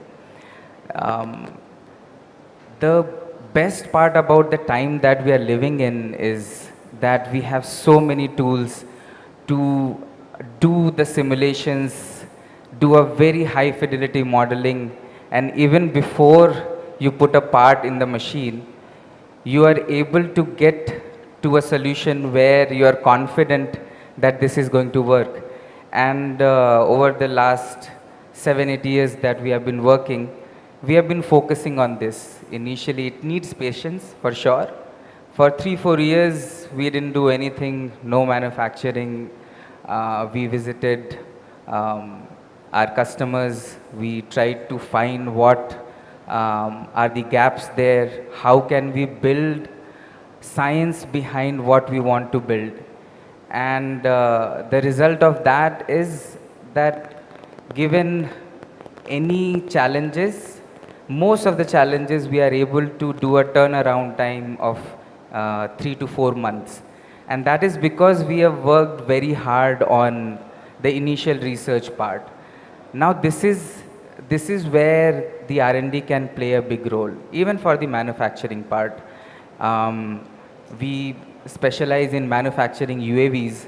Now UAV is pretty new to the world. Why is it exciting is it puts less constraints on the design of the system because there is no human on board. But then when you go for bigger systems, the constraint comes back because it's a 10-meter wingspan system. If it falls on somebody or some house, then you have a problem there. Then how do you deal with this? You can start dealing with this at the design phase itself. You should design for the kind of reliability, robustness that you're looking at in the final system. And at the same time, you can actually figure out what manufacturing techniques you're going to put into work for manufacturing these UAVs, and which is what we have been doing. During the design phase itself, we have around 15 to 20 different manufacturing techniques. So we can figure out which material, which manufacturing techniques would go for optimizing not only the performance, but as well as cost. So this is where the R&D plays a huge role.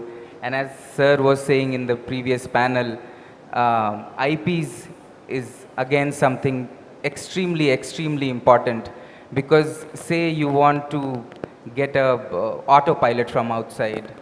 Now if you want to add a sensor to it, it depends on whether the other person wants to give you the freedom to add another sensor or not. But if you have your own design here, you can manufacture it, you can change the things very quickly. And this is where we are moving, and I think a lot of MSMEs and startups are working towards the same goal. And I would want to say that we should follow this R&D approach more, so that we are able to reduce that time, and at the same time we reach the I would say reliability and robustness what is required by the forces or the customers. And I can see that change as well, as in we have been importing a lot of stuff in defense over last decades.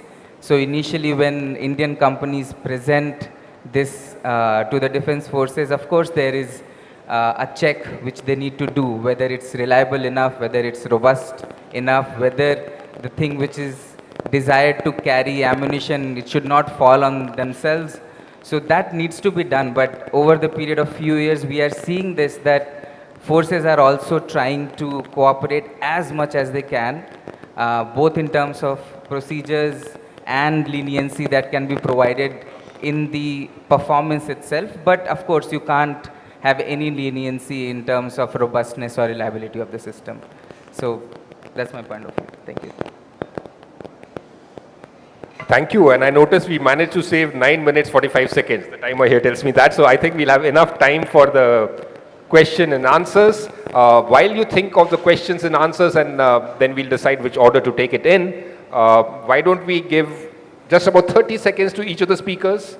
Because I changed the format at the last minute, and I know you're liable to turn violent. So if you had to just make one point which you'd prepared, which you wanted to say, which I deprived you of. So if you want to say one important thing, or one policy intervention which you think is important, 30 seconds, one speaker at a time. We start with Mr. Gupta again. So I would just like to repeat what has been spoken about on this platform today.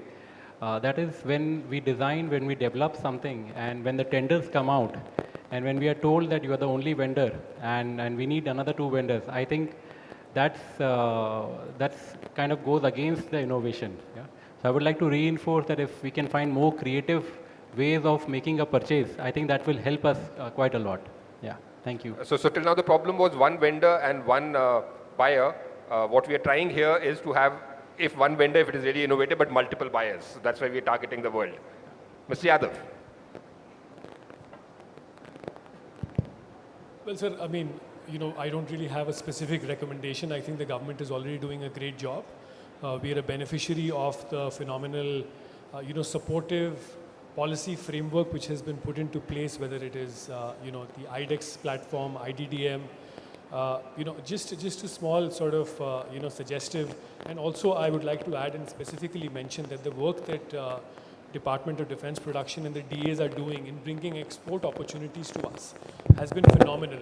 Just over the last quarter, we have had very qualified levels of interaction with several African countries, CIS countries. So nothing specific on that front. I am personally looking forward to, the contours of the new policy called RAPID, where they're talking about, research, analysis, programmable implementation, and data intelligence. And I believe that there will be some specific incentives for defense manufacturing. That is something that I'm looking forward to. Other than that, I think the government is already doing a great job of supporting MSMEs like us. Mr. Mishra. One field I would want to recommend, or we are already have been talking about it over last 5-6 years, is supporting smaller industries, MSMEs and startups with new projects, new research projects, new manufacturing, and keeping in mind that some of it is going to fail. So more support in terms of the requirements which the user has, and money as well, because we have a smaller number of programs which can support the R&D part and the manufacturing part, and I know that there is a lot of effort which is going on, and I would want to reinforce that idea. Okay, so we're ready for the questions now. Anybody in the audience? I can see somebody raising his hand, but we'll give priority to the defense attaches. This is about moving from India to the world. So the defense attaches and our friends from the friendly foreign countries, you get first priority. If nobody asks, then I come back to you. Fair enough? Yes, sir. Somebody raised the hand there? No? Somebody put down their hand? Okay, we'll take one question from you then, and then we'll move on to, okay, the lady here. Please go ahead, ma'am.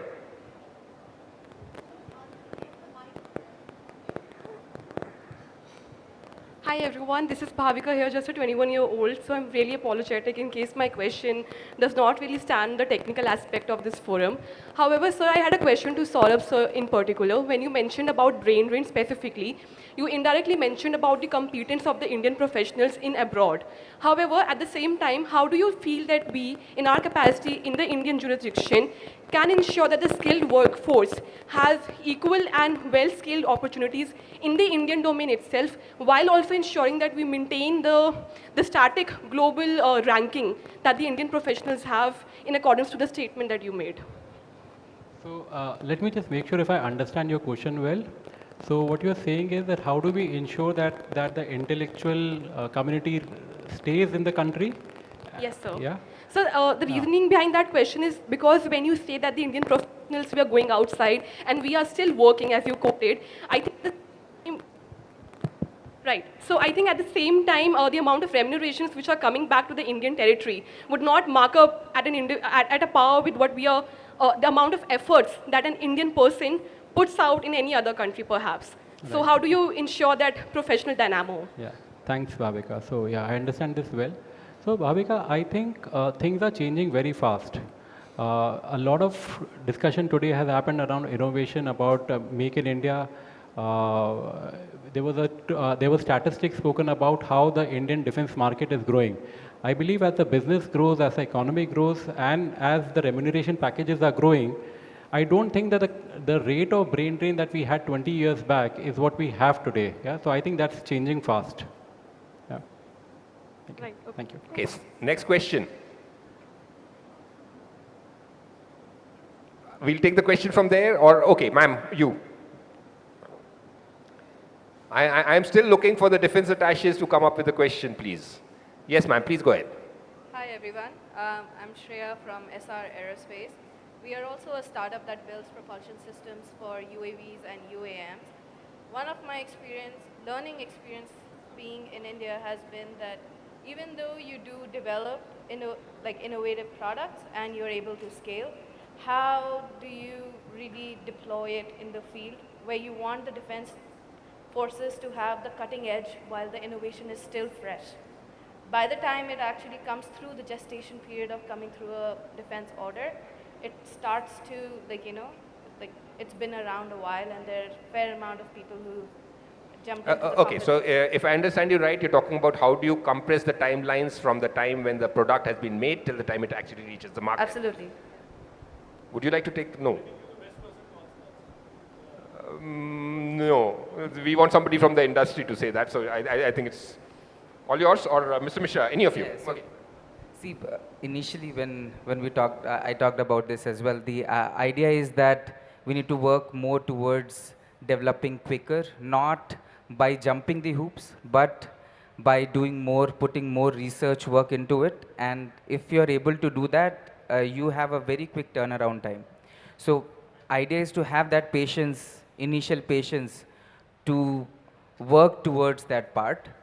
And then you can have quick turnaround times wherein you can see an RFP and develop things within 6 months, and that is possible. I'm sorry, I think I'm misunderstood. We do our part, but then how do the defense agencies adopt it quickly? Because that's the part that takes longer to come through, right? Yes, we will come back to that question. The clock is ticking, so we will take one more question, the person who raised their hand initially. And do we have one of the defense attaches? No? Okay. Hello, hi. My name is Vaibhav, and I represent a company called Bonvi Aero.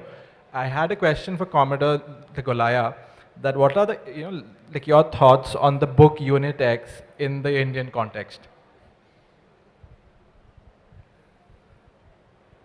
Okay, okay, we note down your question. So I've got two questions noted down now. Do we have any defense attaché with a question? No. Let me give you something now for the defense attachés. I will give something which you could then maybe support and build up upon. One area which I think is untapped. We've been talking about innovation, we've been talking about indigenization. Even in my bio, you would have seen the Naval Innovation and Indigenization Organization. When it comes to obsolescence management, and it comes to making the spare parts which the OEM may no longer supply, we have indigenized quite a bit of them, and they've mostly it's been done through the MSMEs. I do think there is a whole lot of, there's scope for collaboration there, because these small firms may not have the wherewithal to, for example, reach out to your countries where you may have equipment from similar sources, and this thing about sustenance. So I'm just giving you a lead for your questions, and maybe we can discuss it later. Now, which are the two questions? You asked me about my views about Unit X. Unit X, in case people would be aware, the Defense Innovation Unit experimented initially, then the X went off. In case of the US, which is quite similar, I think, to what we tried in my own organization, which I used to be in TDAC, which was about technology development and acceleration thereof, which comes to your question. But I will say this, and I will say this on behalf of the industry, because industry is very cautious about what they can say to the users, because they don't want to rub them the wrong way. I'm now retired. I'm also, or was, a user. So I'll say this on behalf of the industry and also on behalf of the users, because it's something which has been coming up again and again. The US faced this problem. We have not yet faced this problem, but we soon will. I do not know in 2 years, 3 years, 4 years, that it will no longer, if firms like this, innovative firms like this come up, it will no longer be a buyer's market, it will become a seller's market. The American friends here can check me, but I think the whole idea about starting Unit X was that Silicon Valley was not willing to do business with the defense. They said it's not worth it.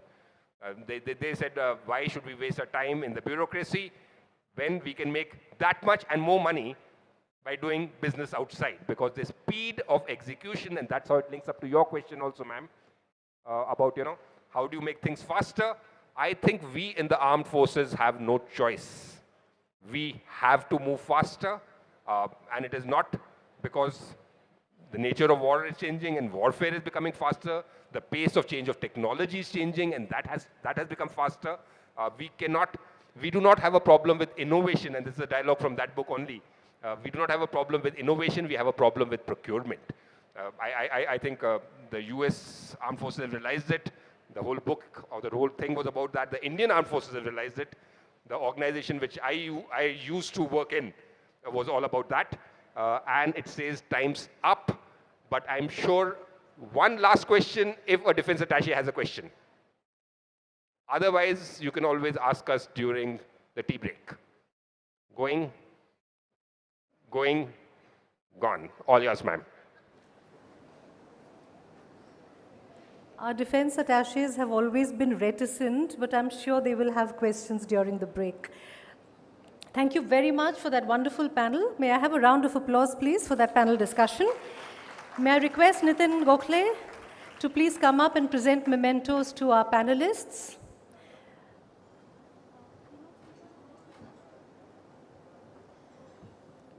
A memento to Mr. Saurabh Gupta, Director, A1 Fence Products Company.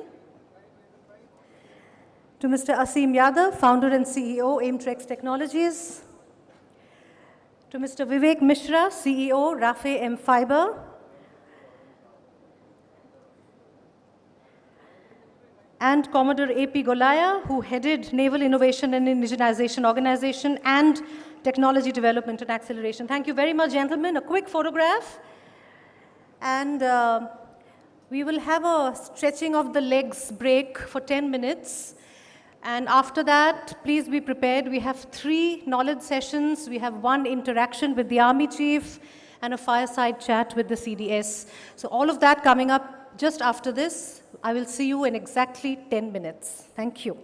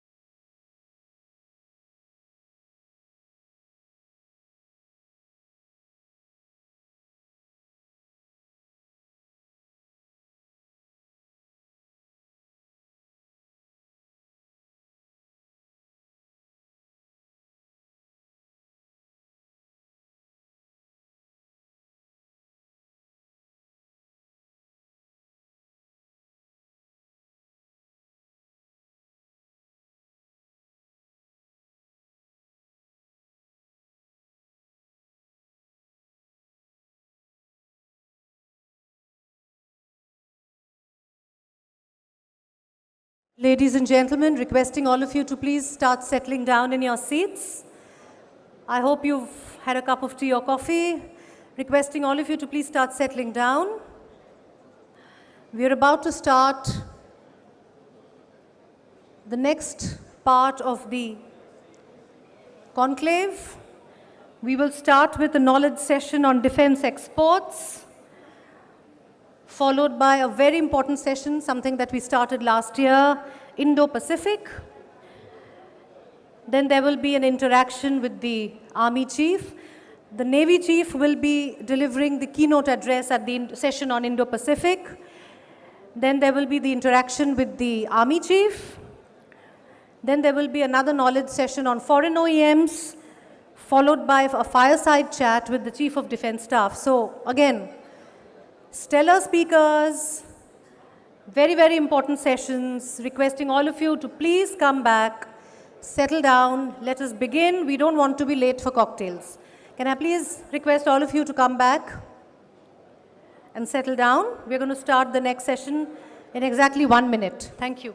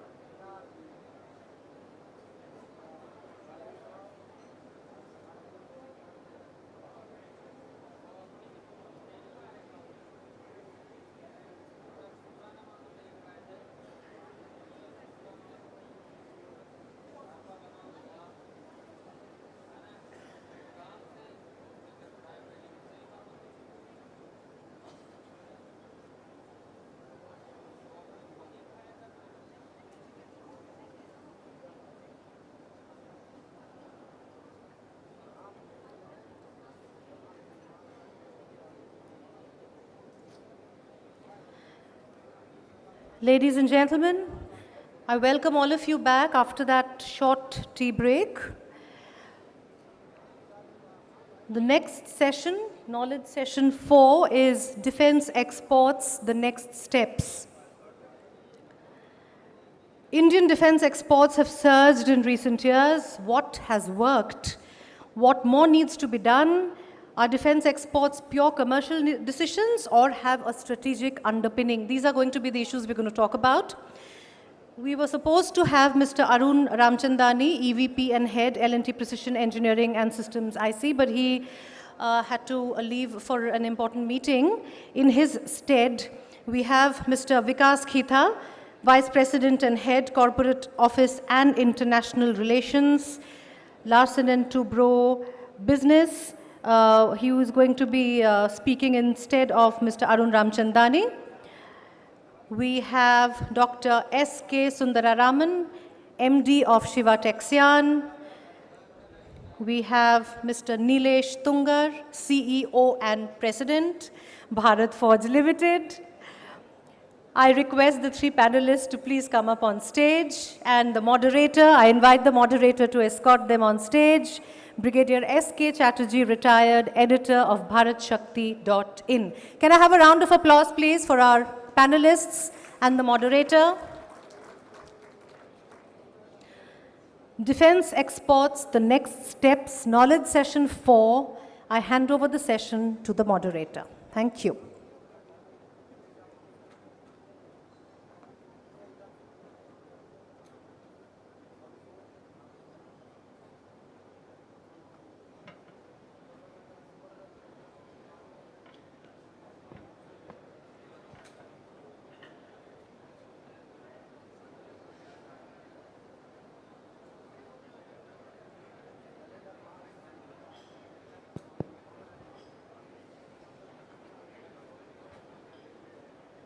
Good evening, ladies and gentlemen. Please settle down.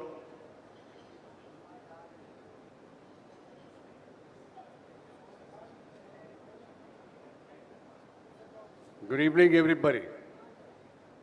Let's get going with this session, and this session is on exports. In today's, the entire run that we've had, I think we've already done about 2/3 of the distance that we're supposed to do till we get our dinner.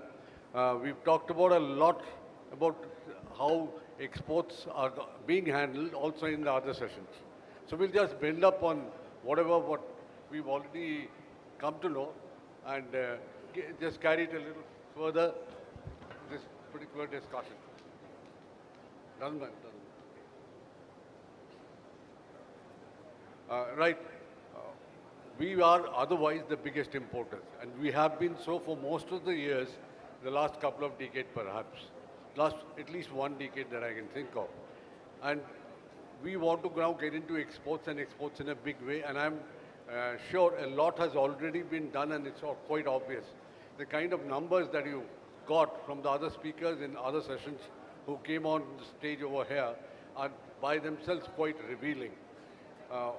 What I would also like to add to the speakers, whatever data they gave you, is the fact that we are exporting to about 85 to 87 countries, with the United States being our lead importer, followed by other countries like Myanmar, Maldives, other small countries.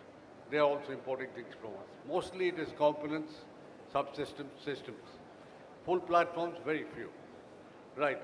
But today there is a requirement for us to ensure that we are also able to export, and especially since we are modernizing simultaneously, and we are producing the kind of goods that's expected perhaps in the world market, comparable to goods which are available there in the same category.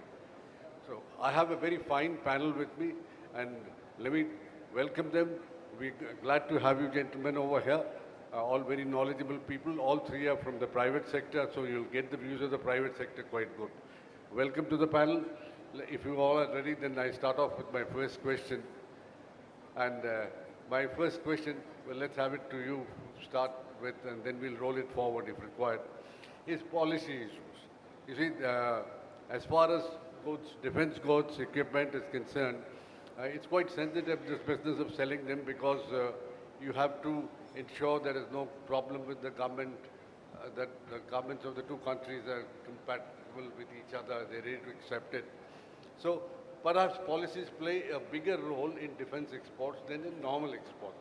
So what do you think are the policy interventions that are possibly required, or if it's not required, any new policies that you think will make the thing faster, easier for you people to export?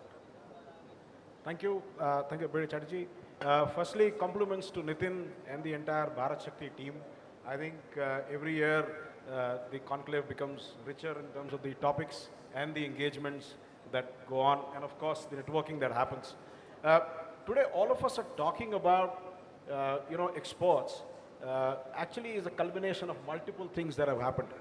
Firstly, the biggest one is of course India's foreign policy, which talks about India first, or a neutral stance that India has taken in terms of being a friend, a reliable partner, and somebody who will stand by come what may.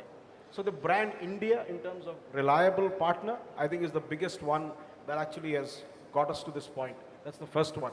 The second one, of course, is in terms of today, we're talking about not just components to be exported, but we're talking about systems, which are complex systems being exported.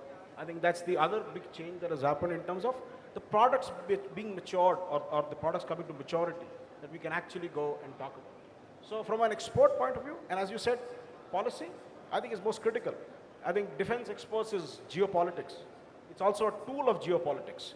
And from that perspective, I think government of India, the whole of nation approach between the MOD, Minister of External Affairs, the national security apparatus, the Indian missions across the globe, and the DAs, I think that has been one wonderful experience in the last couple of years, if I may actually say. In terms of looking at the policy interventions that are required, I think, we have, last year in the same, conclave that we were talking, we had started to look at systems getting exported.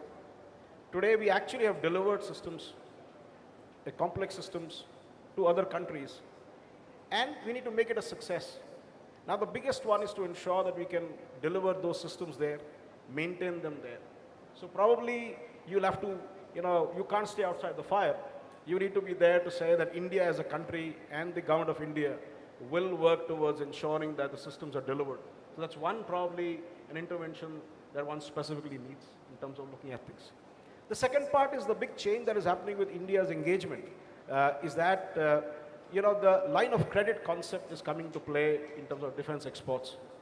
And to that extent, if you look at it, that's the current model of the Exim Bank that India uses to look at line of credit is probably something that's not going to work so much. I think today is the need for speed, the speed of doing business. And I think we need to look at a line of credit which is controlled by Ministry of Defense as one policy intervention that one can look at in terms of specifically getting into this particular aspect. The other, of course, is a aspect of, and maybe, you need to have technology independence, or at least you should own the technology. One big intervention that's happened already is the entire IDEX and the IDB and the new IP and technology getting created. But what we need for those companies is an Atmanirbhar bank, because finally it's working capital that the startups have to work on, which is another intervention the government needs to do. Because, it's not about funding, it's about ensuring that they can get their creation to fruition and actual product being delivered. So, from my side, there are multiple things, but I think I'll from the intervention side, I'll stick to this at this point of time. You could please. SK. Thank you, Brigadier Chatterjee. And friends, I come from the textile industry. I run a company called Shivatex Yarn, and I'm generally the odd one out in the Bharat Shakti conclave, because either we have multinational engineering companies or we have startups doing very special tech like drones. And so we operate in that small segment of the high-tech portion of textiles. We are different as a company from many of our friends who are sitting here, because defense is only about 20% of what we do as a turnover. And predominantly the other 80% is exported all over the world. So we do a lot of exports. I think that's why in its wisdom, Bharat Shakti, Nitin and Brigadier Chatterjee have decided, Nilanjana have decided to put me on this panel. So that's on a lighter note. Now, we work on two areas, chem bio defense, cold weather clothing. And I've generally seen that there has been a very positive, proactive approach on a relative level by the government of India to actually promote exports. As Mr. Tungar said, it's about soft power, it's about going there. So there are certain portions of things where we are literally left to our own, like cold weather clothing. We sort of straddle the non-defense areas, so to speak, in those products. We sell, when we say we sell in Siachen Glacier, we actually end up selling more to the hunting and casual market people in many of the European nations than actually we sell to defense, because everybody has got their own suppliers. But where we find a lot of interest in our products is in areas like the NBC, CBRNE suits that we produce, where there are less than about 10 people in the world doing cutting-edge solutions. There, the government of India, we've seen, has taken a proactive approach in putting us on to potential customers, nations, because it's G2G. The And another area where we are working on right now, where we are possibly seeing is active camouflaging, thermal camouflaging of individual personnel is going to be the next big holy grail in textile defense, because imaging is changing. Drones are up there right now. The angle from which you are viewing somebody is completely different, and we're seeing that in current conflicts. So that's what we're seeing changing. And the broad policy of the government of India in this, from my perspective at least, is it's been controlled release. So we'll give it to our friends, which is great. But the policy change I would like to see is that there is no active person trying to match needs. It works on a reactive principle. Somebody comes, asks for it, it happens. Or if the company comes and says, I would like to go there, it happens.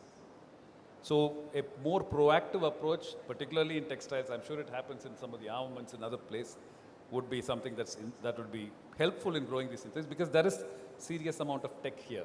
We're talking about products, there are not more than a dozen people in the world manufacturing those kind of systems. So there's a good amount of tech there, and it's necessary, life-saving, and hence it fits all those things that would qualify as a soft power. The second aspect that I see is that in particularly certain products where issues like SCOMET come inside, we have found that broadly the defense ministry is very supportive, but then there are other agencies who, like DGFT, who would require permissions, and there is no mechanism for interministerial, one-stop interministerial coordination. And sometimes you are like, okay, hell with it, it's okay, I'll just apply over here. So there is an issue there in terms of interministerial coordination for certain products. And the third aspect is availability of finance, as you rightly said. And I come from an industry where there's active government participation of trying to promote our technologies overseas. Textiles, we get funded to exhibit all over the world. I don't think that's happening in defense. So if something like that can happen, I'm sure we can go multi-fold. Thank you very much. Right, Vikas, can we have your ideas? Thank you, sir. So how much time do I have? You give a marketing man a mic and you're in trouble. Right, okay. So, so to answer your question on policy, so I'll come to policy in a bit, but let's look at the existing policy itself. I'm basically asking about policies, yeah. So, so the existing policy needs better implementation first. So when I say that, so when you talk to a prospective country, so the first question invariably is, have you sold this platform in your own country? Now, if our procurement cycle times for platforms are going to range between 4 and 7 years, so you can't have an export prospect waiting that long. So that's number one. Nilesh spoke of financing. Our Exim Bank was set up before defense exports came into vogue. So the policies are not attuned to defense exports. So that's an area which, as a nation, we need to. And the US could be a very good example here. They have their own funding mechanisms within the Pentagon. The other thing is that when you look at doing indigenous platforms, because you can only export your own IPRs. Normally, that's the route. So, so you need to develop your own IPRs. The government needs to have mechanisms to incentivize R&D. There is no such mechanism. In fact, even in the semiconductor mission, and we heard Anshuman speak about it, the incentivization is on manufacturing and not on the IPR creation. So if you have a fabless setup, there's no incentive. If you're into manufacturing, you get an incentive. So broadly, I would paint these as policy issues within India. Then there are policy issues bilaterally or internationally. The MTCR came into vogue long before drones came into vogue. Now, you need drones for ISR. They will exceed a range of 300 kilometers, so it gets into MTCR. So somewhere I think a distinction needs to be made there. Likewise, ITAR. So on one hand, you cannot have a situation where you say we will co-develop, co-produce with various countries and then have these restrictions. So from a policy perspective, I'll pause here for now. Come back later when you have more. Right, next issue that you people can just give it a thought and give me your ideas about it is this issue. Whenever you go to buy anything, any goods for that matter, you want it the cheapest, you want it the quality best, and if you want it the quality best, you also need the best quality best, latest modern technology. So how do you people combine all this and yet be globally competitive? So I don't know whether we are globally competitive because our hit and miss ratio is just about even. So, but we're faring. I mean, we're getting better by the day. So my point is, since we're talking about exports, that's why I made yeah, it global. yeah. So okay. So when you speak, so you have to understand the customer country's requirements also. When it comes to a developing economy, so one of their prime needs is much like our own. So limited budget for spending on defense. There are other demands on the economy. And in that limited budget, they have to get the best bang for the buck. So they will also want job creation. They will also want developing supply chain. Plus, there will be legacy systems. And there usually are a whole host of legacy systems. So usually what we've observed is a preference for players who are platform and technology agnostic. They can work across platforms, who are willing to go that extra mile and develop local sources for onward maintenance of the platforms, create jobs in that country. And of course, you have to do all this while remaining on top of quality and being competitive, right? So it needs to be managed, and so the approach we've taken is for every order is managed like it's managed literally almost like a separate company. So it's, there's a program manager in place and it gets reviewed at the highest levels. And every milestone gets reviewed, and then quality checks, of course, we all follow the same quality checks. And then on top of that, there is the MOD, so you have to clear that gate before you send anything out. Okay, Itzke, can we have your idea? So being globally competitive is what we have to be. There's no choice. Being class leading is a different ball game. You might not be there in all the places that you want to be. Our experience has been that in the key differentiators of our products, we have tried to do forward investments in R&D and pilot scale, even 4 to 5 years before doing something. For example, if you look at CBRNE, the heart of a CBRNE system is the activated carbon, the resinous activated carbon that goes inside, and the layers, the way you then create those filter systems where the carbon doesn't shed. And we decided early on we would not be a confectioner of trying to get carbon from somebody else. So we put a plant knowing very well that we'll not get an order in our hands for 5 years. And we started tweaking the carbon, playing with it and doing and things. So we were able to reach benchmarks. But what is good was because we understood the layering on fabric in a very deep sense, we were able to do products that the leading European competitors said that you are actually slightly better than what we do. So forward investments, make sure that you're somewhere there. You might not be exactly class leading, but you can give a price value mix that should be sellable. And that's essentially what we aspire for. We do ideally try to be class leading, but it's not always possible. That's my experience. So being competitive in today's situation has 2-3 connotations. The first one is freedom to export. And that comes from one, having your own IP and technology. The second element today, given the conflicts that are going on, is the fact that is there an industrial scale in your manufacturing? I mean, for example, this is a very funny conversation. Somebody actually came to us and said, what is the spot price for your gun? And I said, what do you mean spot price? He says, how many guns are ready? How many can I take? And believe me, when we say that we can make 300 barrels a year, it's actually jaw-dropping for most of the guys. And that's the biggest. So creating that niche infrastructure for that industrial scale becomes critical. We make 25,000 shells a month, and we'll go to probably 60,000 shells a month by January, and we're booked for the next 4 years. Now the challenge is, the whole play today is about that mix, and you spoke about value, and you spoke about the cost part of the story. The other big element of being competitive is in terms of your ability to, actually create a setup which is there after the sales is done, because a platform remains for next 40 years. How do you ensure that you create, one, of course, the whole ability to service that? There is, and also every sovereign country or every sovereign would like to have, their independence in maintaining them and doing forward what it is.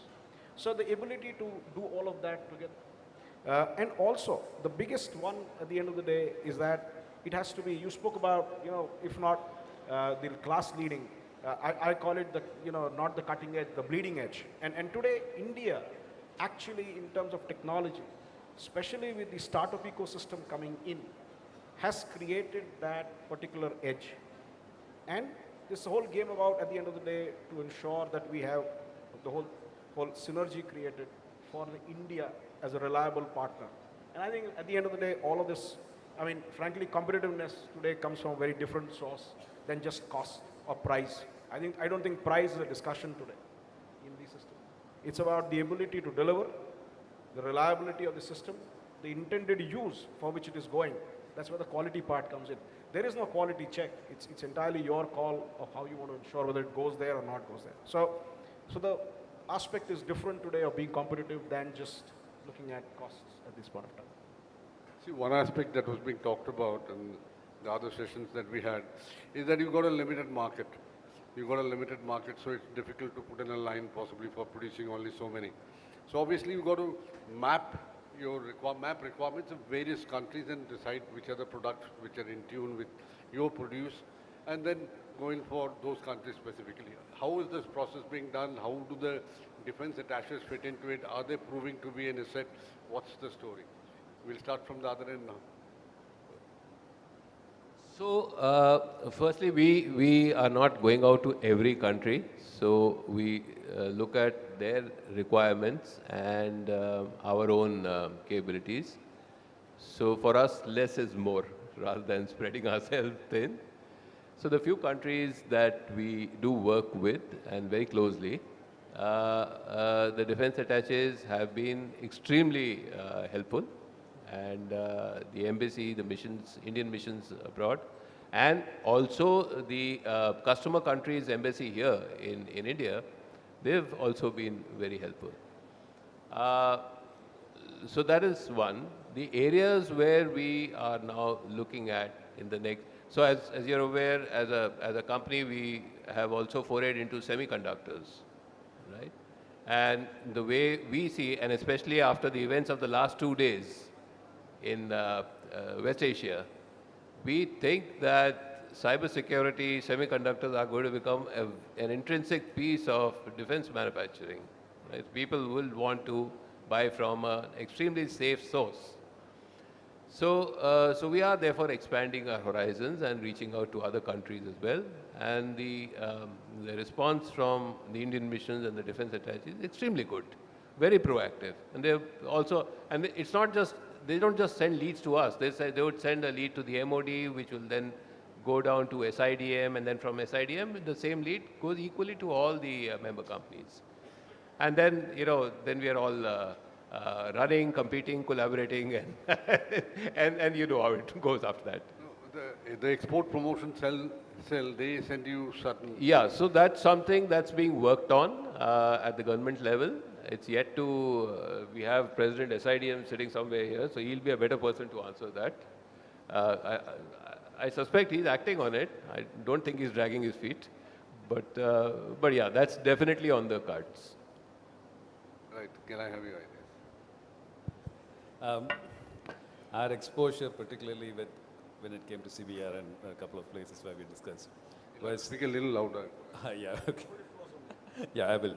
So, our exposure, Brigadier Chatterjee, has been that, yes, defense attaches are important and helpful, but as important, I would say our Indian defense attaches in those countries where we would like to engage also play a very important role. And I would like to recognize that at this point of time. They are our ambassadors out there. And in my own personal case, I've had some great experiences in terms of how helpful they can be. In terms of products, in our things, it's very diverse. CBRN, everybody needs it. Cold weather clothing, only those in the north of the equator need it. So we have ways of handling each one differently. Sometimes we do get, of course, inquiries through the regular association channels, but we also have multiple forums by which we go out there and do our own mapping. Some products, like I said, CBRNE, that's purely G2G. That's the way it works. And there, I would say the defense attaché system, the embassies, and again to repeat, our defense attaches in those countries play a pivotal role. That's been my experience. Thank you. Right. Next question is about... Yeah, sure. So the interesting part is India's defense diplomacy is really incredible today. I mean, believe me, we have had situations where we have delegations coming from 4 different countries which are organized by Indian MOD and Government of India. The Indian defense attaches are an integral part of this whole process. You know, before they go for their postings, they actually come for an industrial visit and they familiarize themselves with what's going on. They connect up and they actually keep the connect. So from a Indian missions outside, the defense attaches here of foreign countries in India, plus the entire MOD engagement on looking at how do they really come and see the capability of the industry. I think it's incredible efforts that have happened over the last 2 years, and today it's now a regular feature, which is a very interesting aspect of the entire, which I said, which is the whole of India approach. The MEA, MOD, the national security apparatus, all our missions abroad. I think all of that together is actually an example that's happening in the exports. It's very, very, very heartening, I would say, what you say, and especially, I think I read a report that 10 additional defense attaches were being posted out just about shortly. So that will possibly, you have to ensure that the workload of the defense attache doesn't go beyond a certain point. Only then, that's what I was actually coming down to, that they have to be perhaps staffed more heavily in case this kind of a job is given to them. Right, if I can get on to the next issue, my next issue was about, it has been talked about again in the seminar today, that in case your goods and equipment, whatever be it, it goes through the trial process of the Indian Army, then it's good for the whole world. Now, how has it really helped you? How does it really help you? To what extent it does? We'll start from you. So it absolutely helps. I mean, it's a standard question by anybody which says, has your own country, inducted this product? Yeah. The fact that, the products that we are exporting, none of them are inducted in the Indian system. So it's a very interesting combination. But the fact that they have tested it, the fact that the Indian system, when it goes through the whole process of testing, it's acceptable to almost everybody. But they have their own process of acceptance. They will go through their parts of the process. It certainly helps. Yes, my good friend did talk about the timelines of India procurement. But fair enough, that's been the case for so many years now. Hopefully it'll move in the right direction to change, so to speak. But it certainly helps, no doubt about it. I'll have a different question because we don't have so much of time to get ideas on other things also. Again, is it time to graduate and focus much more on platforms rather than system, subsystem components? Okay, let him. So I am a big proponent of this philosophy. So over the years, we have been testing the waters by supplying components, parts, sub-assemblies, etc. And it's time, and a few of us have actually ventured out. We have exported platforms. In our case, we also have inquiries from prospects for platforms that we've sold recently to the armed forces, Air Force in particular. And what we are also seeing now is our international partners in some of the domestic platforms are also egging us on. So they're willing to collaborate and also reach out to other international customers jointly. So that's a very, very big positive. That never used to happen in the past. So if a platform has been sold here and you partnered with a certain player in some country, that was restricted to India. But there's a paradigm shift now. So that speaks volumes, and to me, the way I read it, so there is a great deal of comfort that IPR protection is there when you deal with Indian industry, which is why someone would offer this, right? So it's not one player, but several such cases we've now coming across this. Yeah. Okay, you wanted to say something. I think the component thing is more of an engineering thing, it doesn't apply to us, but trial approval, 100%. All SCME clothing, for example, is trial approved. Sometimes it takes us 3 years to clear, 3 years of submitting. But the market recognizes.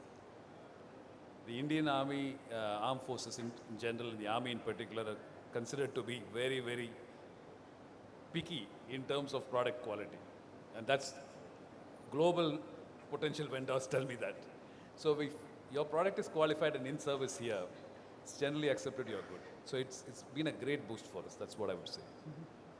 Right. We do not have much time, though there are quite a few issues to be discussed. Just 1 minute each, any issue that you really want to highlight. We can start from, let's start with him only. He hasn't taken off at all. So, yeah, I'll probably the easier bit rather than these two gentlemen here. A proactive policy to look at, other than the armaments and the primary platform systems, to look at the other components as extensions of soft power and to actively, progressively push that would both help in the soft power as well as help the industry like us. I'm keeping it very short. There are multiple dimensions to that, but we can do that. Okay. So the way, if there are only 3 regions in the world which are conflict-free. 2 are the poles, the North and the South Pole. And the third is mostly Latin America, although there have been some disturbance there. So the rest of the world has some conflict ongoing somewhere or the other. And so I sense great expectation on part of the other countries, friendly countries, that India will step up its game. So if you want me to say just 2 words, I'll say speed and scale. That's what we should aim for. Speed and scale. Okay. Speed and scale. Right. I think, in terms of pushing exports and making it really part of the story. I mean, if India is going to be in the next 25 years a $30 trillion economy, a lot of its assets are going to be across the world and not just in India. So India's soft power part of the story is great, but the hard power also will have to come into play. And with that, weapons and systems will have to come into play. 3, the biggest challenge is going to be how do we navigate this entire geopolitics. And India, as leaders of the global south, will have to take that role and lead. And you can't stay outside the fire. You will have to deal with it. So rest, I think the mechanisms will come into play. The world needs it any which way. And I don't think anybody has the capacity to deliver what India can deliver in terms of the scale, the industrial scale, in terms of the technology and the capability.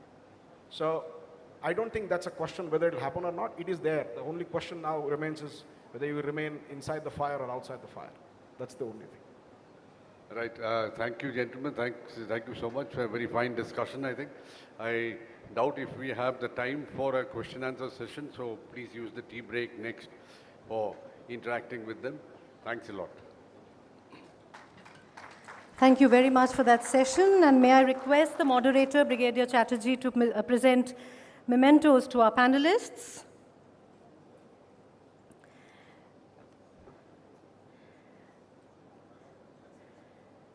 A memento to Mr. Vikas Khitha, Vice President and Head, Corporate Office and International Relations, Precision Engineering and Systems Business, Larsen & Toubro. A memento to Dr. S.K. Sundararaman, Managing Director, Shiva Texan, to Mr. Nilesh Tungar, CEO and President, Defense and Aerospace, Bharat Forge Limited. Can we have a quick photograph?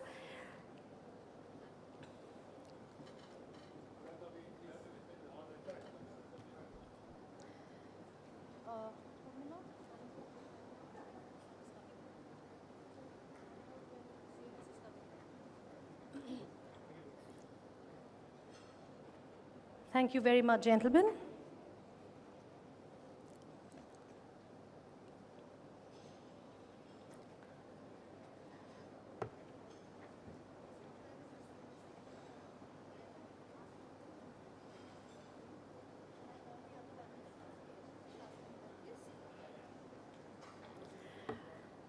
Give me a minute or two. We have to put one more chair on the stage for our next session, which is Knowledge Session 5, Indo-Pacific Futures Navigating the New Normal.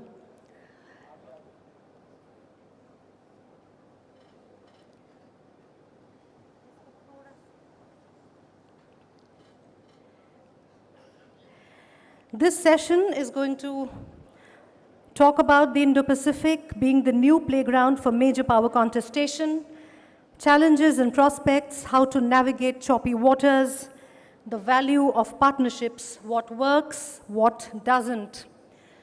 The keynote address for this session is going to be delivered by Admiral Dinesh Tripathi, Chief of the Naval Staff, and he has just entered the venue as we speak. Can I have a round of applause, please, for Admiral Dinesh Tripathi, Chief of the Naval Staff. He's going to be delivering the keynote address of this session.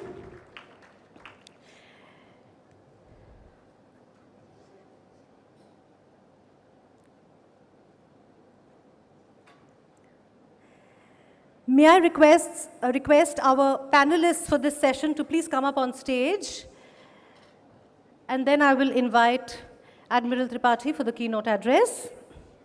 Lieutenant General D.S. Rana, DGDIA, could you please come up on stage, sir? Major General Scott Winter, Deputy Commanding General Strategy and Plans for the U.S. Army Pacific. His Excellency Philip Green, Australia's High Commissioner to India. Mr. Shimon Fima, Director, Strategic Programs, Ministry of Defense, United Kingdom. And His Excellency Hervé Dalphond, Ambassador to the European Union to India. Can I please ask you to come up on stage? Can I have a round of applause, please, for our panelists?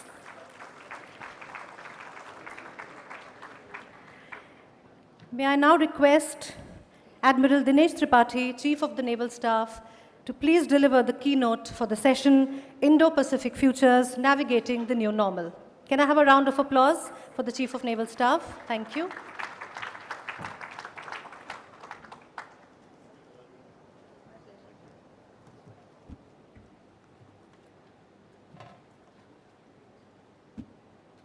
Thank you. Thank you very much. Excellencies, distinguished panelists on the stage, the organizers of the conference, all people from the Bharat Shakti, ladies and gentlemen, a very good evening to all of you. I am indeed delighted. Last year when I was invited, I was sitting there and I had used this phrase, now that I've been invited into for this India Defense Conclave, that showed that I have arrived. So this time I've been elevated to give the keynote address in one of the sessions. So thank you, Nitin. Thank you for this. It is like getting elevated from the economy class to business class. As I said, I am indeed delighted to be here at the India Defense Conclave, organized by Bharat Shakti, who over the years, certainly we have witnessed, have evolved into a cornerstone of a strategic discourse, growing both in influence and, dare I say, relevance. I am aware that since morning, significant discussions and deliberations have happened on myriad subjects of interest by specialists and subject matter experts. For me, it is therefore a privilege to address this distinguished gathering on this contemporary topic of Indo-Pacific futures, navigating the future, and navigating the new normal. So in the 10 minutes what Nitin has given me, I've intend articulating this subject in two parts. Firstly, I'll define what we feel is the new normal in the Indo-Pacific. And thereafter, I'll address the question of so what? So what India and largely what Indian Navy is doing to navigate the new normal. It is established fact that the contemporary global order is in a flux. I'm sure most of you are aware of it and maybe you know more than me. Undergoing rapid and drastic changes. So the Indo-Pacific in particular is increasingly characterized by the turbulent tides of competition, contestation, and conflict, coexisting with cooperation, collaboration, and convergence. I would argue that the flux is more prominent and poignant in the maritime domain. Now, taking India as the reference, if you look north, we see the specter of unending conflict in Europe that is well into its third year. This conflict has reinforced the ubiquity of conventional warfare, broken the myth of short and swift conflicts, as well as exemplified the global impact of such events in an increasingly interconnected and interdependent world. To the east, we are witnessing challenges to the rule-based order, undermining the sovereignty and independence of smaller nations. The recent spate of belligerent bullying in the South China Sea have amply demonstrated how economic weight and military might may be leveraged to pursue vested interests and expansionist designs. To our west, there is another conflict in West Asia, potentially destabilizing a wider region with attendant threats to maritime commerce and traffic. This conflict has highlighted the strategic alignments of asymmetric forces against nation states, uses of maritime domain as a leverage to influence events ashore, as well as availability and employment of low-cost, lethal, unmanned, and kinetic technologies to create disproportionate impact. So to the south, when we look, the Indian Ocean region, fortunately, till now remains largely peaceful due to our collective and collaborative efforts with our friends and partners.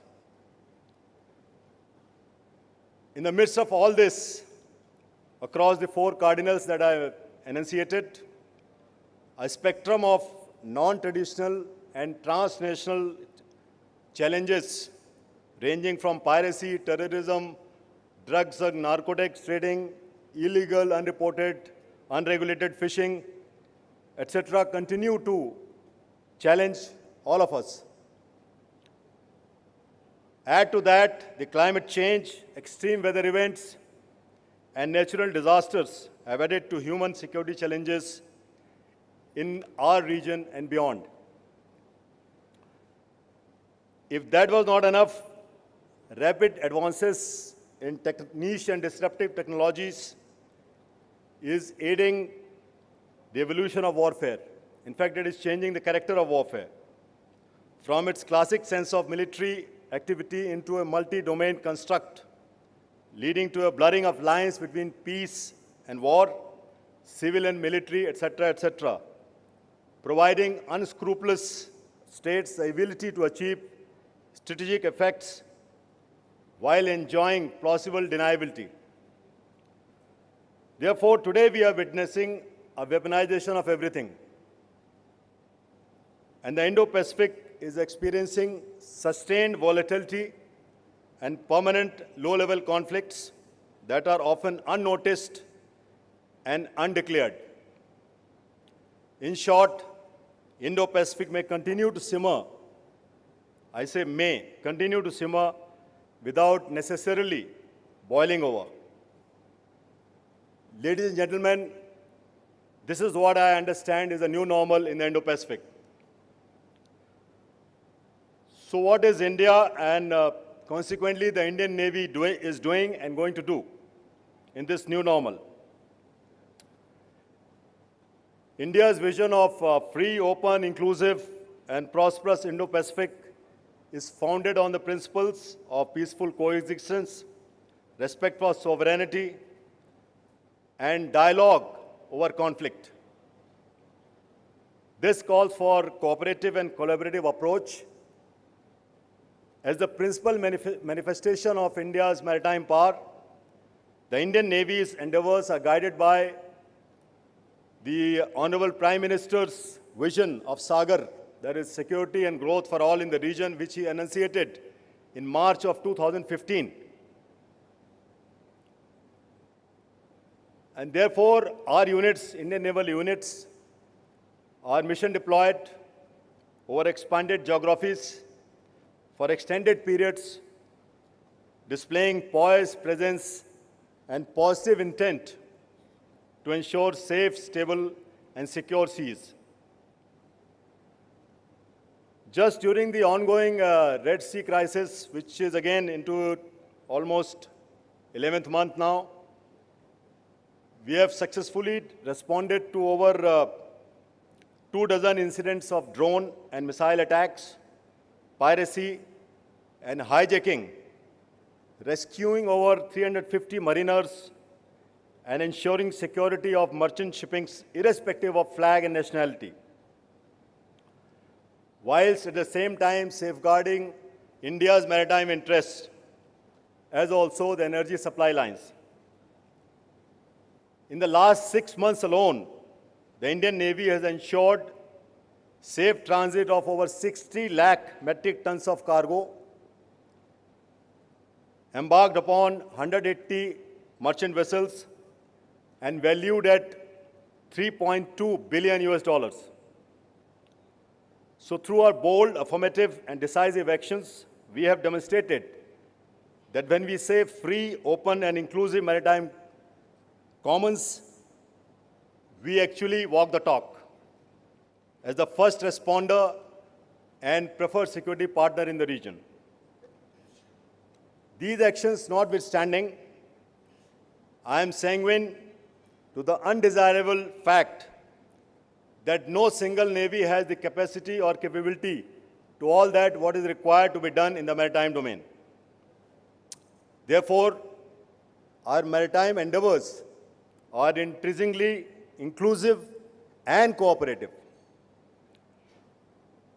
Our Navy's multifaceted approach of capacity building, capability enhancement, cooperative engagements, and collaborative efforts has strengthened cooperation and collaboration with our partners across the region.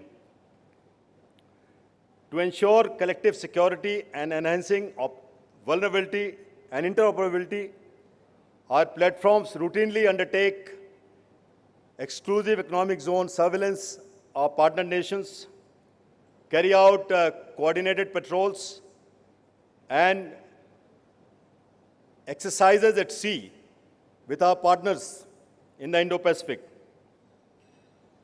Training and technological support provided to various partners has enabled them to build individual capacities whilst enhancing collective maritime competence in the region. At the same time, functional groupings founded on issue-based convergences like Quad, IORA, and BIMSTEC, just to name a few, help us to synchronize and synergize our efforts with like-minded partners. India-led initiatives such as Indo-Pacific Oceans Initiative, IPOI, Goa Maritime Conclave, Indo-Pacific Regional Dialogue, which is slated in the first week of October, Mahasagar, this is Navy to Navy Key Leadership Engagement Forum, and in Indian Ocean Naval Symposium, or IONS, have enabled us to find regional solution to regional problems. I'm sure you would all agree that these efforts need to be backed by credible capability. So as a combat-ready, credible, cohesive, and future-ready Navy, we intend to constantly enhance our capabilities across all 5 domains, that is space, sea, air, subsurface, and cyber. We also aim to achieve self-reliance in emergent and niche technologies, and in doing so, we cannot afford to depend on external sources alone for meeting our critical requirements. We understand that self-reliance is now no longer only an economic imperative, but indeed it is a strategic necessity. The Indian Navy has made an unequivocal commitment of becoming a self-reliant or fully Atmanirbhar Navy by 2047. Self-reliance, therefore, does not mean doing everything alone in isolation. We do welcome joint partnerships in research and production so that we achieve increased interoperability between our platforms, personnel, and processes.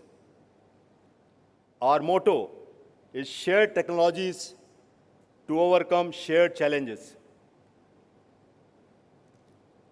To conclude, as we navigate the turbulent tides in the Indo-Pacific, let us remember that our strategic choices today will define the contours of the Indo-Pacific community. I firmly believe that by enhancing collaboration in the maritime domain, strengthening maritime diplomacy, and supporting a rules-based order, we can collectively contribute to a stable and secure Indo-Pacific. The future beckons us to unitedly embrace our collective maritime destiny, for the seas are not merely a path to our growth, they are the very foundation upon which our future will be built. So once again, I want to thank Mr. Nitin Gokhale and Team Bharat Shakti for inviting me today for the keynote address in this important session. I wish your organization all the very best.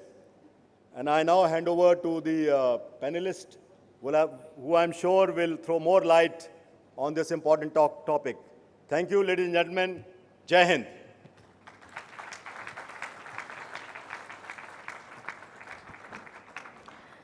Thank you very much, Admiral Dinesh Tripathi, Chief of the Naval Staff. That was the keynote address on the session, Indo-Pacific Futures, Navigating the New Normal.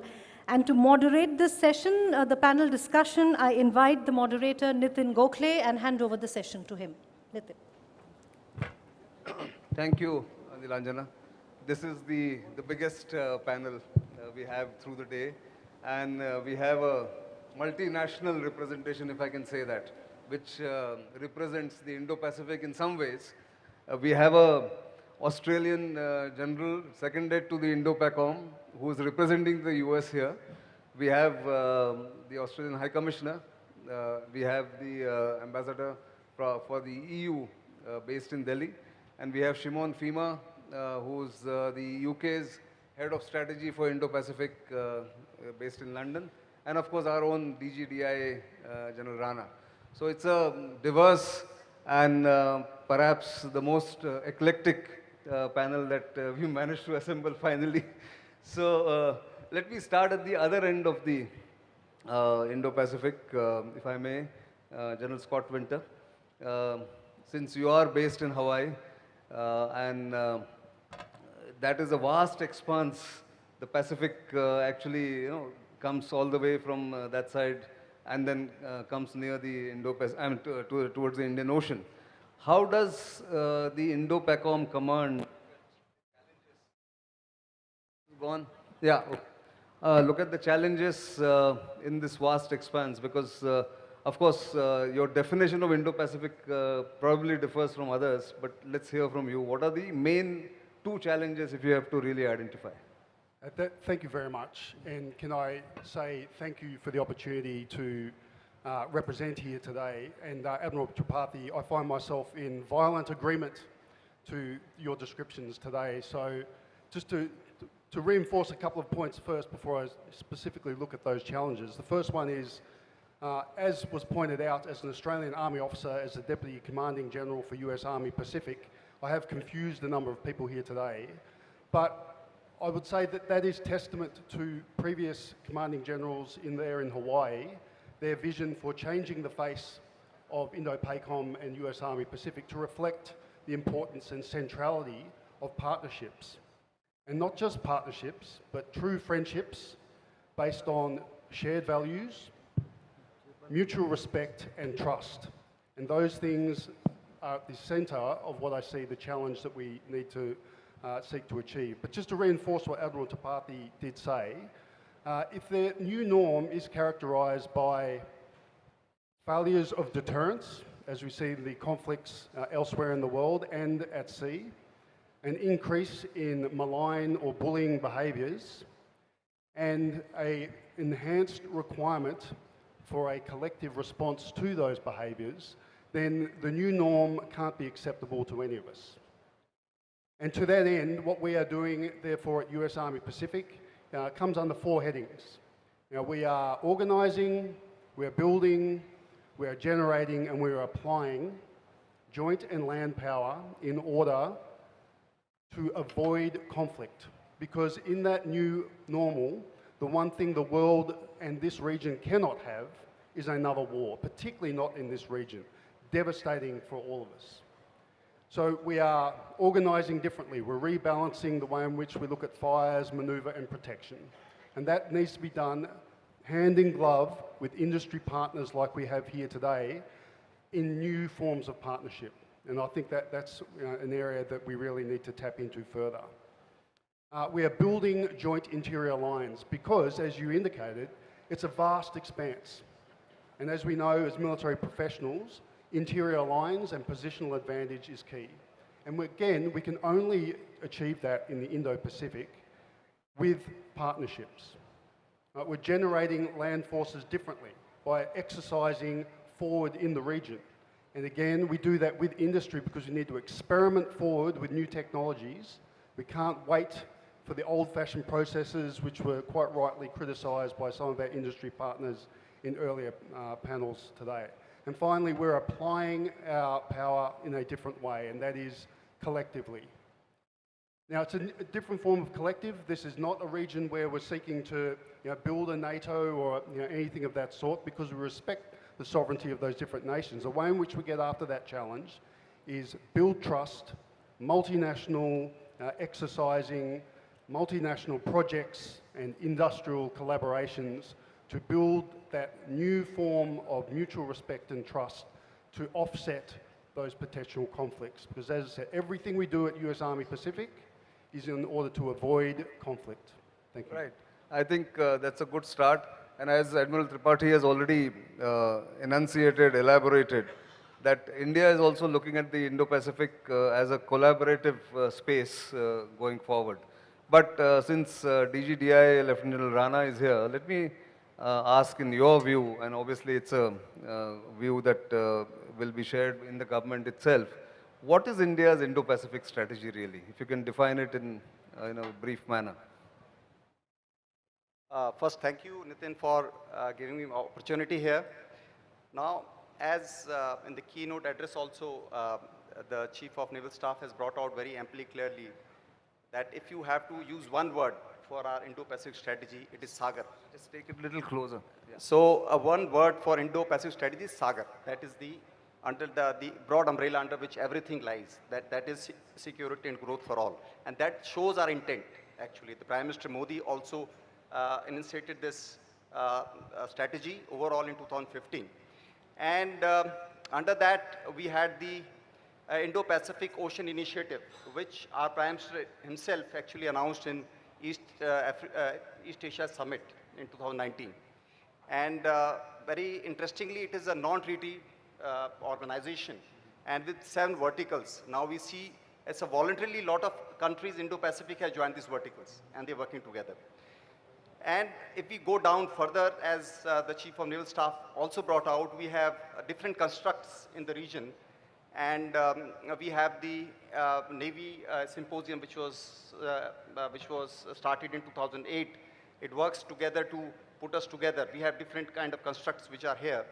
But we have also mini construct, or we say mini treaties like the BIMSTEC. So that is how we look at BIMSTEC, which we put every day together. Then we have the 7 trilaterals arrangements like US, Japan, India, similarly in the Indo-Pacific. So we are working through these trilateral arrangements. And we have the Colombo Security Conclave. 5 countries now part of that conclave. So we look at the whole strategy, everything revolves around this. And we differ slightly with our friends, like we generally don't believe in the allies and alliances. We believe in strategic partnership. That's right. So if we see with all our countries here, the friends, we have different levels of strategic partnership. And through that partnership, we work very well in the region. And as you rightly brought out earlier, that the Indo-Pacific, everybody has different definitions, like what India sees as Indo-Pacific, from the eastern coast of Africa to the shore of America. So that has to be seen now with all the allies, how we look, what our interest lies, we have to see in our region as well. So the focus has to be overall. That's what I like to say. That's right. So let me move a little westward. Ambassador Delphine, if I am getting the pronunciation right. Europe, of course, is not part of, conventionally the part of Indo-Pacific really. But there's a lot of interest in Europe, in individual countries like Germany, France. Of course, France is a resident Indian Ocean power, so it can be legitimately that. What is Europe's outlook towards Indo-Pacific really, if you can elaborate a little bit? Thank you for having me. I hope that the quantity and eclecticism of this panel will be matched by quality. Maybe start by dispelling this view that Indo-Pacific is remote from Europe and Europe is remote from Indo-Pacific. Actually, Europe, the EU, has made its pivot to Indo-Pacific long time ago. If you look at our economic equities in terms of trade, in terms of FDI, in terms of ODA, the EU has always been the #1, #2, or #3 partner of many of the countries here.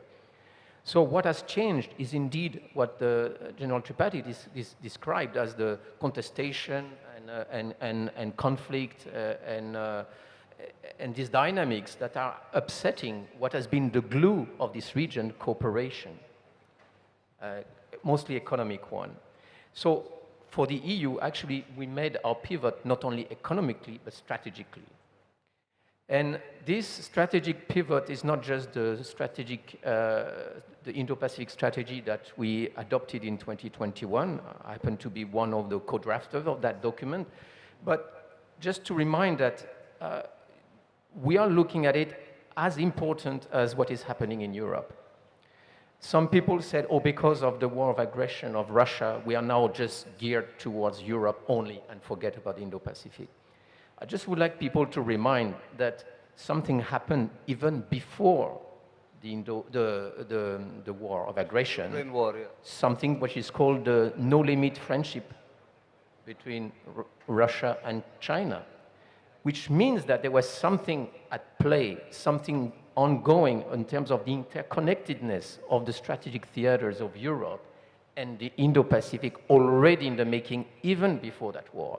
And if anything, the war of aggression of Russia has increased this interconnectedness. So for us, it's not like we have to choose between the Indo-Pacific and Europe. It's both. The both are interconnected. And when we look at the dynamics that have been mentioned, it's around through 3 Ps. Is the prosperity agenda. We really want to continue to invest in shared prosperity because this region is the growth engine of the world economy. Right. No one can afford of having this growth engine stalled. So we have partnerships in connectivity, in digital and everything. We have FTA with most of the partners. We are negotiating with Australia, with India, with Indonesia, but we have a series of FTAs we have concluded. We will continue on this, on global gateway, connectivities, that's it. The second is about peace. Peace and security where I think the EU is not what you call the usual hardcore, hard power player, but what we are smart enabler in security. We have different ways of engaging with the Indo-Pacific information sharing system, EURIS. There is an equivalent in India, I think the NISHAR, if I'm correct. And we have actually, this system is used by 90 agencies of the Indo-Pacific and 45 states.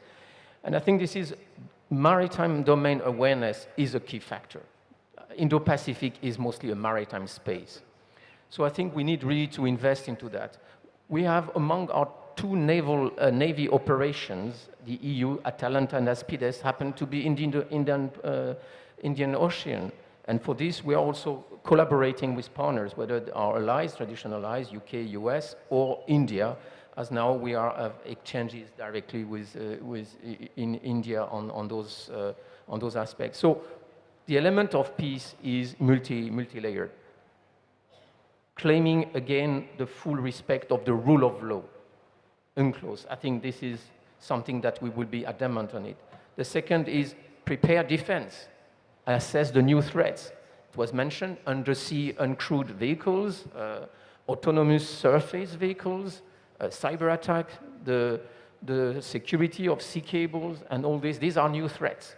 We have to adapt to that. And I think the EU is fully on that page through different instruments that we have.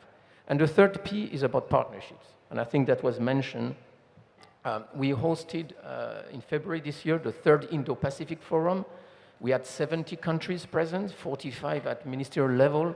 And again, it speaks for how much the EU is invested in Indo-Pacific. And the risk, and maybe this is the note of caution I would put into this. The real risk for us, I think, is a fragmented approach to the different dynamics that is happening. In order to capture what is happening, you really need a comprehensive approach, strategic approach to Indo-Pacific. Some may argue that you need to maybe have specific zooming on the Pacific as opposed to Indian Ocean. Fair enough, we can discuss that. But I think, for me, the risk of fragmentation is what can be instrumentalized by those who have a different agenda. And I think this is the greatest challenge that we may face. Absolutely. I think on that note, I should turn to High Commissioner Philip Green. As a country which is at the confluence of Pacific and Indian Ocean, you obviously look east and west both. That's where I think the entire focus is right now between these two oceans. So as a country which is in the middle of the two oceans there, what are your, I would say, objectives in doing cooperation with the Quad countries, of course, but also going further, because there is also your cooperation with France, maybe, and EU, as you mentioned. So just give us an idea to our viewers and to our audience here. How does Australia look at Indo-Pacific? Because I just want to get everybody's view on that. Thanks, Nitin. Well, first of all, it's pretty stark, isn't it? We say repeatedly in public that Australia's strategic circumstances are worse than they have been at any time since the Second World War, and that they are deteriorating. And that requires action. So what are we doing? So the first thing is an overwhelming focus on our near abroad, on the Indo-Pacific. We've just released a new defence strategy, and for the first time, we have changed from characterising our military as being a balanced force, that is to say, one can operate in our near region and one that can be involved in expeditionary activities far abroad. We've removed that and we talk instead about a focused force. And that means focused on our region. Military engagement is important, and it is important in seeking to establish the strategic equilibrium in our region. We need to demonstrate that there are enough of us who are prepared to stand up for that the cost of breaking the peace is too great. And that's why Australia is deeply engaged in AUKUS and delivering nuclear-powered submarines. That's why we are doubling the size of our surface combatant fleet. That's why we are rising the proportion of our defence spend to be 2.4% of GDP. So we're doing a lot in the defence space, but the point is that that's not enough. This is a struggle which engages all arms of state power. Diplomacy. We have to send a message to our region that makes the countries in our region want us to be the leading players. It's not enough for us to be militarily strong. We have to have a powerful message. And we have to put inputs into the region, whether that is in infrastructure or maritime domain awareness or development assistance, to demonstrate to the countries of the region that we care about their futures and we care about their sovereignty. And the third thing is the focus of this seminar, partnership. It is beyond the capacity of any one power to maintain the strategic equilibrium that we want. That needs to be a shared endeavour.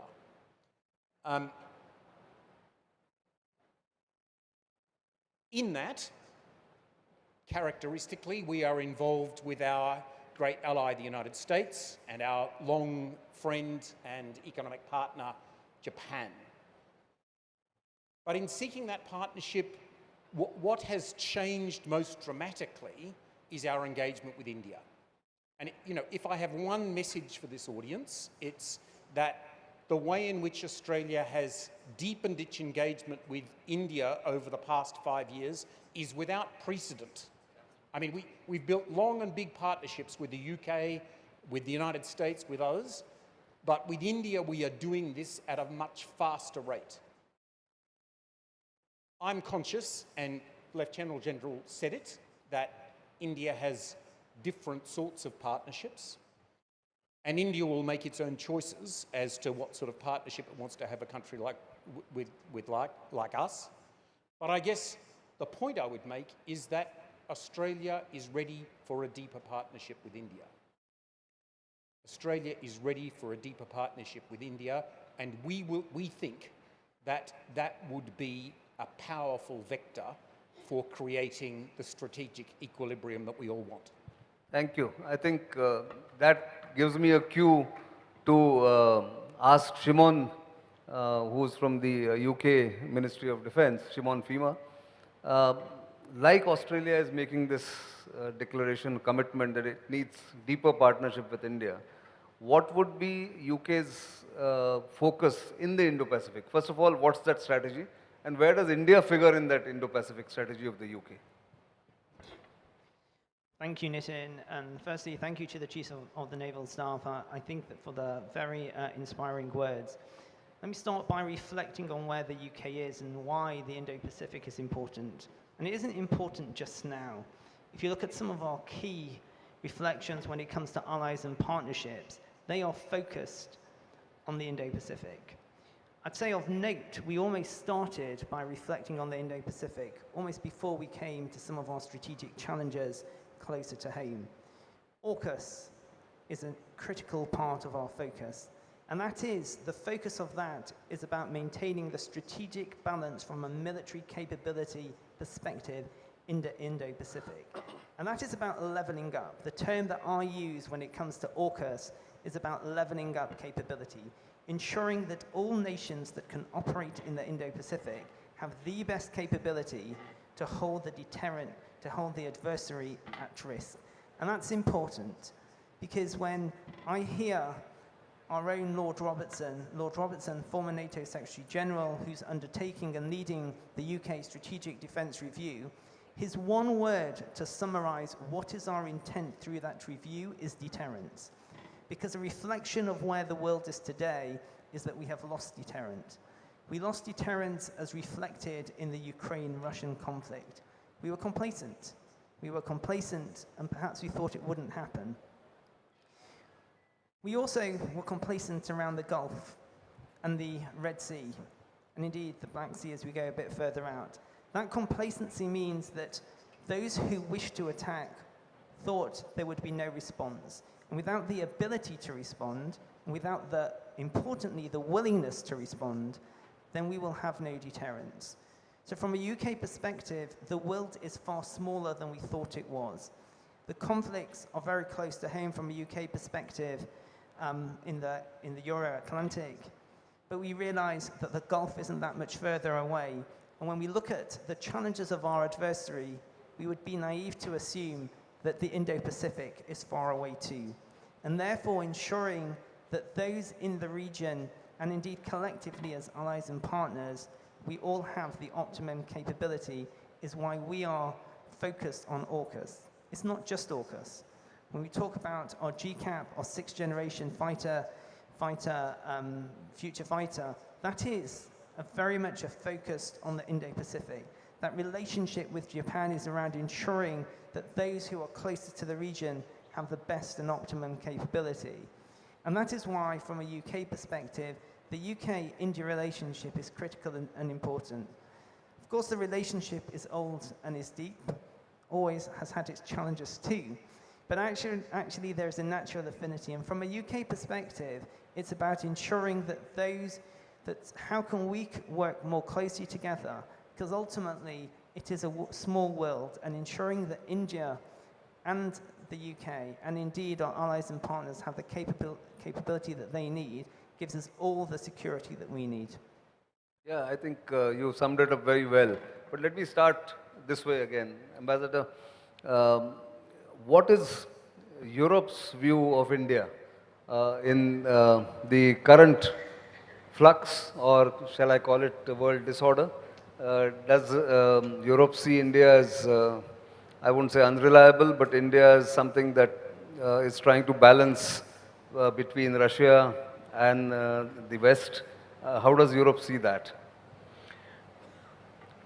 I mean, to put it simply, I think India is probably the fastest growing of any strategic partnership that the EU has with key players. If we look where we were 5 years ago and where we are, next year our leaders will meet. There will be a EU-India summit hosted here in India. And when we will take stock of all the progress made and we will chart the roadmap for the future, you will see a great deal of ambition and commonality of views in strategic terms. It's not just that it's a partnership that has grown organically. I think there is a clear realization that there is a lot of commonality, strategically speaking.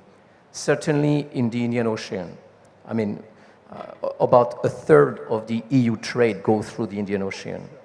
So I think the reliability and security of the supply chain, which applies also to India, this is a common objective we have. And that's the reason why we have 2 naval operations there.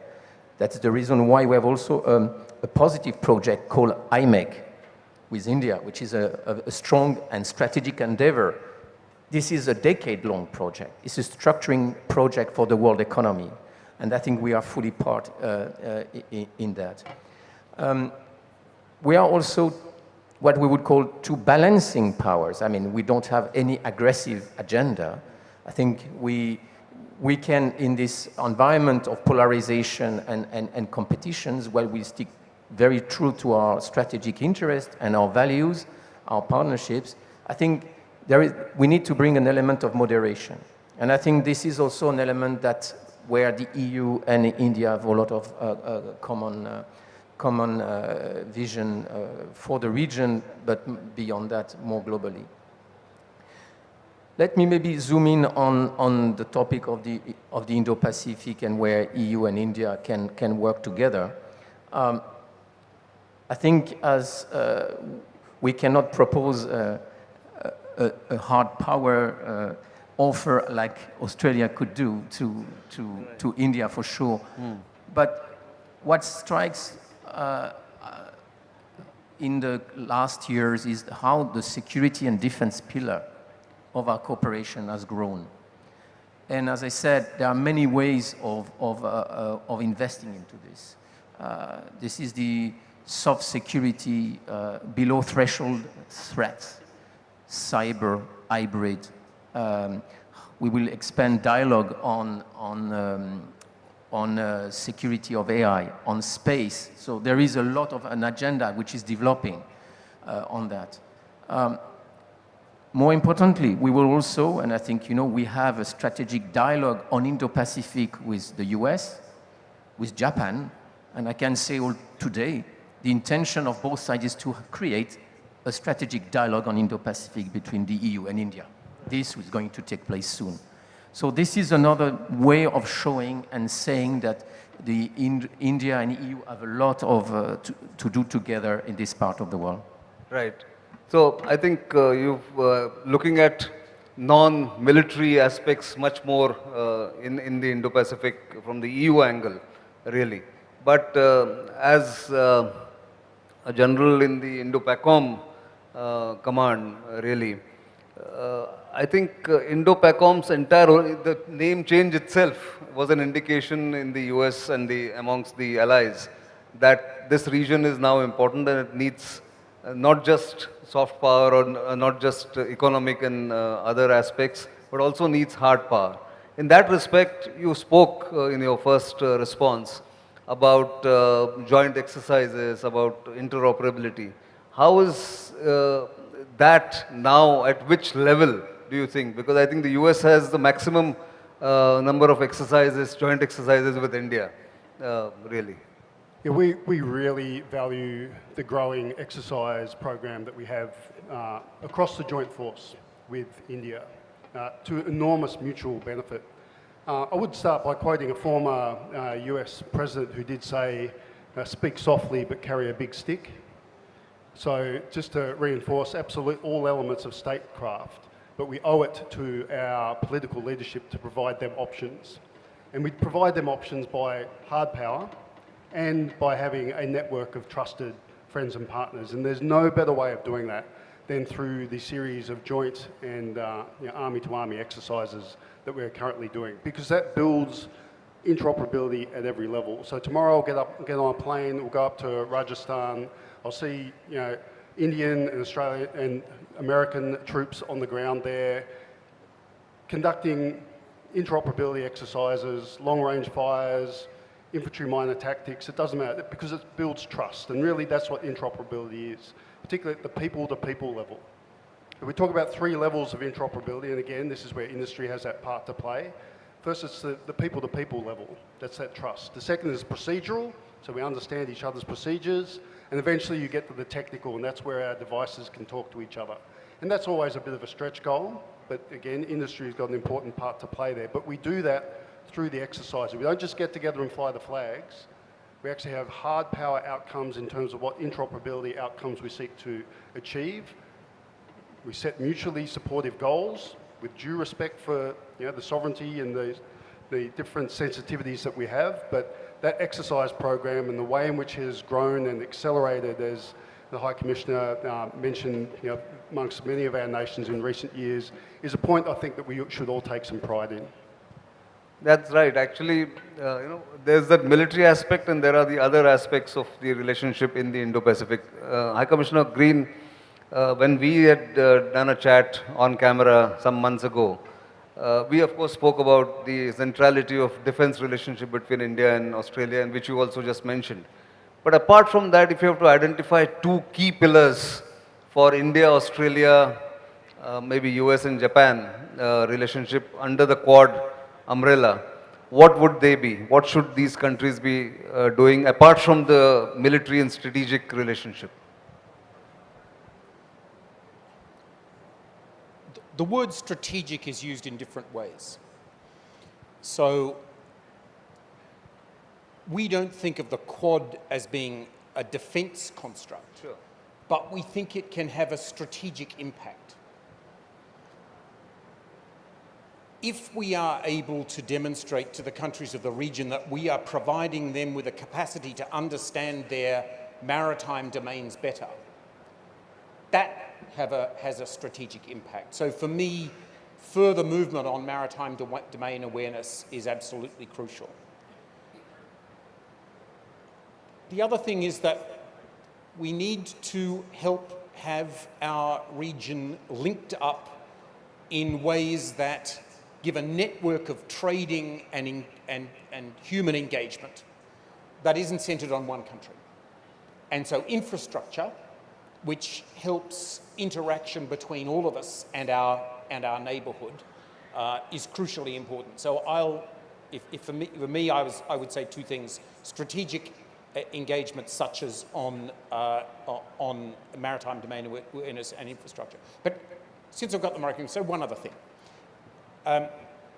It's very important that Admiral Tripathi gave the keynote address this afternoon, because this is a maritime domain. Absolutely. I was just going to come to that. It's a maritime domain. And I mean, and for us, working more closely in that maritime domain is vitally important, and it's natural for a seaborne country like Australia with a neighbour that is just on the other side of the Indian Ocean. So in particular, focus on the Northeast Indian Ocean with its crucial strategic engagement and approaches to the South China Sea. Finding ways of engaging, learning from each other in the way in which we deal with our island neighbours. So for us, our maritime abroad is all about small island states. Yes. India's got a few of those as well. It's a different neighbourhood, but there are ways in which we can learn from our different situations. So for me, the maritime character of what we are doing is crucially important.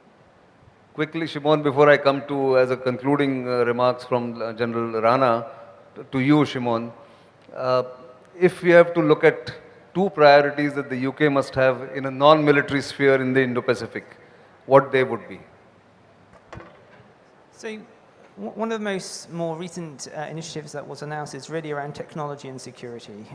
When we look at the resilience of what we have at the moment, yes, we can do well technology, but we know that the resilience in that space is relatively weak and quite vulnerable. Noting that India is clearly a technology powerhouse and the software engineering capability is something that I know our two national security advisors focus on a lot. And that is not about the defense element, but that is around the general security element, because if we cannot secure from a cyber perspective, from a telecoms perspective, some of those securities, then we won't succeed. So for me, there are two elements. It is the broader security elements, and I know there are deep relationships between the two NSAs, and I think that leads into the other aspect, security of passage. It's not a military aspect, but if we don't, the prosperity impact on both of nations is what we need to protect. That's right. So, General Rana, the final word to you. You spoke about mini, bi and trilateral arrangements India has with different countries in the Indo-Pacific. But more specifically, in your view, does India also look at ASEAN countries as something that is important for the Indo-Pacific and of course to India? Because looking east, acting east has been India's now policy. From looking east to acting east has now become the buzzword and of course main focus. So in terms of, since you are the Defense Intelligence Agency Chief, what kind of shared information domain that you operate in as far as the ASEAN countries and looking east is concerned? Okay, ASEAN country is central to our foreign policy. And as you rightly brought out, we are now Act East and looking at ASEAN very closely. And ASEAN also welcome India's participation. That's well known. So when you look at ASEAN countries, the only matter of concern which we see here, that when we talk about, without naming, the states which are operating in this area, there are states which respect the consensually based, rule-based order, and the state which defy that. That's so right. the state which defying that is making inroads, and I think we are not able to make much checks. And ASEAN, especially if you see, this is a study by the Singapore-based Asia ASEAN think tank, and this is a survey which they have done. They realize that China occupies a major, place in ASEAN economically and strategically. It's above US and other Western countries. Sure. So at the same time, you see what's happening in South China Sea and in our neighborhood. The rule-based orders is being defied, and we see how they are actually successful in a way in their gray zone warfare.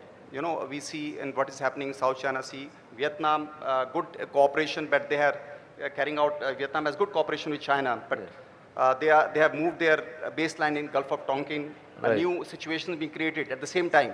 In ASEAN also, they have been able to deal bilaterally and make out things which are in their benefit. Right. So there is a need to have a cohesive approach, as it was brought out also in ASEAN countries, and ASEAN is in a regional architecture. We are part of it. We are part of ERF. We are part of ADM+.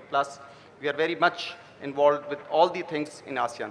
Other thing which I would like to bring out, as Australian High Commissioner has also brought out, the maritime domain. When we talk about Indo-Pacific, maritime domain is important, but it's not only maritime domain for us. We have to see, when we say sovereignty of a country, it is our land borders and maritime domain. We can't bifurcate that. You can't, so we can't say, okay, maritime domain, what's happening, or our land borders, we are not concerned. We have to be concerned about that. Absolutely. And I would like others to be sensitive about it, how what is happening on the other, and regionally in our neighborhood, how the situation is getting destabilized. By the actors, we need to focus on these issues, and I think there is a concentrated effort required there. And we talk about checking against a country, but we need to see, as India, concerned about the collusivity. So when we see the threat coming from these countries, we have to see how they are engaged as proxies in our neighborhood. And we need to be concerned about it, and in our defense cooperation and in our engagement by the other countries, I think that should be kept in mind. That's what I would like to say. Surely. Thank you. Clearly, what comes out here is that collaboration, cooperation, planning together against people who are trying to, or nations that are trying to destabilize the Indo-Pacific remains the central focus of countries in the Indo-Pacific. The definition may differ from country to country, but generally we all agree on what the definition, what the geographical expanse is. I think on that note, let me thank my panelists here for an excellent insight, and to Admiral Tripathi for having set the tone for what is the destabilizing, or what is the contestation in Indo-Pacific and how Indian Navy looks at it. Maritime domain awareness is key. There are other aspects to the cooperation between different countries. I think a lot of work needs to be done, but I think that's why these kind of conferences come together, and our core audience here are defense attaches from different countries.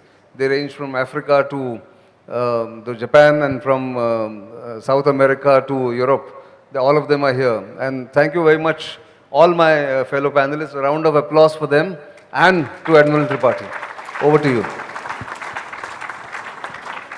Thank you very much. A wonderful session, and the audience listening in rapt attention. I told you to make use of the tea break, and I'm glad you did. May I please request the Chief of Naval Staff, Admiral Dinesh Tripathi, to please come up on stage, and I will request Nitin Gokhale to present mementos to the keynote speaker as well as the panelists. To Mr. Shimon Fima, Director, Strategic Programs, Ministry of Defense, United Kingdom.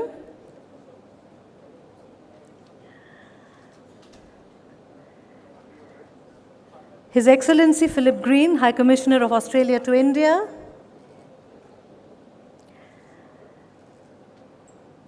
General Scott Winter, U.S. Army Pacific, Deputy Commanding General, Strategy and Plans.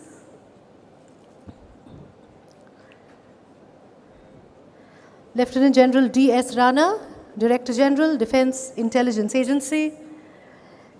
His Excellency Hervé Delfont, Ambassador of the European Union to India. And finally, to our keynote speaker, Admiral Dinesh Tripathi, Chief of the Naval Staff. Can I have a round of applause for this panel, ladies and gentlemen? And could we please have a group photograph while the chairs are being taken away? And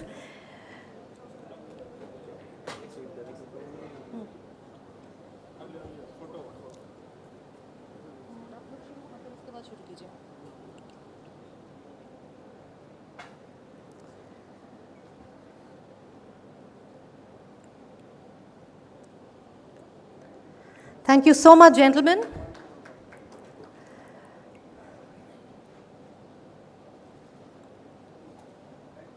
Thank you very much.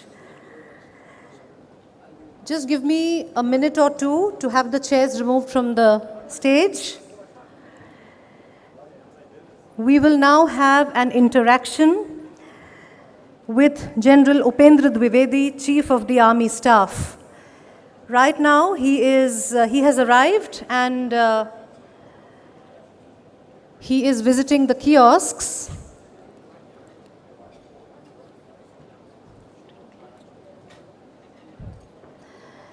And the moment he's done that, we will invite him on stage. And in the meantime, we will have 2 chairs on stage.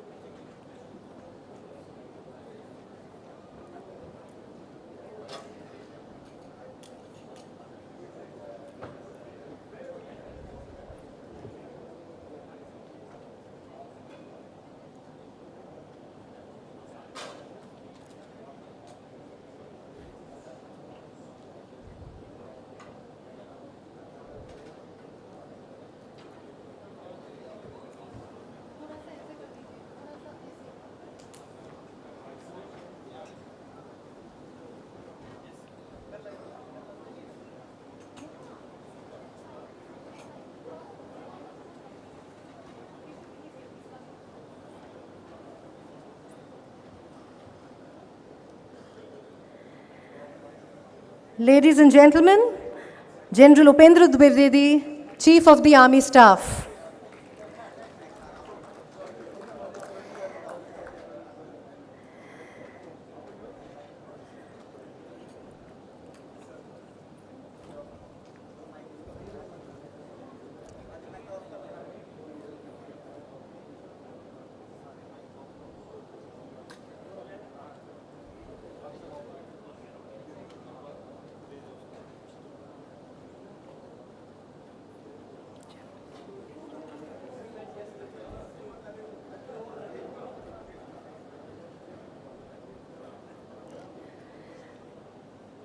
I request Mr. Nitin Gokhale to please escort the Chief of the Army Staff on stage. And now we have an interaction.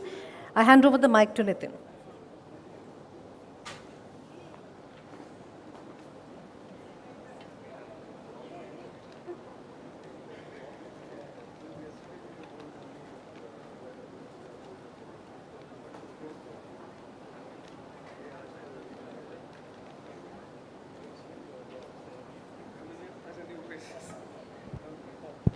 Thank you.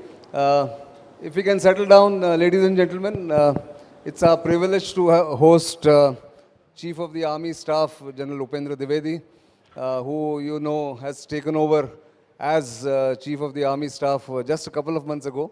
In fact, it's 2.5 months, if I remember correctly. So, you know, every chief comes in and has some set priorities. They sort of set themselves certain goals going forward. And of course, with continuity, you can't just upend and forget what has happened in the past. You have to build on it. So if I may start with that question, that what are your priorities for the next, say, couple of years for the Indian Army, and how do you see the Indian Army going to a direction which you want it to go? So Nitin, firstly, thank you for getting me here. And I think we have been interacting quite a long. And with you, I'm quite comfortable because in Northern Command also, you have been most prominent and you have been coming and taking my interview. So to begin with, since I came here as a Vice Chief, the advantage was that I got that time to prepare myself, that what do I have to do for next 2 years when I take over. So I must firstly thank my predecessors because they handed over a very healthy army. So my 50% of work was done. So what it means that whatever I'm going to carry forward, 50% is something which we have already taken up from the predecessors. I'll take that journey ahead. Of course, in approximation, 30% is something which I'm looking at new things which will be coming as we go ahead with the discussion.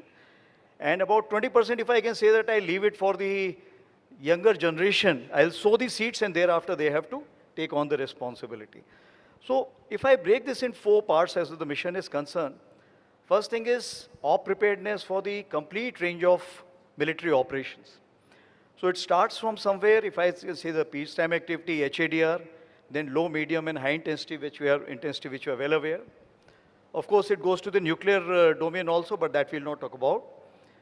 Also, the UN peacekeeping forces, that is something which India is playing a major role. So that also becomes a major responsibility because Center for UN Peacekeeping Operation, what we have here, is a regional hub and is doing very well. Second issue which comes is the Atmanirbharta. That's right. And as we talk about Atmanirbharta, moment you decouple yourself from the existing line of supply, there will be a dip. Yeah. But that is something, the pained decoupling or the separation is something which we have to accept because in long run, we will find that Atmanirbharta will give us major dividends. The third issue, if I have to come to, is alignment with the national security apparatus. People keep asking where is the national security strategy. Yeah. But we normally understand what is the meaning of national security strategy.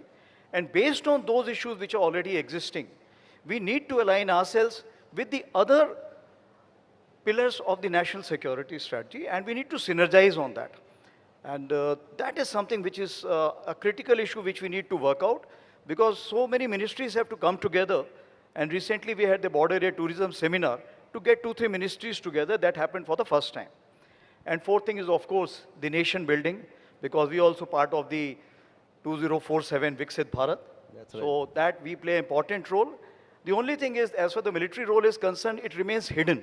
It remains unknown. That is something which we need to bring in front of everyone, that what we are actually doing as far as the nation building is concerned. The other issues are there. For example, year of technology absorption, which General Pandey has declared. I've declared it for year 25 also, because so that the journey becomes more emphatic. That's right.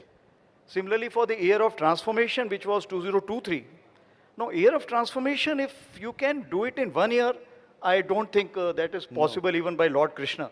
So, keeping that in view, I have declared it for a complete year. So it is for complete 10 years, that is for a decade.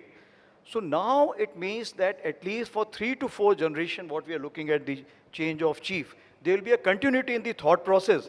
And now we can go in for the long-term investment on those issues. So you're talking about the transformation that has been unleashed in or initiated in 2023. You want to take it right up to 2030 or beyond? Yeah, so I'm looking at exactly 2032. Okay, that's so 10 years. Everything what I'm looking at 2032. Even to say so, though the national government is looking at Mission Olympics 2036. Right. But to prepare for that, I am taking a step before that, 2032, so that the infrastructure is ready and players are ready to kind of participate for 2036. Of course, you have this future plan going forward. But at the same time, there will be challenges, unexpected developments that will happen. This globe today, or the international order, or the international disorder, is hardly predictable. So in that context, if you really see, I mean, there are, of course, well-known problems or challenges that Indian Army faces, has to take them head-on. Identify for us, say, a couple of challenges that the Indian Army is geared up for and will be sort of doing this going forward. So as far as challenges are concerned, I think India is the only country which faces maximum challenges. I'm counting out all those who are already into the war zone. Right. So that I'm counting out. So if that be the case, first of all is the unsettled borders. Okay. That's a challenge which has been handed over and it will continue for a longer period. Even a tactical operation has a strategic ramification, and what we see that most of the time a small incident can lead to a major flare-up. So that becomes a major responsibility when you know that the tensions are high on all the sides. Then we are looking at 2.5 front, since 2 borders we are already aware of. The half front which is there is over a period of time, what we are seeing is continuing. And it's something which Indian Army has to look into. And that is in conjunction with the Central Armed Police Forces. Then, of course, we have the Rashtriya Rifles, Assam Rifles, and so on and so forth, that we are tackling in a different manner. But what it means that after April or May 2020, we had to think about, is there a case of rebalancing? Yeah. As you are aware that for the Indo-Pacific region, once upon a time, the US also decided on the rebalancing. That's right. So we are also looking at, is there a case of rebalancing? So yes, we have already gone through the stage of rebalancing 1.0. People are already aware, the audience must be aware that what all actions have already been taken. Is there a requirement to have a rebalancing 2.0? The answer is yes. Time, space, and resources is something which we need to look into. But before that, we have to carry out the psychological orientation. Okay. What it means that you have to start looking at seriously as far as your operational situations are concerned, whether you're prepared for it, is your equipment ready for those kind of deployments, is your training attuned to that, courses of instructions, and all these things we need to look into, that we are naming as 1.5. And we are working in a big way. We are even reorienting our higher command courses, other courses, training curriculum, all these things we are changing. So, if I understand correctly, the identification of the primary challenge happened about a couple of years ago or 4 years ago, when the incidents happened on the Ladakh border, in the northern borders. And then now the first reorientation or rebalancing took place. You're taking it further by not just redeployment of forces or redeployment of the strike corps or whatever, but you are also trying to change the mindsets of the officer corps and as well as the troops. So in that respect, you mentioned, and it's interesting that you mentioned higher command course being changed. So would it go down to the lowermost formations about what the reorientation must happen from looking at the western border, the Pakistan border, to the northern areas as the primary challenge? Is that something that you're planning? Yes, certain things are in classified domain, so I may not be able to tell you. Okay. But we are planning that in major way. Even if I can say that the Army Commanders Conference, what we hold every 6 months, the location itself will be indicative of what is our intent. I see. That's the what upcoming one. The upcoming one. Upcoming okay. one. So once you get to know the location, you will get to know the intent. Okay. So besides this, what you have already said, the psychological reorientation, we are looking at that if we have to move the forces, where is the infrastructure? So what it means as far the infrastructure along the northern front is concerned, that was something which need again a major attention. So that we are working in a big way, and there is a committee under Cabinet Secretary which has been formulated, and that meets regularly to take a stock. I'll give you the example of Sikkim. As you are aware that there we had the glaciated lake outburst, and we had lost of roads, we lost of the power center, the power producing center also, we lost a lot of men also, ammunition and so on and so forth. But when we got our defense secretary to our ops room to discuss this issue, within 48 hours, the decisions came through. And within 72 hours of that, ECBI conference was called by the CAPSEC, and a lot of decisions came through as far as the Sikkim road network is concerned. So if I can say that the national focus towards infrastructure is very, very high. If you look at the border road organization, the allocation which is there every year is increasing manifold.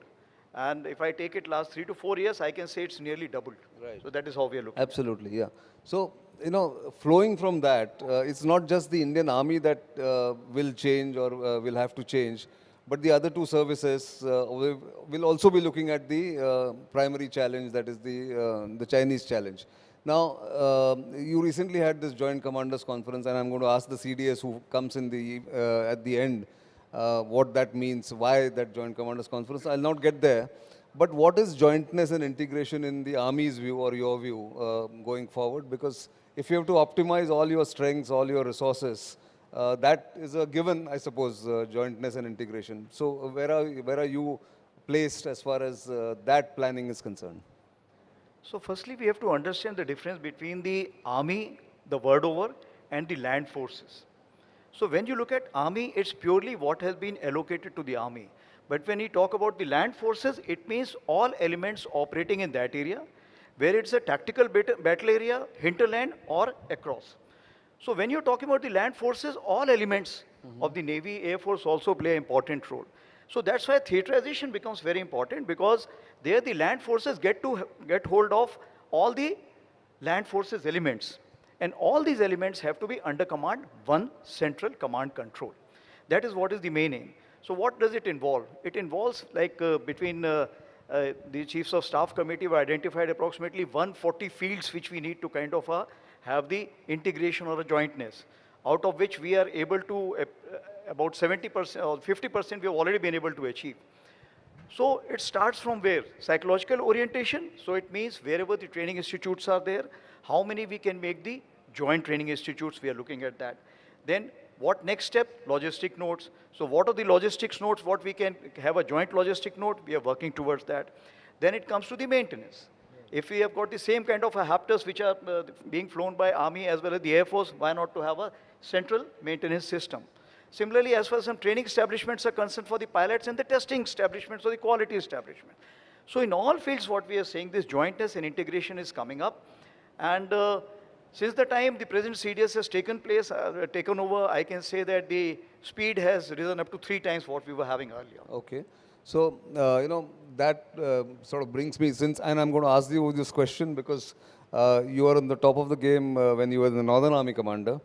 What are the lessons from the last 4 years of the standoff that we have had? Because those lessons will then get either absorbed, studied, and then further tweaking of your policies and your approach will take place. So, since you handled it for almost 2 years, the northern situation, northern border situation, give us some sense of that, because that's something that interests a lot of people.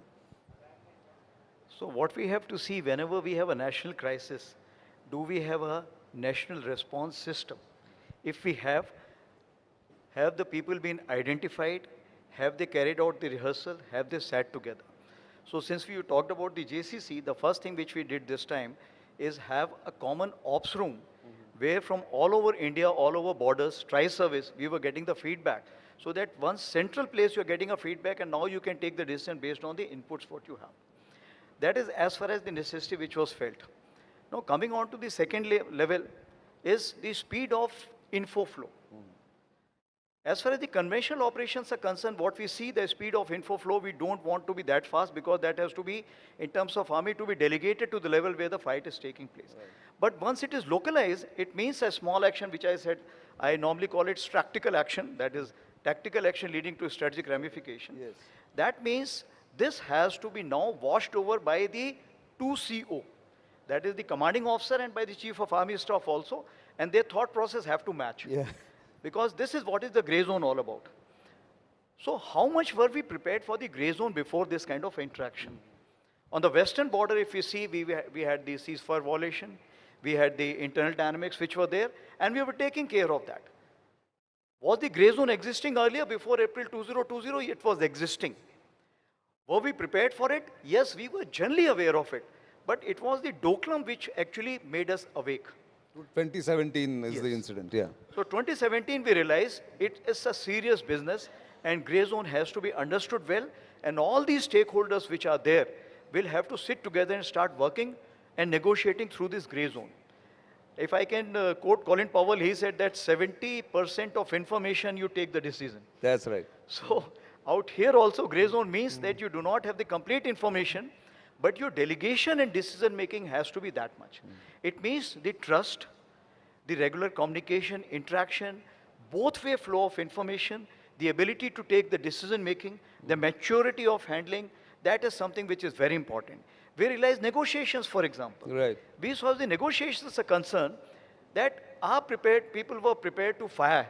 But when it comes to anything short of fire, it needed a lot of things. And since you have been a key player as far as the negotiations, our training on education is concerned, that is something which we found is required. That is your credit because you started that course or that orientation for certain people for how to negotiate with the adversary. But I want to take you back to, the entire army's standing in the Indian nationhood. The army is looked upon as the last resort, as the, it comes out always, the military as a whole. It's the best, behaved, ethical, principled kind of a entity amongst all the institutions that are there. In that respect, of late, say last 10 years or so, there have been a lot of bitterness, a lot of differences of opinion being aired, and the veterans have played up their part in this kind of creating the atmosphere which could be called vitiated or otherwise. What are you doing to overcome those problems that are there in the thing? How are the veterans in your central planning? Thank you. Since you talked about ethics, I must say that Indian Army is rated #1 as far as this is concerned in India. And I am told by my staff that when all the world armies were rated, Indian Army again stood first. That's very good to know that. Yeah. That's a very motivating thing. The second question is about the ethics, which I have to say is that we always believe in Dharm Kshetre Kurukshetre. Means, as far as we are concerned, we fight our war with Dharma on our side. We means always fight the ethical war. And that's what is our stand. Now coming on as far as the veterans are concerned, yes, there have been differences and they are elders and they always have the kind of authority to admonish us. But at times also you must allow when the child becomes adult, he should be allowed to fly and fly as high as possible. So if that be the case, we have to come to a negotiation table. Right.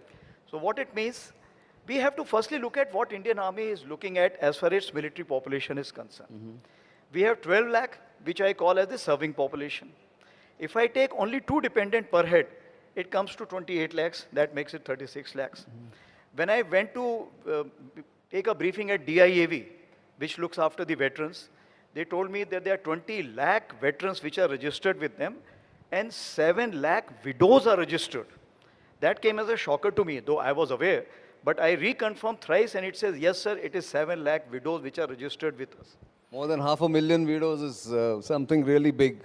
So, and now if you include their dependents also, and all those who are staying but not dependent and all those who are dependent, it comes to 56 lakhs. So as per my maths goes, it comes to 1.28 crores. So if it comes to 1.28 crores, means the Indian Army chief has to kind of deal with so many people which he can never in his life, at least not in this life, unless you have 7 lives or more, then you can. So what it means that here you have to have ripple effect. You say something with ripple, they're like, see the ripples are there, that has to reach out. So firstly, we started a system of Shaurya Samprabha. Okay. So we got the who's who, the most active veterans who are there, we got them together, we gave them a detailed briefing of what Indian Army is doing and what we are likely to do. And we gave them a vision for 10 years. And on the lighter side, I told them, look, I'm here for 2 years, but you are not going to vacate your chair for 10 years in whichever field you are. So you please take on the mantle now. So that is stage 1. Now we are going to follow the same thing as far as the commands and corps are concerned, that we are reaching out to those places. This is stage 1. We have also made some kind of advisory groups because the rich knowledge which is there. If I tell you there is a general officer who is working with IIT Chennai, he's a professor, he's working on so many things for benefit of army. Right. There is a general officer who is working with the UPSC. Yeah. There are so many general officers who are working various fields. We have so many from the, we have the latest president of SIDM. So we have so many people who are there who are who's who. That's right. Now this is the time we must sit together, work together and make a vision which is common to the veterans and the Indian Army together. So this is what we are looking at. Also, is there a case in point for us to acknowledge those veterans who are working, are doing a great job in the civil society, also for the military population, also for so many other things. So this we have already had one kind of a seminar. Hereafter, we are going to acknowledge them openly every month. This is what we are looking at. That's something remarkable that you've done because that relationship needed mending and this is what you've started. So that's why I particularly asked this question. It may not be relevant in this hall, but I didn't want to let go of this opportunity since you're a busy man now, so therefore. But thank you very much for your insights and your planning.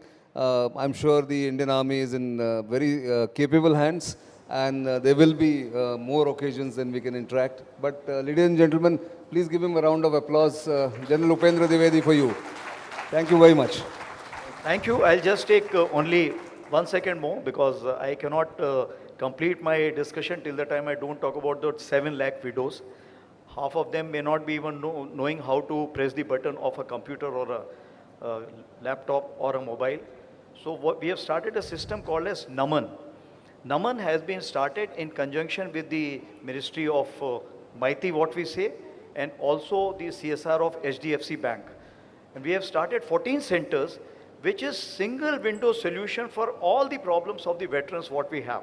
Whether you have a problem of the pension system called as PERSH, or you want to give your life certificate which is required, or you want to even draw a bank loan, or you want to validate your Aadhaar card. Everything has been provided there. We have 14 centers as of now. We are wanting to open approximately 200 centers. Pan-India Center will cover everything. And from Indian Army, thereafter, it will become a tri-service organization. Thank you very much. Thank you. Thank you. Thank you very much. That was the interaction with General Upendra Dwivedi, Chief of the Army Staff. I request Nitin to please present a small token of appreciation for taking out the time and coming to our conclave. Thank you. Can I have a round of applause for the General, please? And some photographs.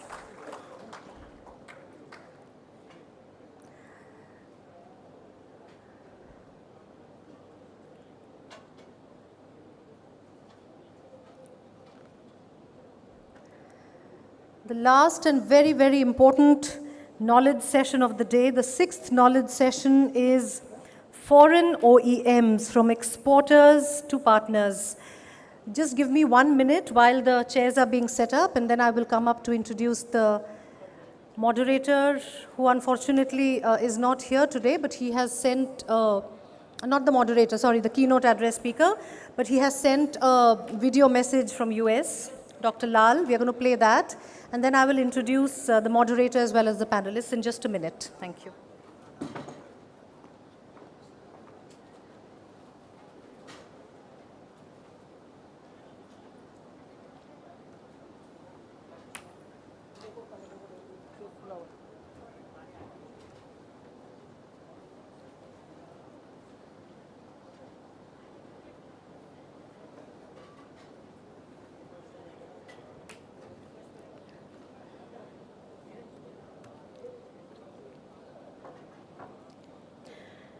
The next knowledge session is foreign OEMs, from exporters to partners. For decades, India was happy to import defense platforms. Not anymore. The stress is now on Make in India for the world. How are foreign OEMs reorienting towards local partnerships? What additional policy changes are required to support the new reality? These and more are going to be discussed in the panel discussion. I request our panelists and moderator to please come up. Mr. Kiran Dambala, Director, Air Mobility and Maritime Missions, Lockheed Martin. Mr. Andaleep Shadman, Managing Director and Head of Business Development, Hensol Private Limited. Laura Vidot, Country and Managing Director, Naval Group India Private Limited. Pierre De Kelly, Senior Vice President, Business Development, Safran Aircraft Engines. The moderator for this session is Amitabh Ravi, Associate Editor of StratNewsGlobal.com. Can I have a round of applause for this wonderful panel, please? The keynote address was to be delivered by Dr. Vivek Lal, and he was in India. Unfortunately, he had to travel back due to exigent circumstances, but he has sent us a video message as the keynote address, which we will play now, after which I will hand over the session to Amitabh. Could we have Dr. Lal's video played, please?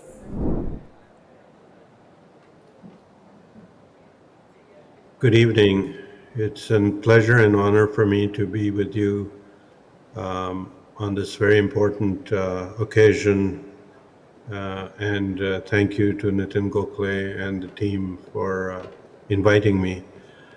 At the outset, India's recent achievements in attaining self-sufficiency in the defense domain has indeed been outstanding. As an example, the new indigenous aircraft carrier Vikrant is a testament to India's shipbuilding industry and has catapulted India into the select group of elite countries which have the capability to manufacture aircraft carriers. India's capabilities in building nuclear submarines is a remarkable achievement, and these go hand in hand with Prime Minister Modi's vision of Make in India. As the Indian defense industry steadily marches towards the goal of Atmanirbhar, Indian R&D centers and manufacturing hubs are competing with the world's best. And it is really a testament to the leadership of various stakeholders, including the political, the bureaucratic, the industrial, the academic, and of course, the very important end users, that all of this comes together. As you know, US and India have developed deep relations over the past 2 decades, spanning across economic, cultural, and political affiliations, and are poised for even greater cooperative efforts in the years to come. The challenges being faced by India can be said to have a butterfly effect on the rest of the world, and India's stature as a mature, responsive democracy is a very important stabilizing factor. This therefore makes India a top destination for future-ready companies to invest in and participate in the extraordinary growth that has been forecast for India. We at General Atomics are one of the world's leading companies specializing in defense and diversified research and technology development. With our large and varied capabilities ranging from unmanned aerial systems like the Guardian aircraft, electromagnetic launch and recovery systems, satellite surveillance, electromagnetic railgun, high-powered lasers, hypervelocity projectiles, power conversion systems, and thermonuclear fusion research through our internationally recognized D3D and inertial confinement programs. We are a leader of development of next-generation nuclear fission as well as high-temperature materials technology. India represents exciting opportunities for General Atomics, and we're looking forward to contribute to India's intelligence sharing, surveillance, and data sharing needs, along with participating in other defense and energy requirements for the country. As you know, this is a critical bilateral relationship, and moving forward in aerospace and defense, it is certainly beyond routine manufacturing activities. High-end valued activities in terms of technology is very critical, like sensor development and ISR data management. And of course, I think as we move forward, we will see continued robustness in the relationship.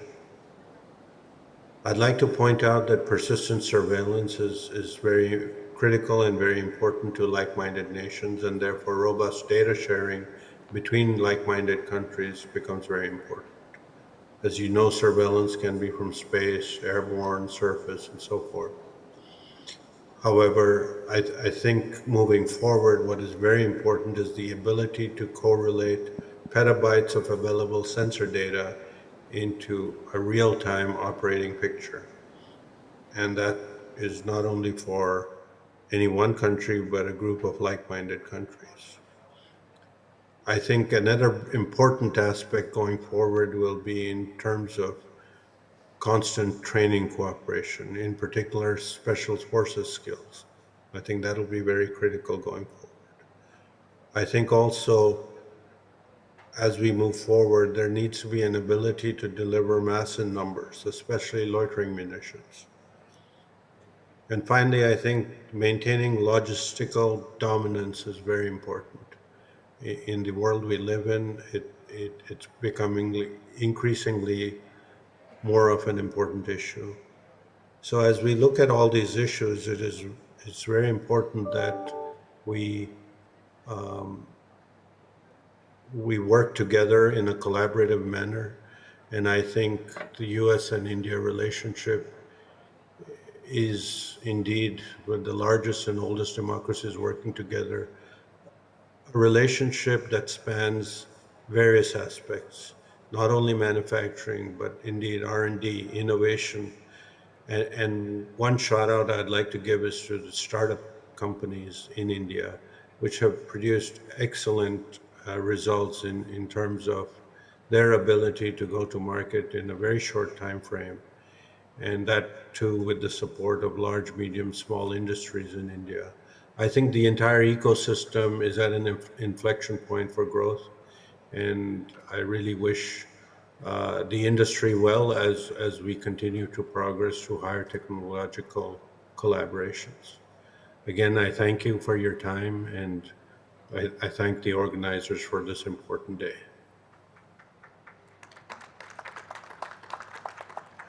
Evening to everyone who's here, and a very good evening, warm welcome to all our panelists. Thank you for your valuable time.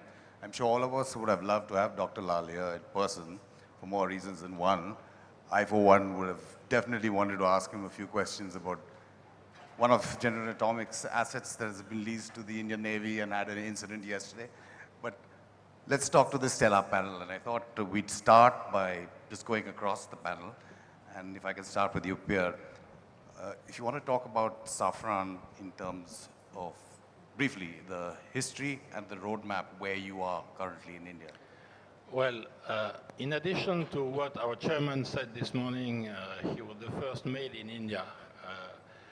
Our journey in India has really started like 65 years ago, where we completed a complete transfer of technology on the space rocket engine, which is called VCAS now. And that transfer of technology, I think, was really making India in advance, because thanks to this transfer of technology, nowadays India is fully autonomous in doing whatever India wants to do in the space. Whenever you want to launch a satellite or whatever, you are free to do it, and you do it by yourself without asking any question to anybody. And I think this was really the launching point for the Make in India. So we have now 70 years of experience in India, and I think I can say that we are proud being a key partner of the Indian aerospace and defense activity, not only in civil, but also in military. As you know, we are doing both civil and military assets.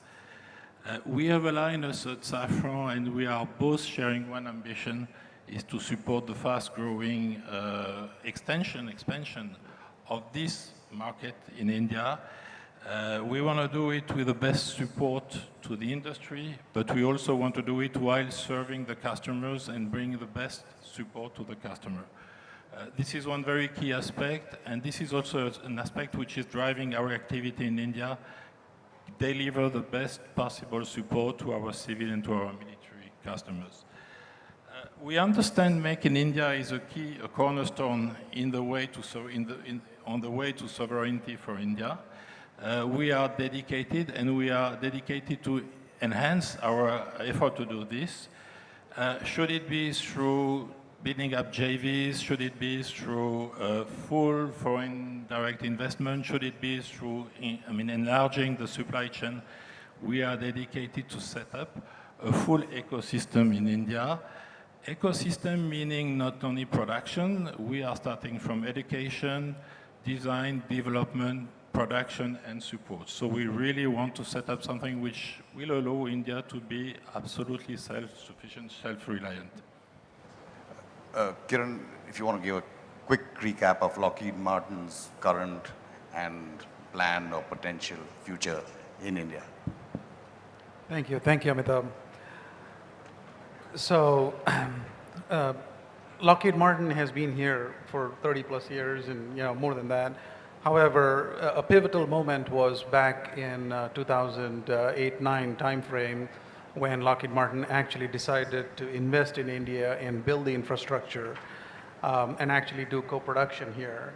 And around the same time, we also delivered 6, and then later on another 6 C-130J aircraft to the Indian Air Force. Along with that, we built 2 Air Force bases as well to support the 2 fleets in at those 2 bases. So the point I'm trying to make is the potential is huge, and the title here says from exporters to partners. You're looking at a partner right now. And I'm proud to say that I work for this company. I've been with Lockheed Martin more than 22 years. And right now, I'm with the Air Mobility and Maritime Missions team in Marietta, Georgia, which is where the production of C-130Js happen. However, until May of this year, for about 4 years, I was actually heading the joint venture called Tata Lockheed Martin Aerostructures Limited, wherein we built the empennages and continue to build as a global single source. So imagine that, all the way from India back to the United States, all the supply chain, the logistics woes that we have to deal with. However, we've been successful in delivering on time through COVID. And given that success story, we were able to build a fighter wing for the F-21 fighter aircraft that now is in production, has already started production, slated for the first delivery in March of 2025, again, through COVID. That's the potential we have with this partnership that we have between Lockheed Martin and the companies in India, primarily Tata's, but we also have several MSMEs that we have developed along the way. Just imagine starting with 100% incumbent suppliers for the empennage in 2011-12 to now 96% indigenization happening here in India for a major complex aerostructure, which is the tail of the C-130J aircraft. Fast forward that to 2020, when through COVID, we're trying to get the prototype of the fighter wing for F-21 built here, and we ended up successfully indigenizing roughly 74% of the parts for the fighter wing right here in India on the prototype. That's the potential of having a partner like Lockheed Martin that leads directly to Atmanirbharta. And that's where Lockheed Martin's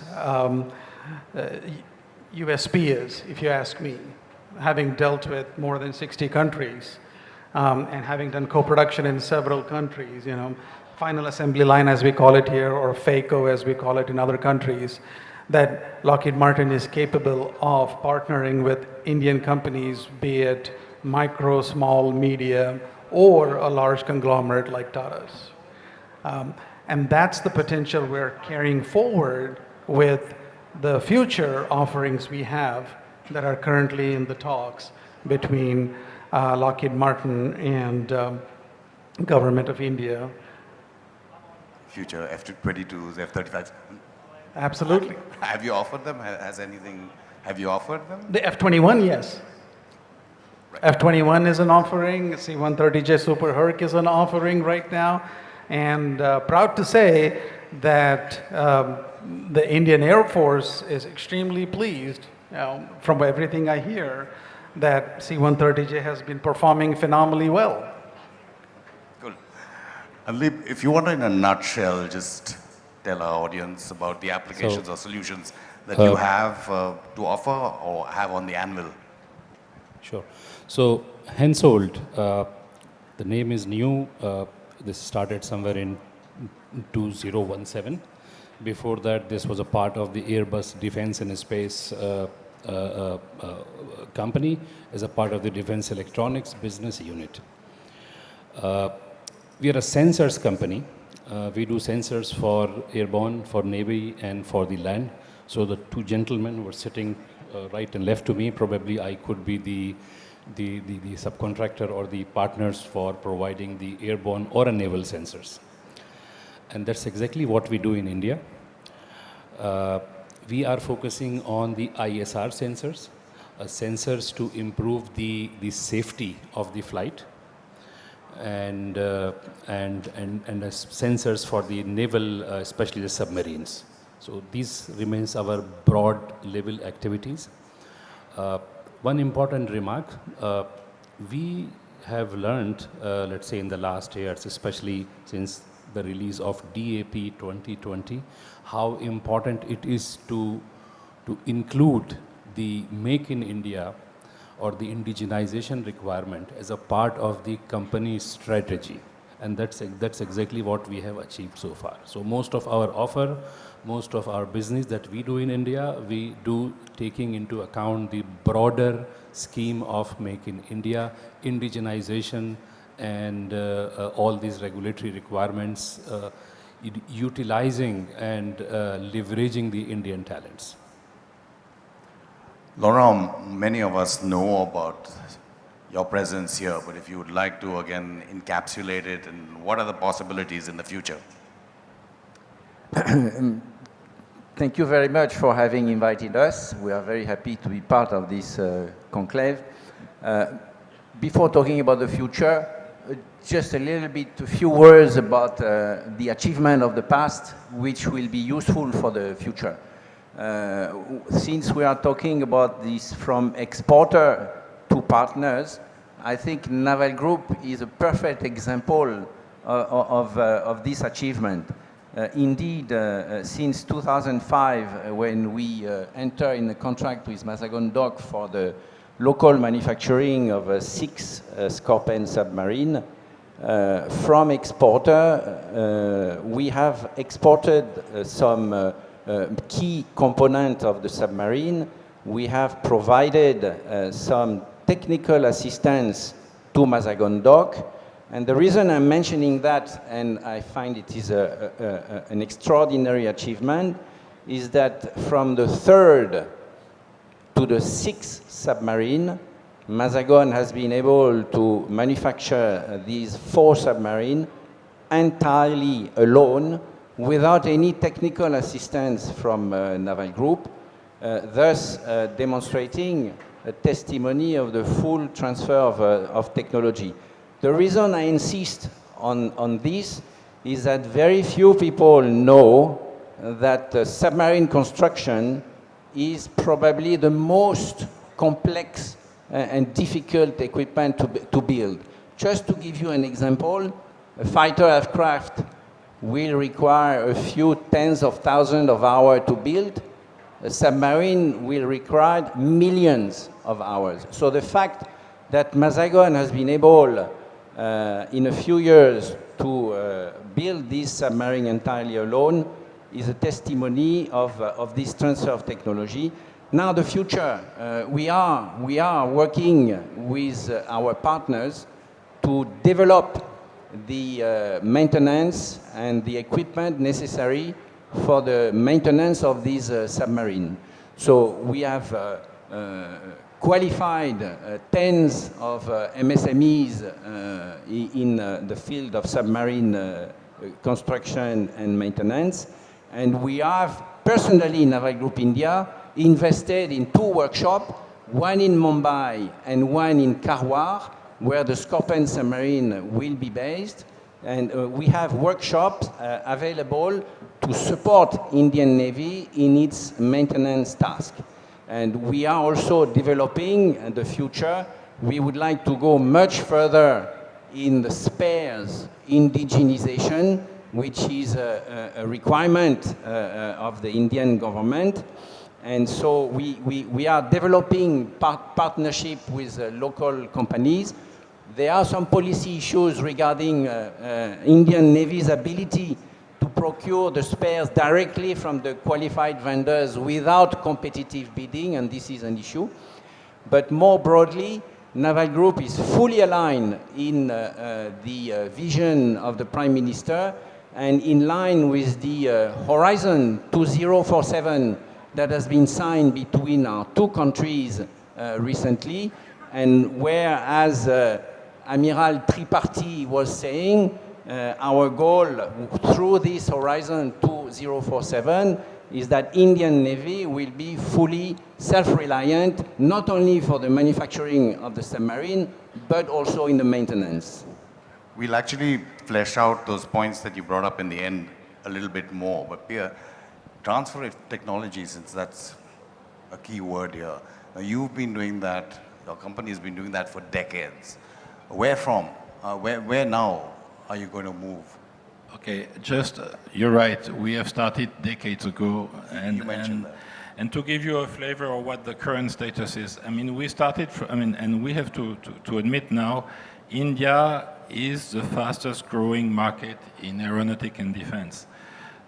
Civil aviation, because we are both civil and military, civil aviation is intended to double within the 20 coming years, and Indian civil aviation will be the 3rd one in the world very soon. That's one thing. On the other side, we have supported this civil aviation through our JV, which is called CFM.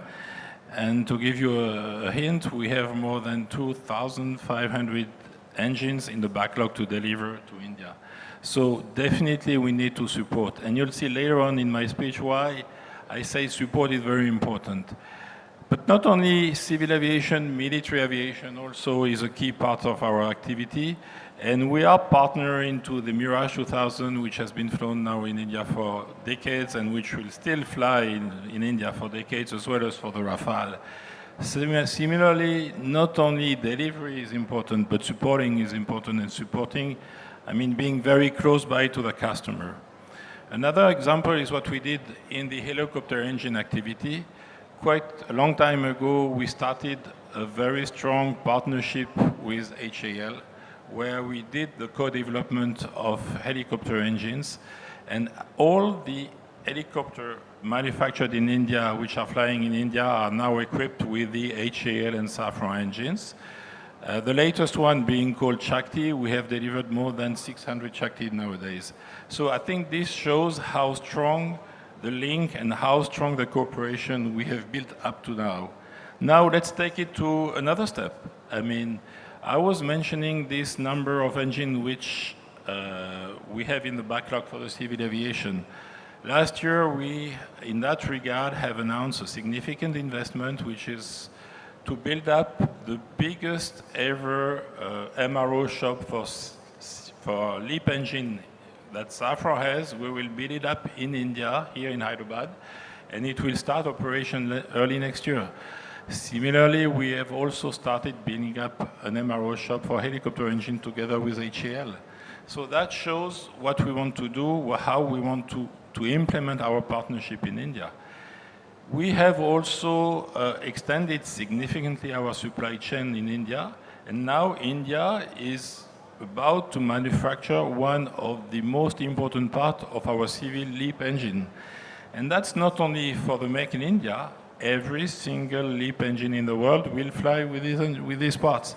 So this is how we really want to implement our partnership, I mean, with India, strengthen it, and then enhance it as well.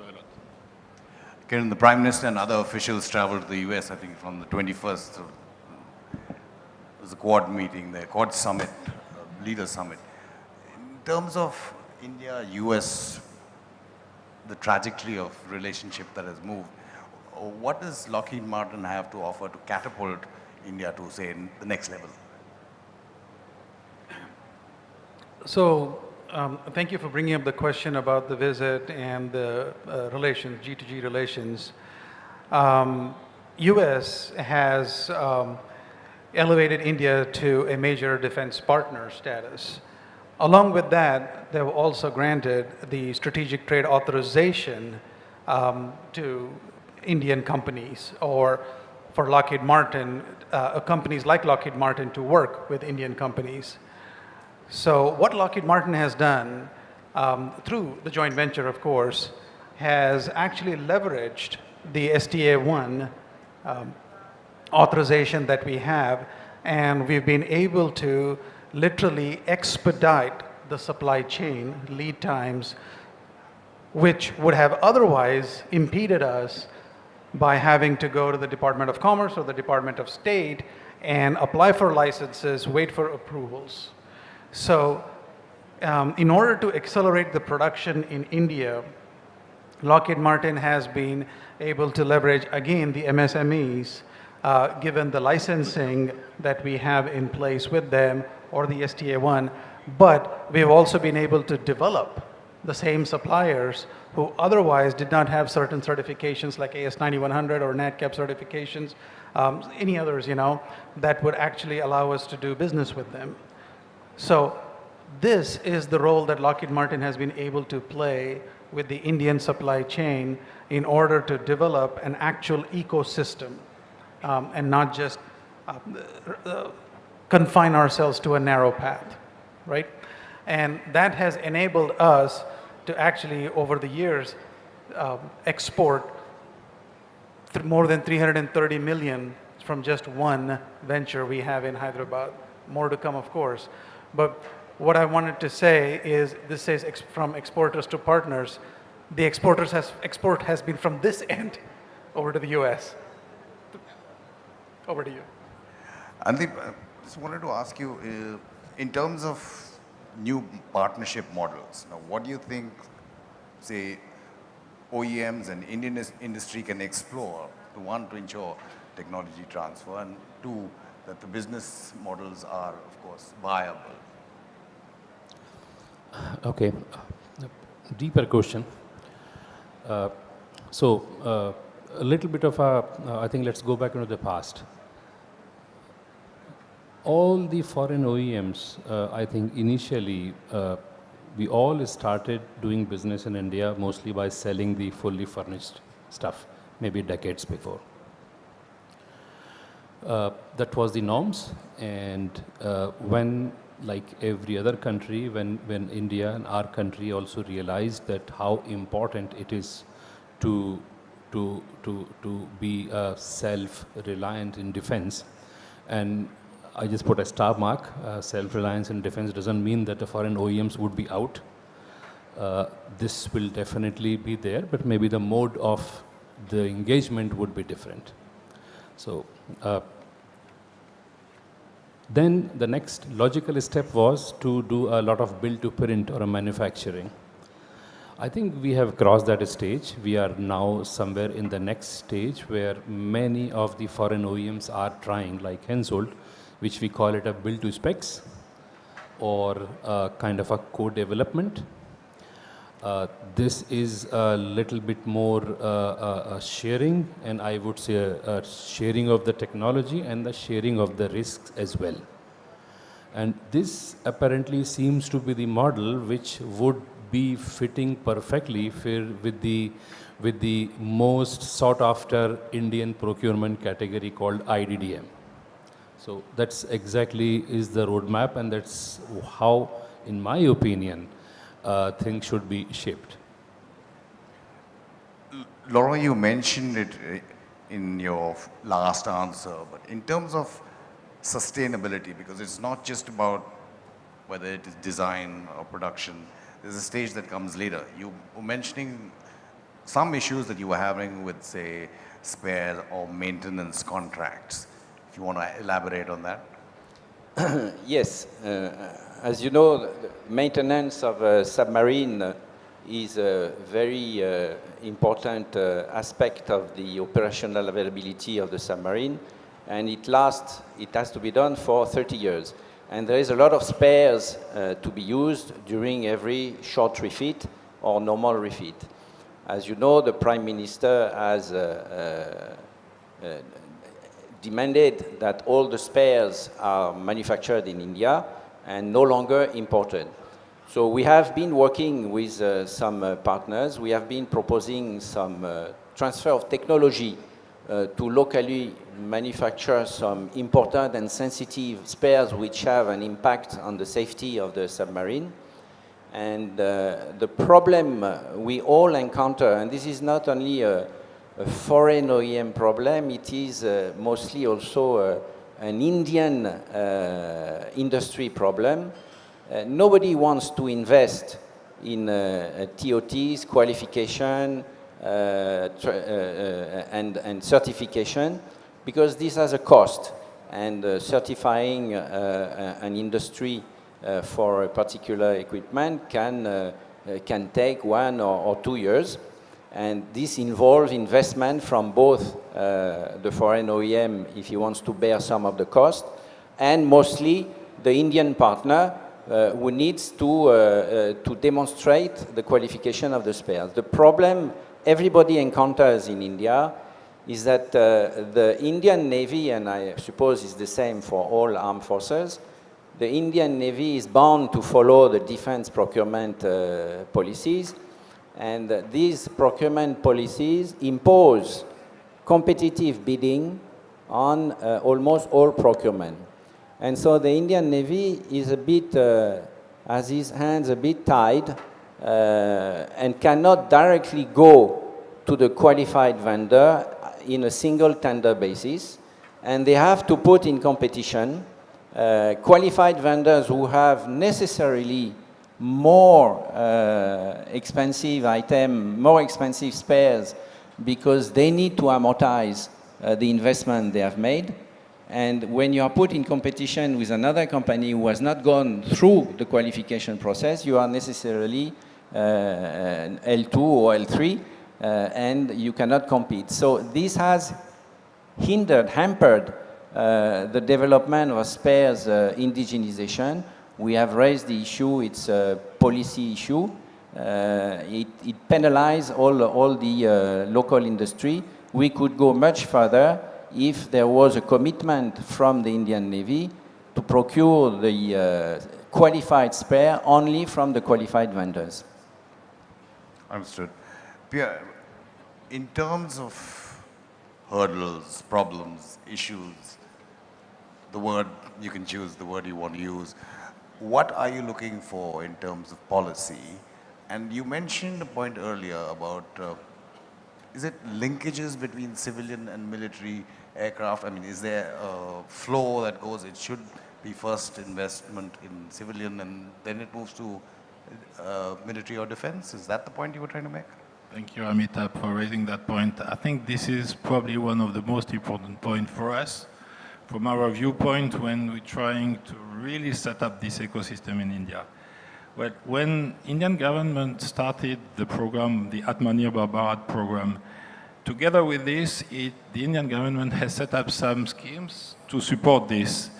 One of the latest one being to adapt the GST on the MRO, and that was in 2020. And I was lucky to be part of the team together with airline representative and other representatives to work on that subject. And I must say, I mean, since 2020, when that new law happened, I mean, MRO is really now growing in India. So that's a very positive point which the government has managed. In addition to other ones, which was, I mean, allowing an easy FDI access when we're talking about civil, increasing the percentage of FDI for the military from 24 to 49 to 74. And that has helped, but yes, we need some more. You were mentioning, I mean, this leakage in between civil and military. I would like to come on one very important point, which is the policy on offset and make in India. You know, let's start with a few statements. I mean, my industry, our industry, the engine manufacturing industry is quite capital intensive. It requires lots of capital. That's one statement. On the other side, if we look at military and civil market is quite predictable. You can very accurately determine what the civil market will be in 20 years. On the other side, military market is more linked on the political, the geopolitics, which is happening everywhere in the world. So it's not so easy to really predict this. Since our industry requires lots of capital investment, it's much easier to invest and build up an ecosystem on the basis of the civil applications. Of course, what we're doing on the civil will benefit to the military. The technologies are similar. Whatever the technology we're using on civil, we will use the same kind of technology on military. So there is a direct link. Basically, when we're investing for civil application, we are indirectly investing for military application. And in that regard, I think instead of looking the offsets and the Make in India purely on a program-by-program basis, I think what would definitely help foreign OEMs to invest further and start investing is to really look at the offset and Make in India policies, which are actually the good way to manage, you know, taking people here, bringing investment here, but looking at this as a holistic approach and considering that we have to build up an ecosystem, that the ecosystem will address both. So when we're investing on one side, I mean, similar technology will be used. One good example is 20 years ago, we started a JV with HAL, which is doing all the piping of all the civil engines. So we've done this. it has been so successful that last year we moved double the size and moved to another place, that's in Bangalore, to be able to further produce additional capacities. This piping, which we started on civil, will also now be dedicated to military applications. So that's really what I'm looking for from additional or enhanced, improved policies. Look at a holistic ecosystem viewpoint and not only on a program-by-program point. The other thing, and I think there was a panel which was dedicated to MSMEs. I cannot highlight how much MSMEs are important. I mean, for India, I think in the aeronautic and defense activity, there are more than 5,000 to 6,000 MSMEs working that. But for us, as a foreign OEM, MSMEs are very important because they are more dedicated on a given set of technologies. They are not, addressing a very wide range of technologies. So for us, they are very keen, and we are willing to invest and grow with MSMEs. However, first of all, the qualification of MSME has to be looked at very carefully, because when we start investing and working with an MSME, very soon it might not be any MSMEs anymore. That's very important. And the government has set up a rule for the offset policy where when we're working with an MSME, there is a multiplier. I mean, we should look also, and the government should think about having the same multiplier when talking about the Make in India, because this is an additional incentive for us to invest and work together with MSMEs. Kiran, when we come to the Indian Air Force, I mean, it's well known about the need for the sanction strength, which is not there, as well as replacement. What does Lockheed Martin have to offer if you look at the whole cycle, from concept to development to production to sustainability for the Indian Air Force? So your question is, in general, what does Lockheed Martin have to offer in terms of the whole life cycle? Yeah. Just the subject matter expertise, which essentially Lockheed Martin has proved by way of doing the work in India with the subject matter experts from Lockheed Martin in the US, literally coming in as expats for years on end, sitting in with the workforce that our joint venture partner Tata Aerospace and Defense had actually hired and recruited. And one of the key conduits, if you will, was by way of actually setting up the tooling here in India.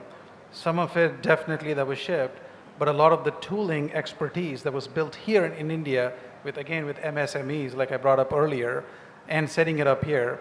And another key conduit of, since you mentioned concept development and production and then eventually sustainment, was building the subject matter expertise of the Indian workforce here through digitization of the components, the complex components that we built here that actually made the engineering community here self-sufficient, and by way of the engineering community becoming self-sufficient, made our supplier community self-sufficient to the extent that they were able to take the digitized models that were actually guided by the Lockheed Martin subject matter experts with the help of the Indian engineers digitizing here at the joint venture, and eventually standing up, hand-holding the supplier base to be able to produce in an efficient manner and literally have no quality escapes. And the kind of quality escapes we've had are very minimal, but even they were not catastrophic in any shape or fashion. But the point I'm trying to make here is that chain, right from the Lockheed Martin subject matter expertise all the way through our partnership here in India with Tata and the MSMEs, is what Lockheed Martin brings to the table. And I heard this morning that people-centric development is an extremely important element if we are going to be Atmanirbhar. It cannot be just components and manufacturing and infrastructure and all that. So that people-centric development is what Lockheed Martin already has proved and will continue to grow that chain. Andeep, how can foreign OEMs contribute to a robust R&D ecosystem? I think if I talk about R&D, I could clearly say that this is one of the area where a private sector in India definitely need to improvise. And I would see things are improving day by day, but I think there's a long way to go. I just take an example from the German industry, what they call it Mittelstand, the MSMEs, where there are smaller companies, let's say 20, 30, 50 people, many of them, each one of them is highly specializing into a very niche R&D and a production. And probably these are the kind of companies which are driving the economy of the whole country, maybe up to 50% I heard. Again, to reiterate, R&D is something I'm coming up with a little bit experience of running the first defense R&D center in India in my past. So yes, there are a lot of challenges. Maybe for the foreign OEM, they may prefer to do R&D in their own subsidiary to begin with. Maybe there are some limitations in sharing the key know-how with the other company, to begin with. So I think if we, and let me say the recommendation or thought that came to my mind is, if we somehow allow a defense foreign OEM to start doing a little bit more R&D in India, and somehow through policy incentivizing it, probably that's the best way to bring a technology in India.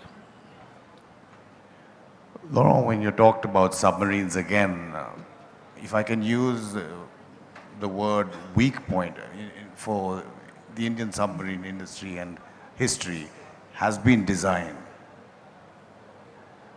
What is the scope for transfer of technology from the design stage to the delivery stage in the future? It is true that the first experience with the Indian Navy was for a transfer of technology of manufacturing the submarine.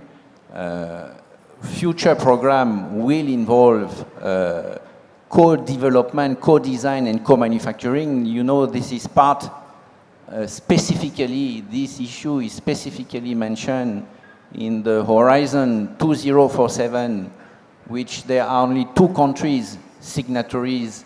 The Indian government has signed such agreement with only 2 countries, and France is one of them.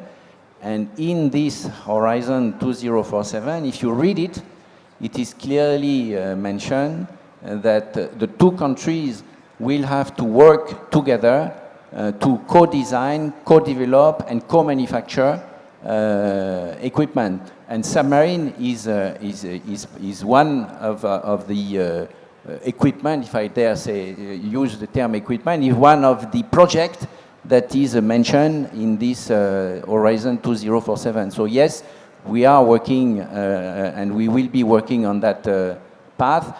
We are already working in research and development with the DRDO.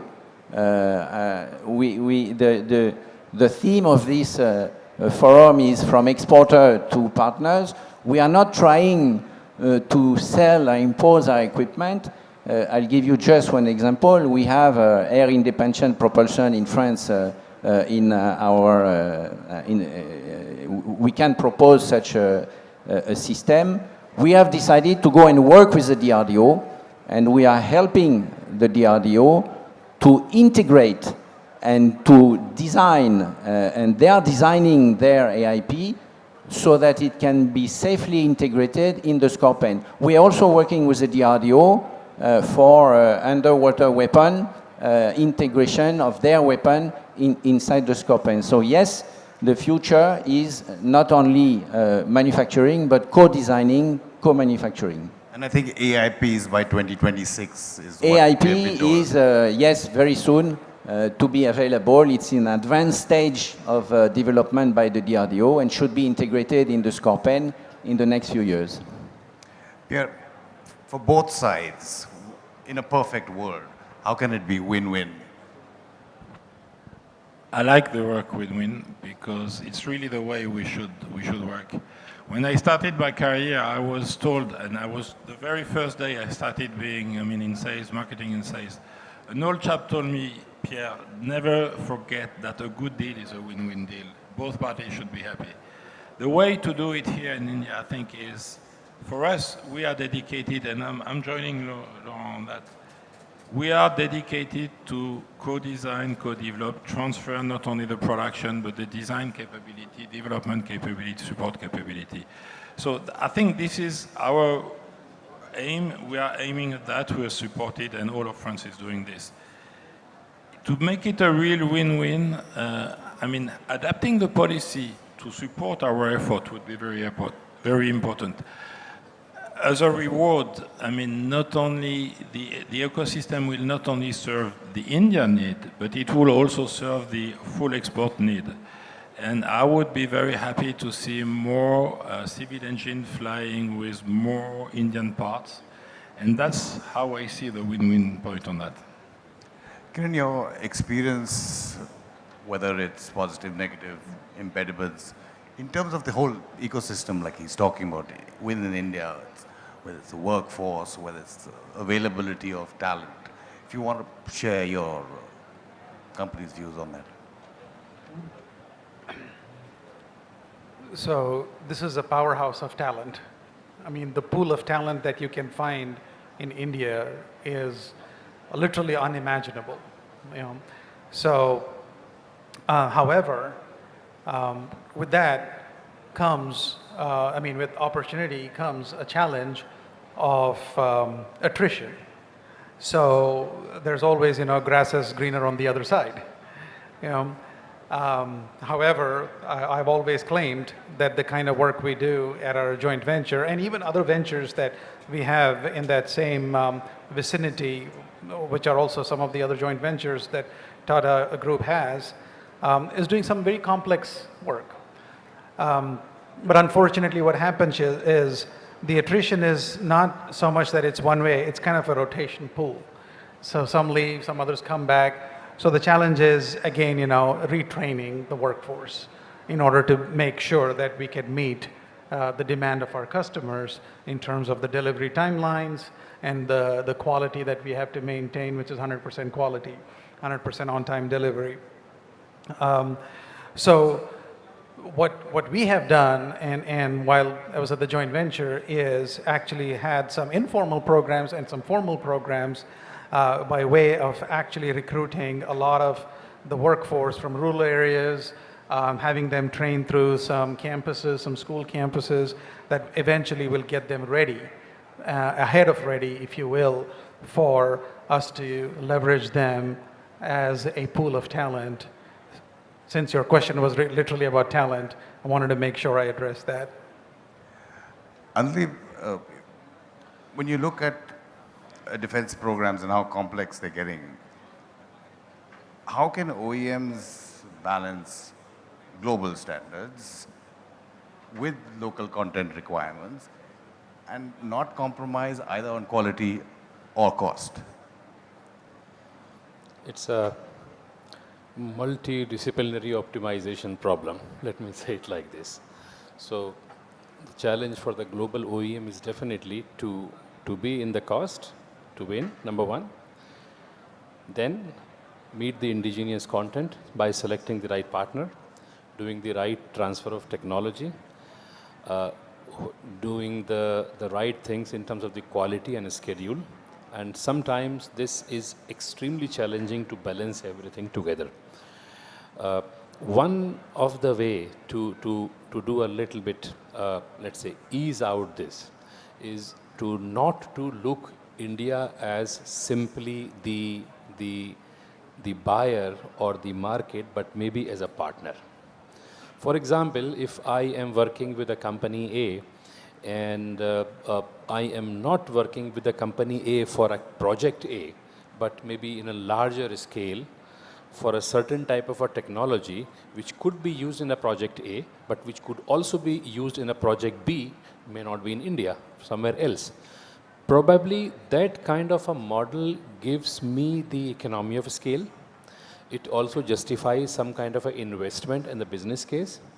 And probably in the countries, for example, Hensoldt, in Germany, there is definitely the dearth of the resources and hiring and you know, finding the right people.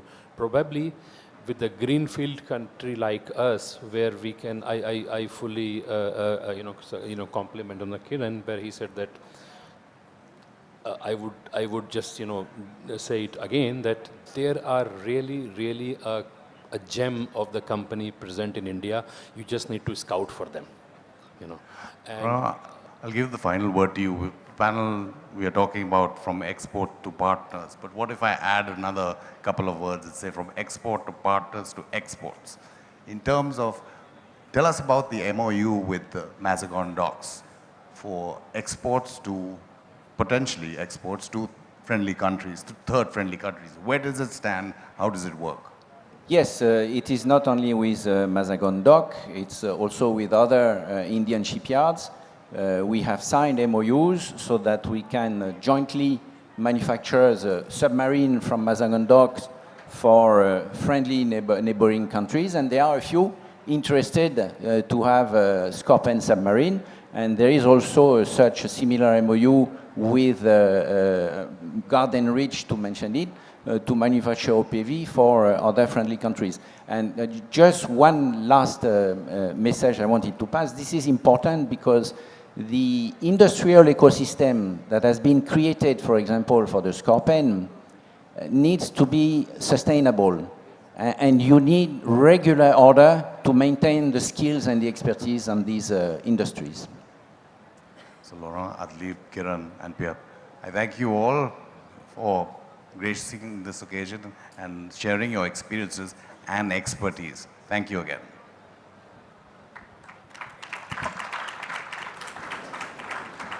Thank you so much, Amitabh. May I please request Amitabh to present mementos to our panelists.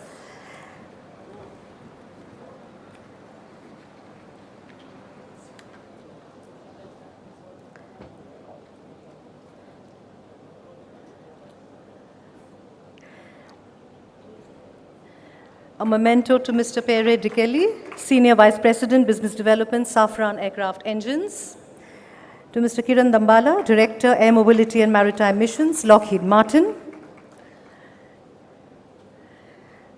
To Mr. Andalib Shadman, MD, Hensoldt India.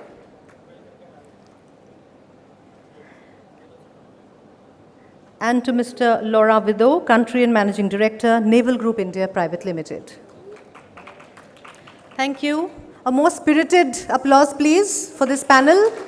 Thank you. And can we quickly pose for a group photograph, after which we will have the fireside chat with the Chief of Defence Staff.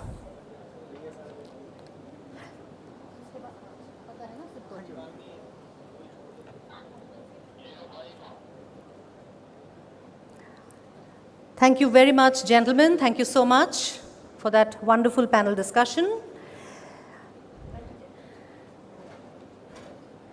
Please give me just a minute while we clear out the other chairs.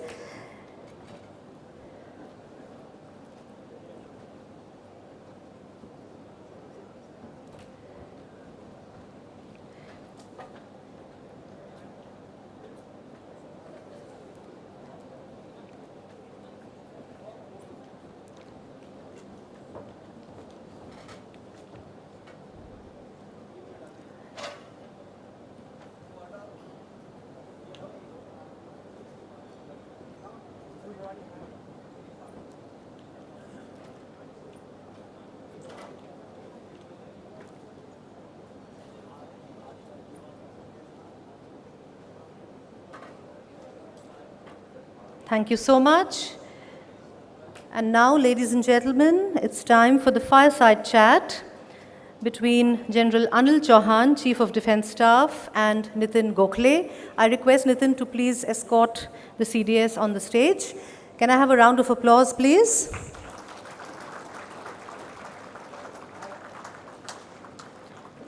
Nitin, the mic is yours.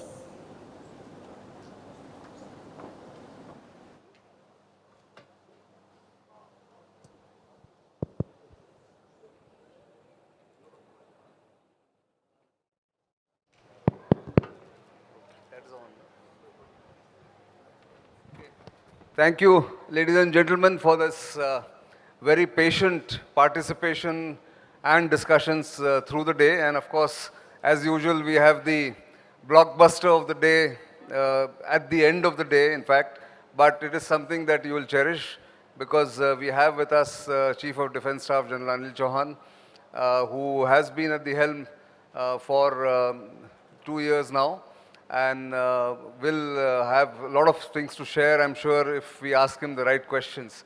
So let me begin, General Chauhan, by welcoming you first, and then also asking you that recently you had some new, something new for me. I've been sort of reporting, writing about Unified Commanders Conference, Combined Commanders Conference.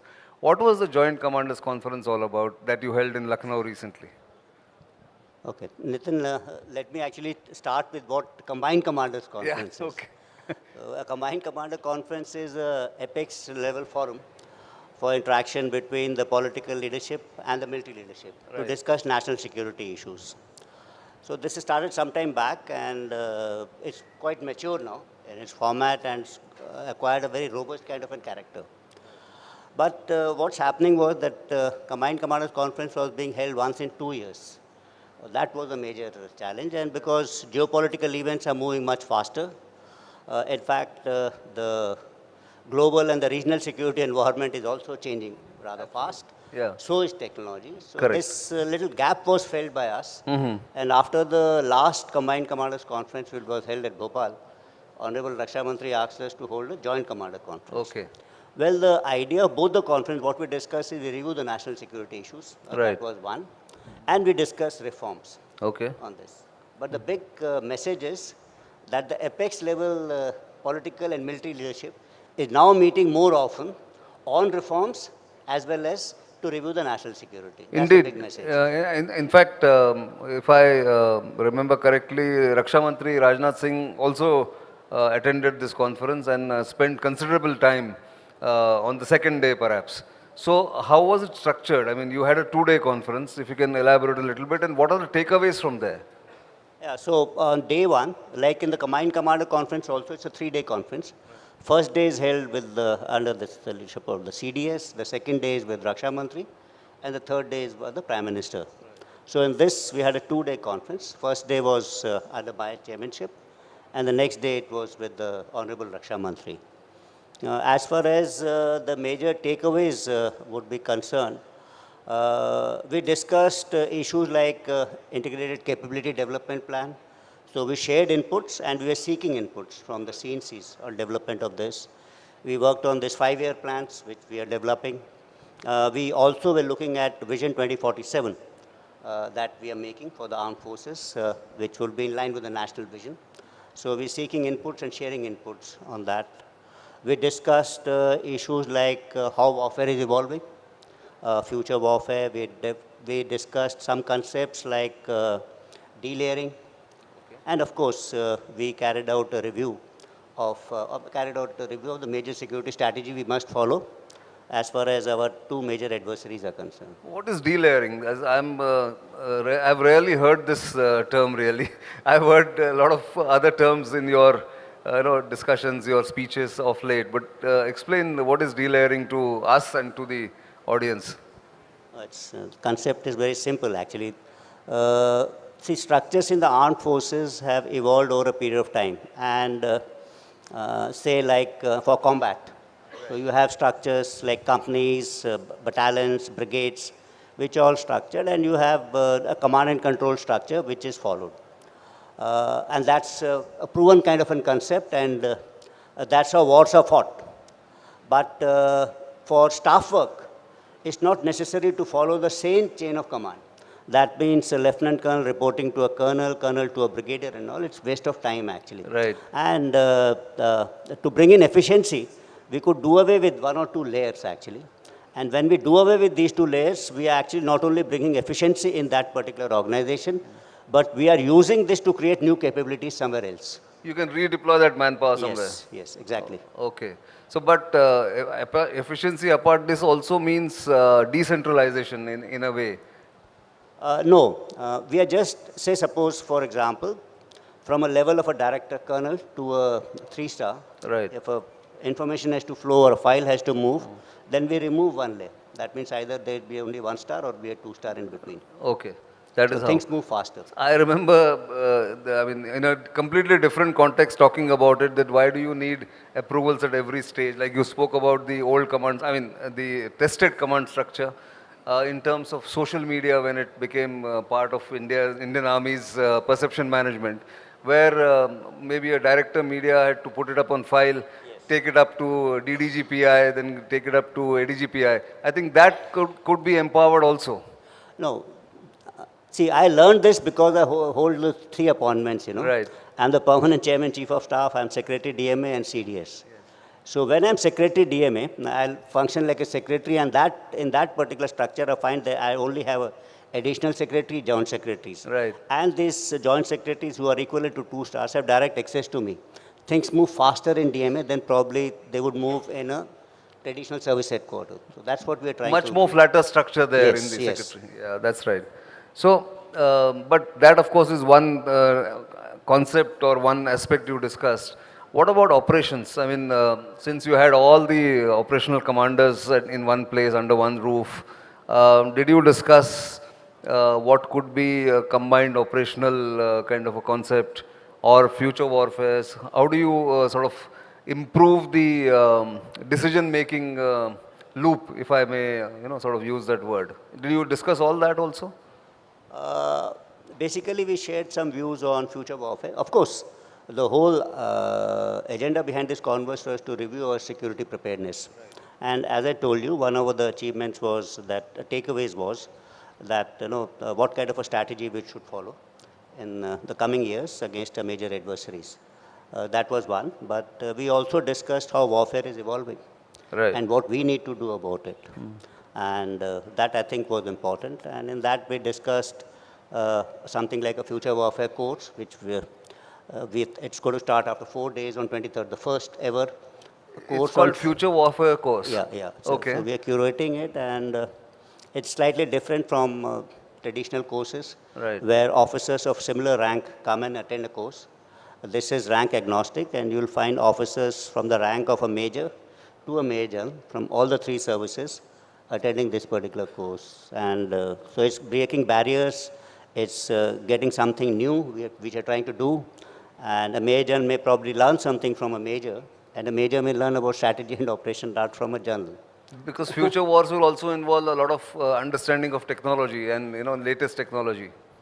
So no, but then when you say that it's rank agnostic, what are the verticals then you are looking at giving this course a kind of a boost? So it's a very inaugural kind of a course which we are starting right now. Maybe it will mature over a period of time. And from this, we want to take away a number of things. When we are looking at future warfare, we are not looking at how advanced militaries are going to fight in future and then trying to copy them. No. We are trying to say as to how we are going to fight in future, how we will rail the roadmap. So it's a different kind of a concept. It's a different game altogether. Yeah, so you're actually starting an experiment, which is good, because yes, you're not going by what the set patterns have been. Not at all. And not preparing for the past wars, really. But we don't want to play that catch-up game. Absolutely. Which already exists. So we want to create something new. Yeah, I think that's very critical, that already you know what can be done in conventional wars or otherwise. But in doing so, obviously your objectives are to meet the challenges posed by the 2 adversaries, Pakistan and China. And China has sort of keeps graduating. I don't know whether it's just use of different terms or they're really graduating. Earlier they used to say informationized warfare. Now they call it intelligentized warfare. So what is our preparation as far as these new concepts in our primary adversary is concerned? So what I understand about informatized kind of warfare is something similar to net-centric warfare, which has been brought about because of advances in information technology, communication, and sensors. Right. And it brings in, battlefield transparency, enhanced situational awareness. So it's a kind of information dominance. So the Chinese may call it informatized warfare. As far as we are concerned, it's net-centric warfare. What they're referring to as intelligentized warfare is something similar to data-centric warfare, the groundwork for which, a roadmap for which we are also laying. And this particular warfare is probably driven by advances in technology like artificial intelligence, machine learning, big data, edge computing, quantum communications. So this will help you actually, this data will be used to take faster and better decisions. So while net-centric operations would be looking at information superiority, sure, this is looking at decision superiority. That means you're taking faster decisions than him and better decisions. Right. Decisions that are likely to succeed. Mm-hmm. So there's no chance of failure in that, or the less chances of failure. Absolutely. But then is there use of technology much more in this kind of a concept or warfare? Yeah. So this would involve a lot of collection of data of our decisions. So we can't say that, we start using graduate toward data-centric warfare in, say, next year. We'll collect this data for about 4 or 5 years of every kind of operational decision, maintenance decision. Okay. That is going to graduate, and that will help us in future. So for that, a roadmap as to what kind of networks will you have, what kind of network security, how will you link your terrestrial networks to mobile networks, air, how to satellite communications. So all this, in what formats will you collect data? And how are you going to use AI? What kind of computational power will you require? What kind of a latency of that data? So all this is being laid down for a data-centric kind of warfare, which I think is something what the Chinese are calling as intelligent warfare. Oh, I see. So it's the beginning of a new kind of a next step in the future warfare. This would be fused with what you're doing over the future warfare course, as well as this new Exactly. concept that you're talking about. Absolutely. Okay. Last year when we were here, exactly a year ago, you had spoken about jointness and how you're attempting to bring in jointness among the three services, trying to inculcate not just cultural harmonization, but also practices, rules, leave, also whatever disciplinary thing. And lately I read somewhere, or maybe I heard you somewhere talking about jointness 2.0. What is that? Okay, so last year when we spoke about jointness, it was about building trust amongst organizations which are structured differently, which have a different culture. So it's actually cross-cultural connect and building trust amongst them. So that was about jointness. And when I say jointness, what we are trying to promote, that's one of my, incidentally, charter as a CDS, to promote jointness in various aspects among the three services. Sure. It doesn't mean that jointness did not exist amongst us. So we are trying to get jointness at a different level altogether. And all of this for operational efficiency, administrative efficiency, and HR issues. So that is what is jointness. When I say jointness 2.0, this year what we are going to attempt is a joint culture. And this is a culture which is different from an army culture, navy culture, and air force culture. And because we are going to create large number of joint organizations, inter-service organizations. So if you have to function over there, you have to think jointly, you have to think differently. Right. And that culture will have, any culture is dependent on two things actually. One is symbology associated with that culture. And then of course is traditions and customs. You build it gradually, it takes time. Right. So there are a number of thought processes as to what this culture should be. Okay. So it should probably promote free and frank exchange of views. It should cut down hierarchical barriers. Okay. It should be more, you should be more imaginative, something like that. So all this should be part of this joint culture. So this is the next step that you're taking in jointness. Yes, yes. So I remember also sometime talking to you about which verticals you would inculcate jointness in the beginning. And I think, if I remember correctly, the conclusion was that you first start planning jointly, then training jointly, and then operate jointly. So if this are the steps of the ladder going up like that, where are we at the moment as far as jointness is concerned? So in some manner, if I've explained you currently, jointness would lie in the cognitive domain. Right. So that's more, it's intangible, it's difficult. But this leads to a physical process of integration of the various activities which we do. Some of you just said training, operations. So there are about 8 such verticals which we have thought.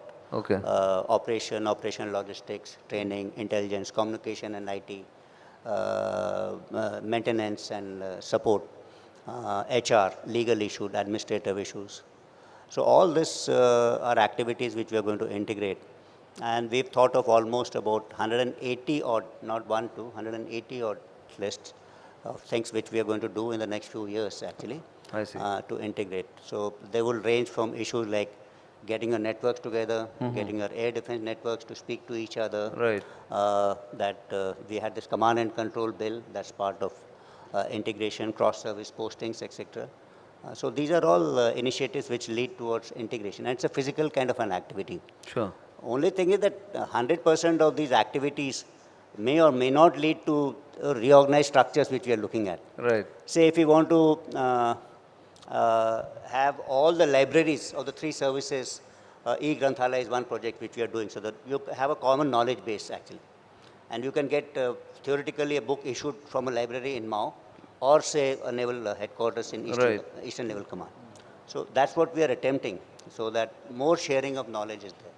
So some of it will help in those structures, some may not. Sure. So the most obvious question, I know almost anyone who's watching this live stream as well as here would be interested in, I'm interested in, is when and where does it lead to theaterization? Because that's the question with which this entire process began in 2020. At least that was the beginning of a thought process that there should be combined or joint theaters for better optimization of combat power. So I need to ask you that question, obviously, because everybody is interested. Ratan, you must understand the process, how we went, we started this process and how we've gone about doing it.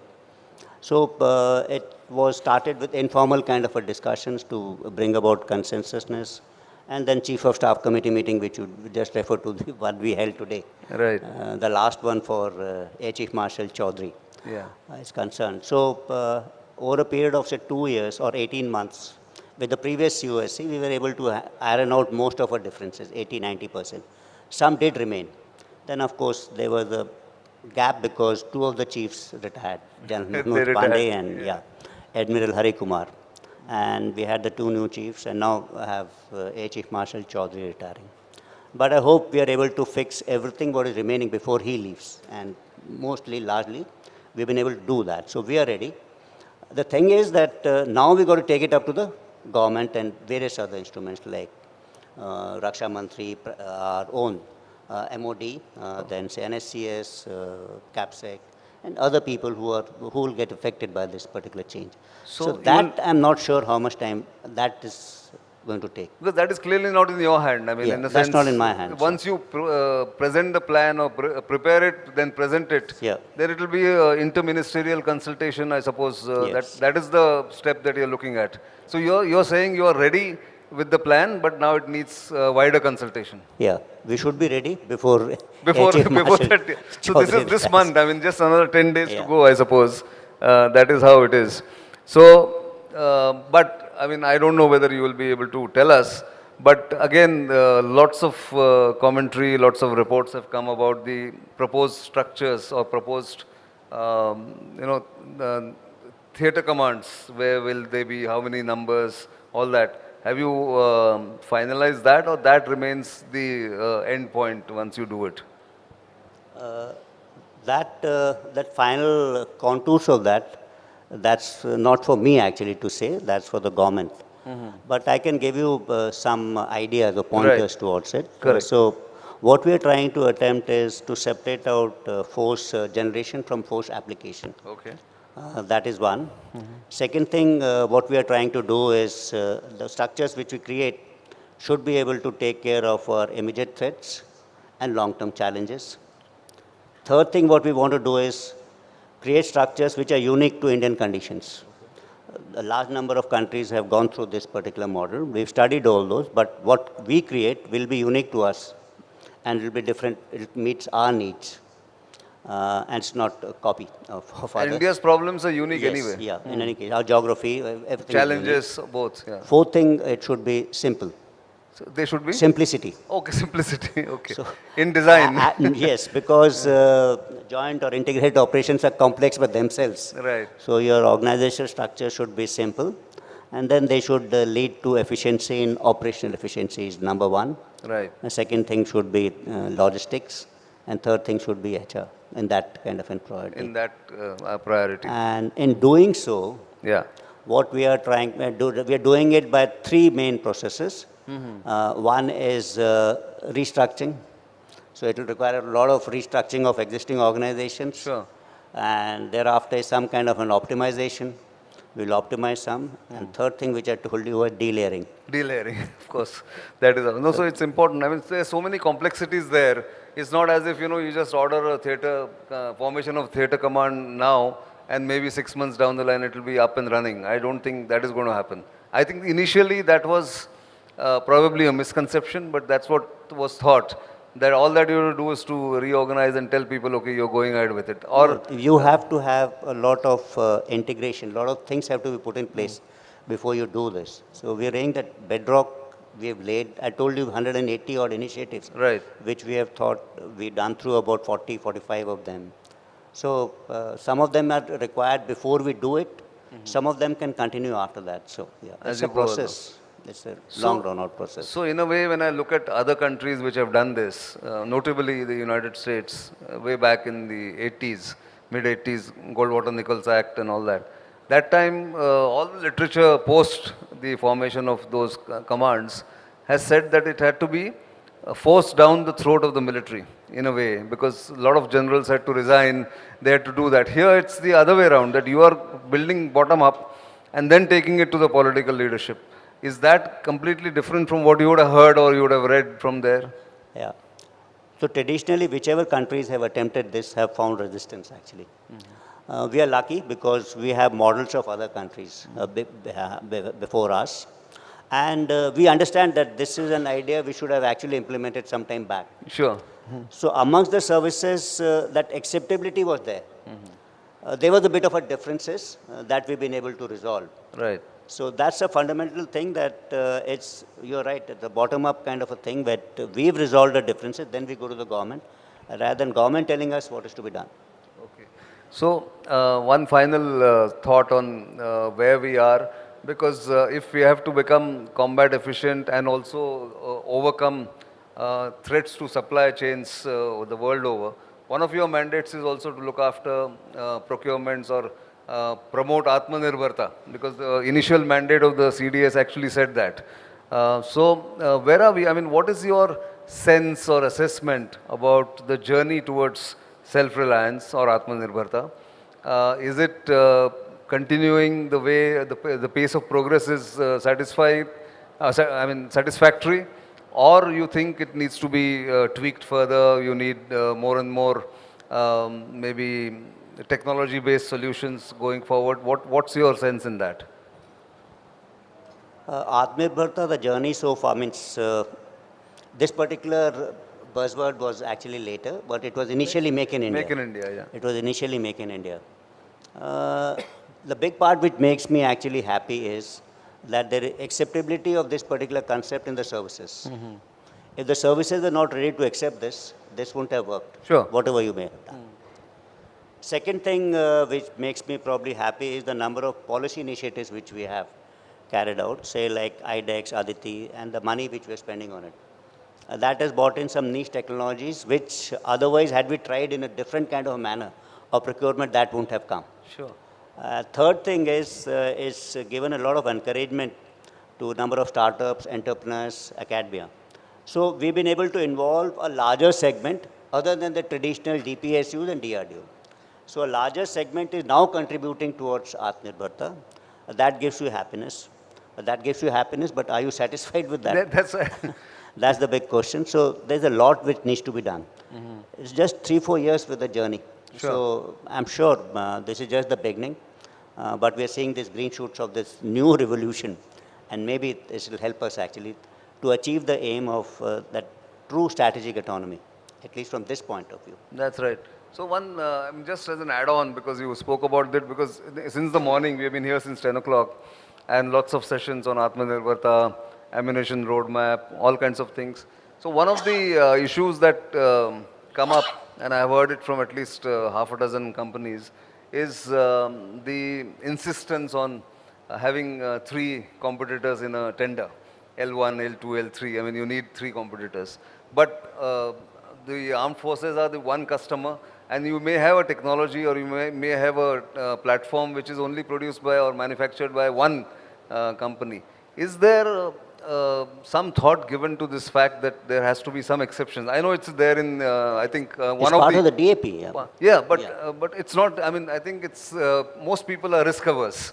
So, again, that cultural shift has to come, or maybe that needs to be more, what should I say, focused or more pointed to allow that kind of, decision making, that if there's only one resultant vendor or resultant competitor left in the competition, then if it's suiting everybody, if it is qualifying, then why not? I mean, I don't know whether you want, because I heard this here since the morning. No, there are provisions that you can always go in for a single vendor also. If after this evaluation there's only one left. And I cannot quote offhand, but there have been instances where single vendor things have been approved. Okay. So the process is there.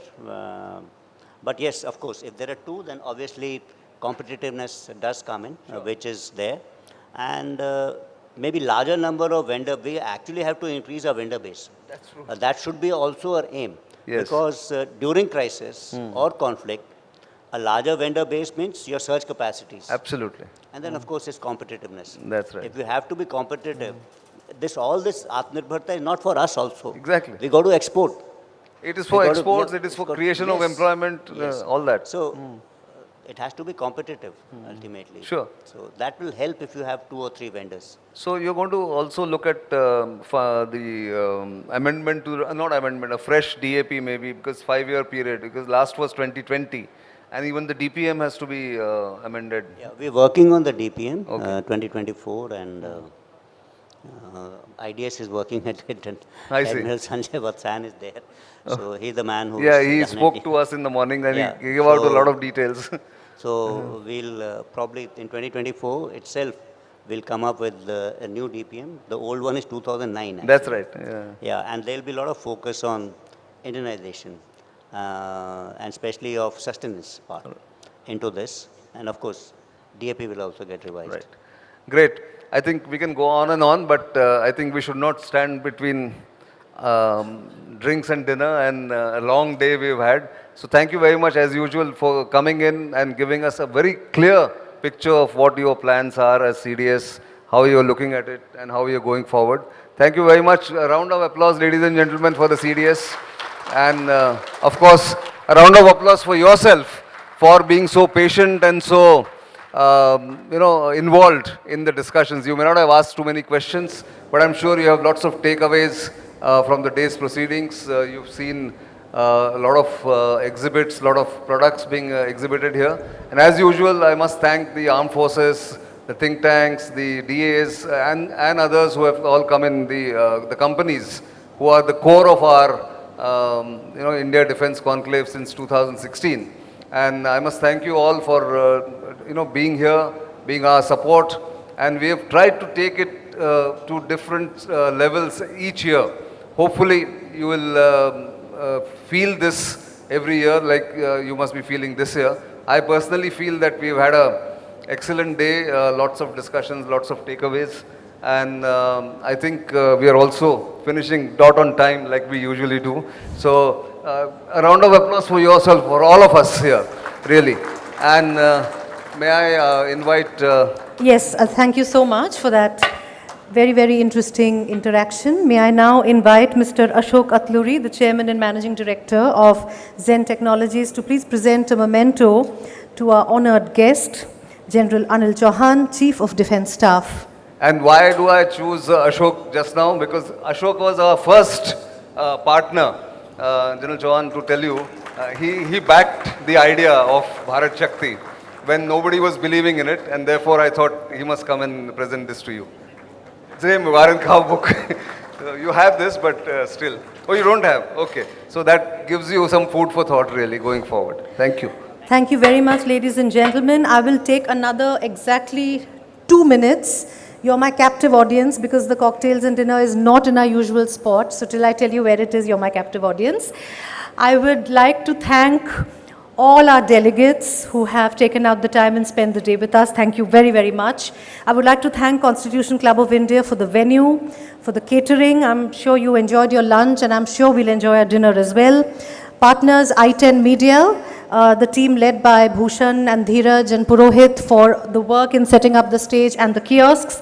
I would like to thank our partners, Lockheed Martin, Rafe M Fiber, Zen Technologies Limited, Solar, SMPP, General Atomics, A1 Fence, L&T Defense, Safran, JSR Dynamics, Shiva Texian Limited, Aimtrex, Bharat Forge, Sagar Defense Engineering, Naval Group, Hensoldt, Bharat Dynamics Limited, Redon Systems, Garden Reach GRSE for being the Haiti partner, our media partner, StratNewsGlobal, our kiosk partners, Aerospace Engineers, Elena Geosystems, iTech RFID, Strongfield, Multicolor, Classics Technologists, and Deafened. Thank you all very, very much for this wonderful day. I do hope next year we have some women speakers. We've not had even one this year, but I do hope we can manage to change that next year during our knowledge sessions. That's my wish for next year's conclave, and I do hope all of you will make it happen and send women to speak on defense. That will be great. Thank you very much. Now, the cocktail and the dinner, you have to go out and turn right, and we have organized it near the pool area. So I will meet you there for drinks. Thank you so much, ladies and gentlemen.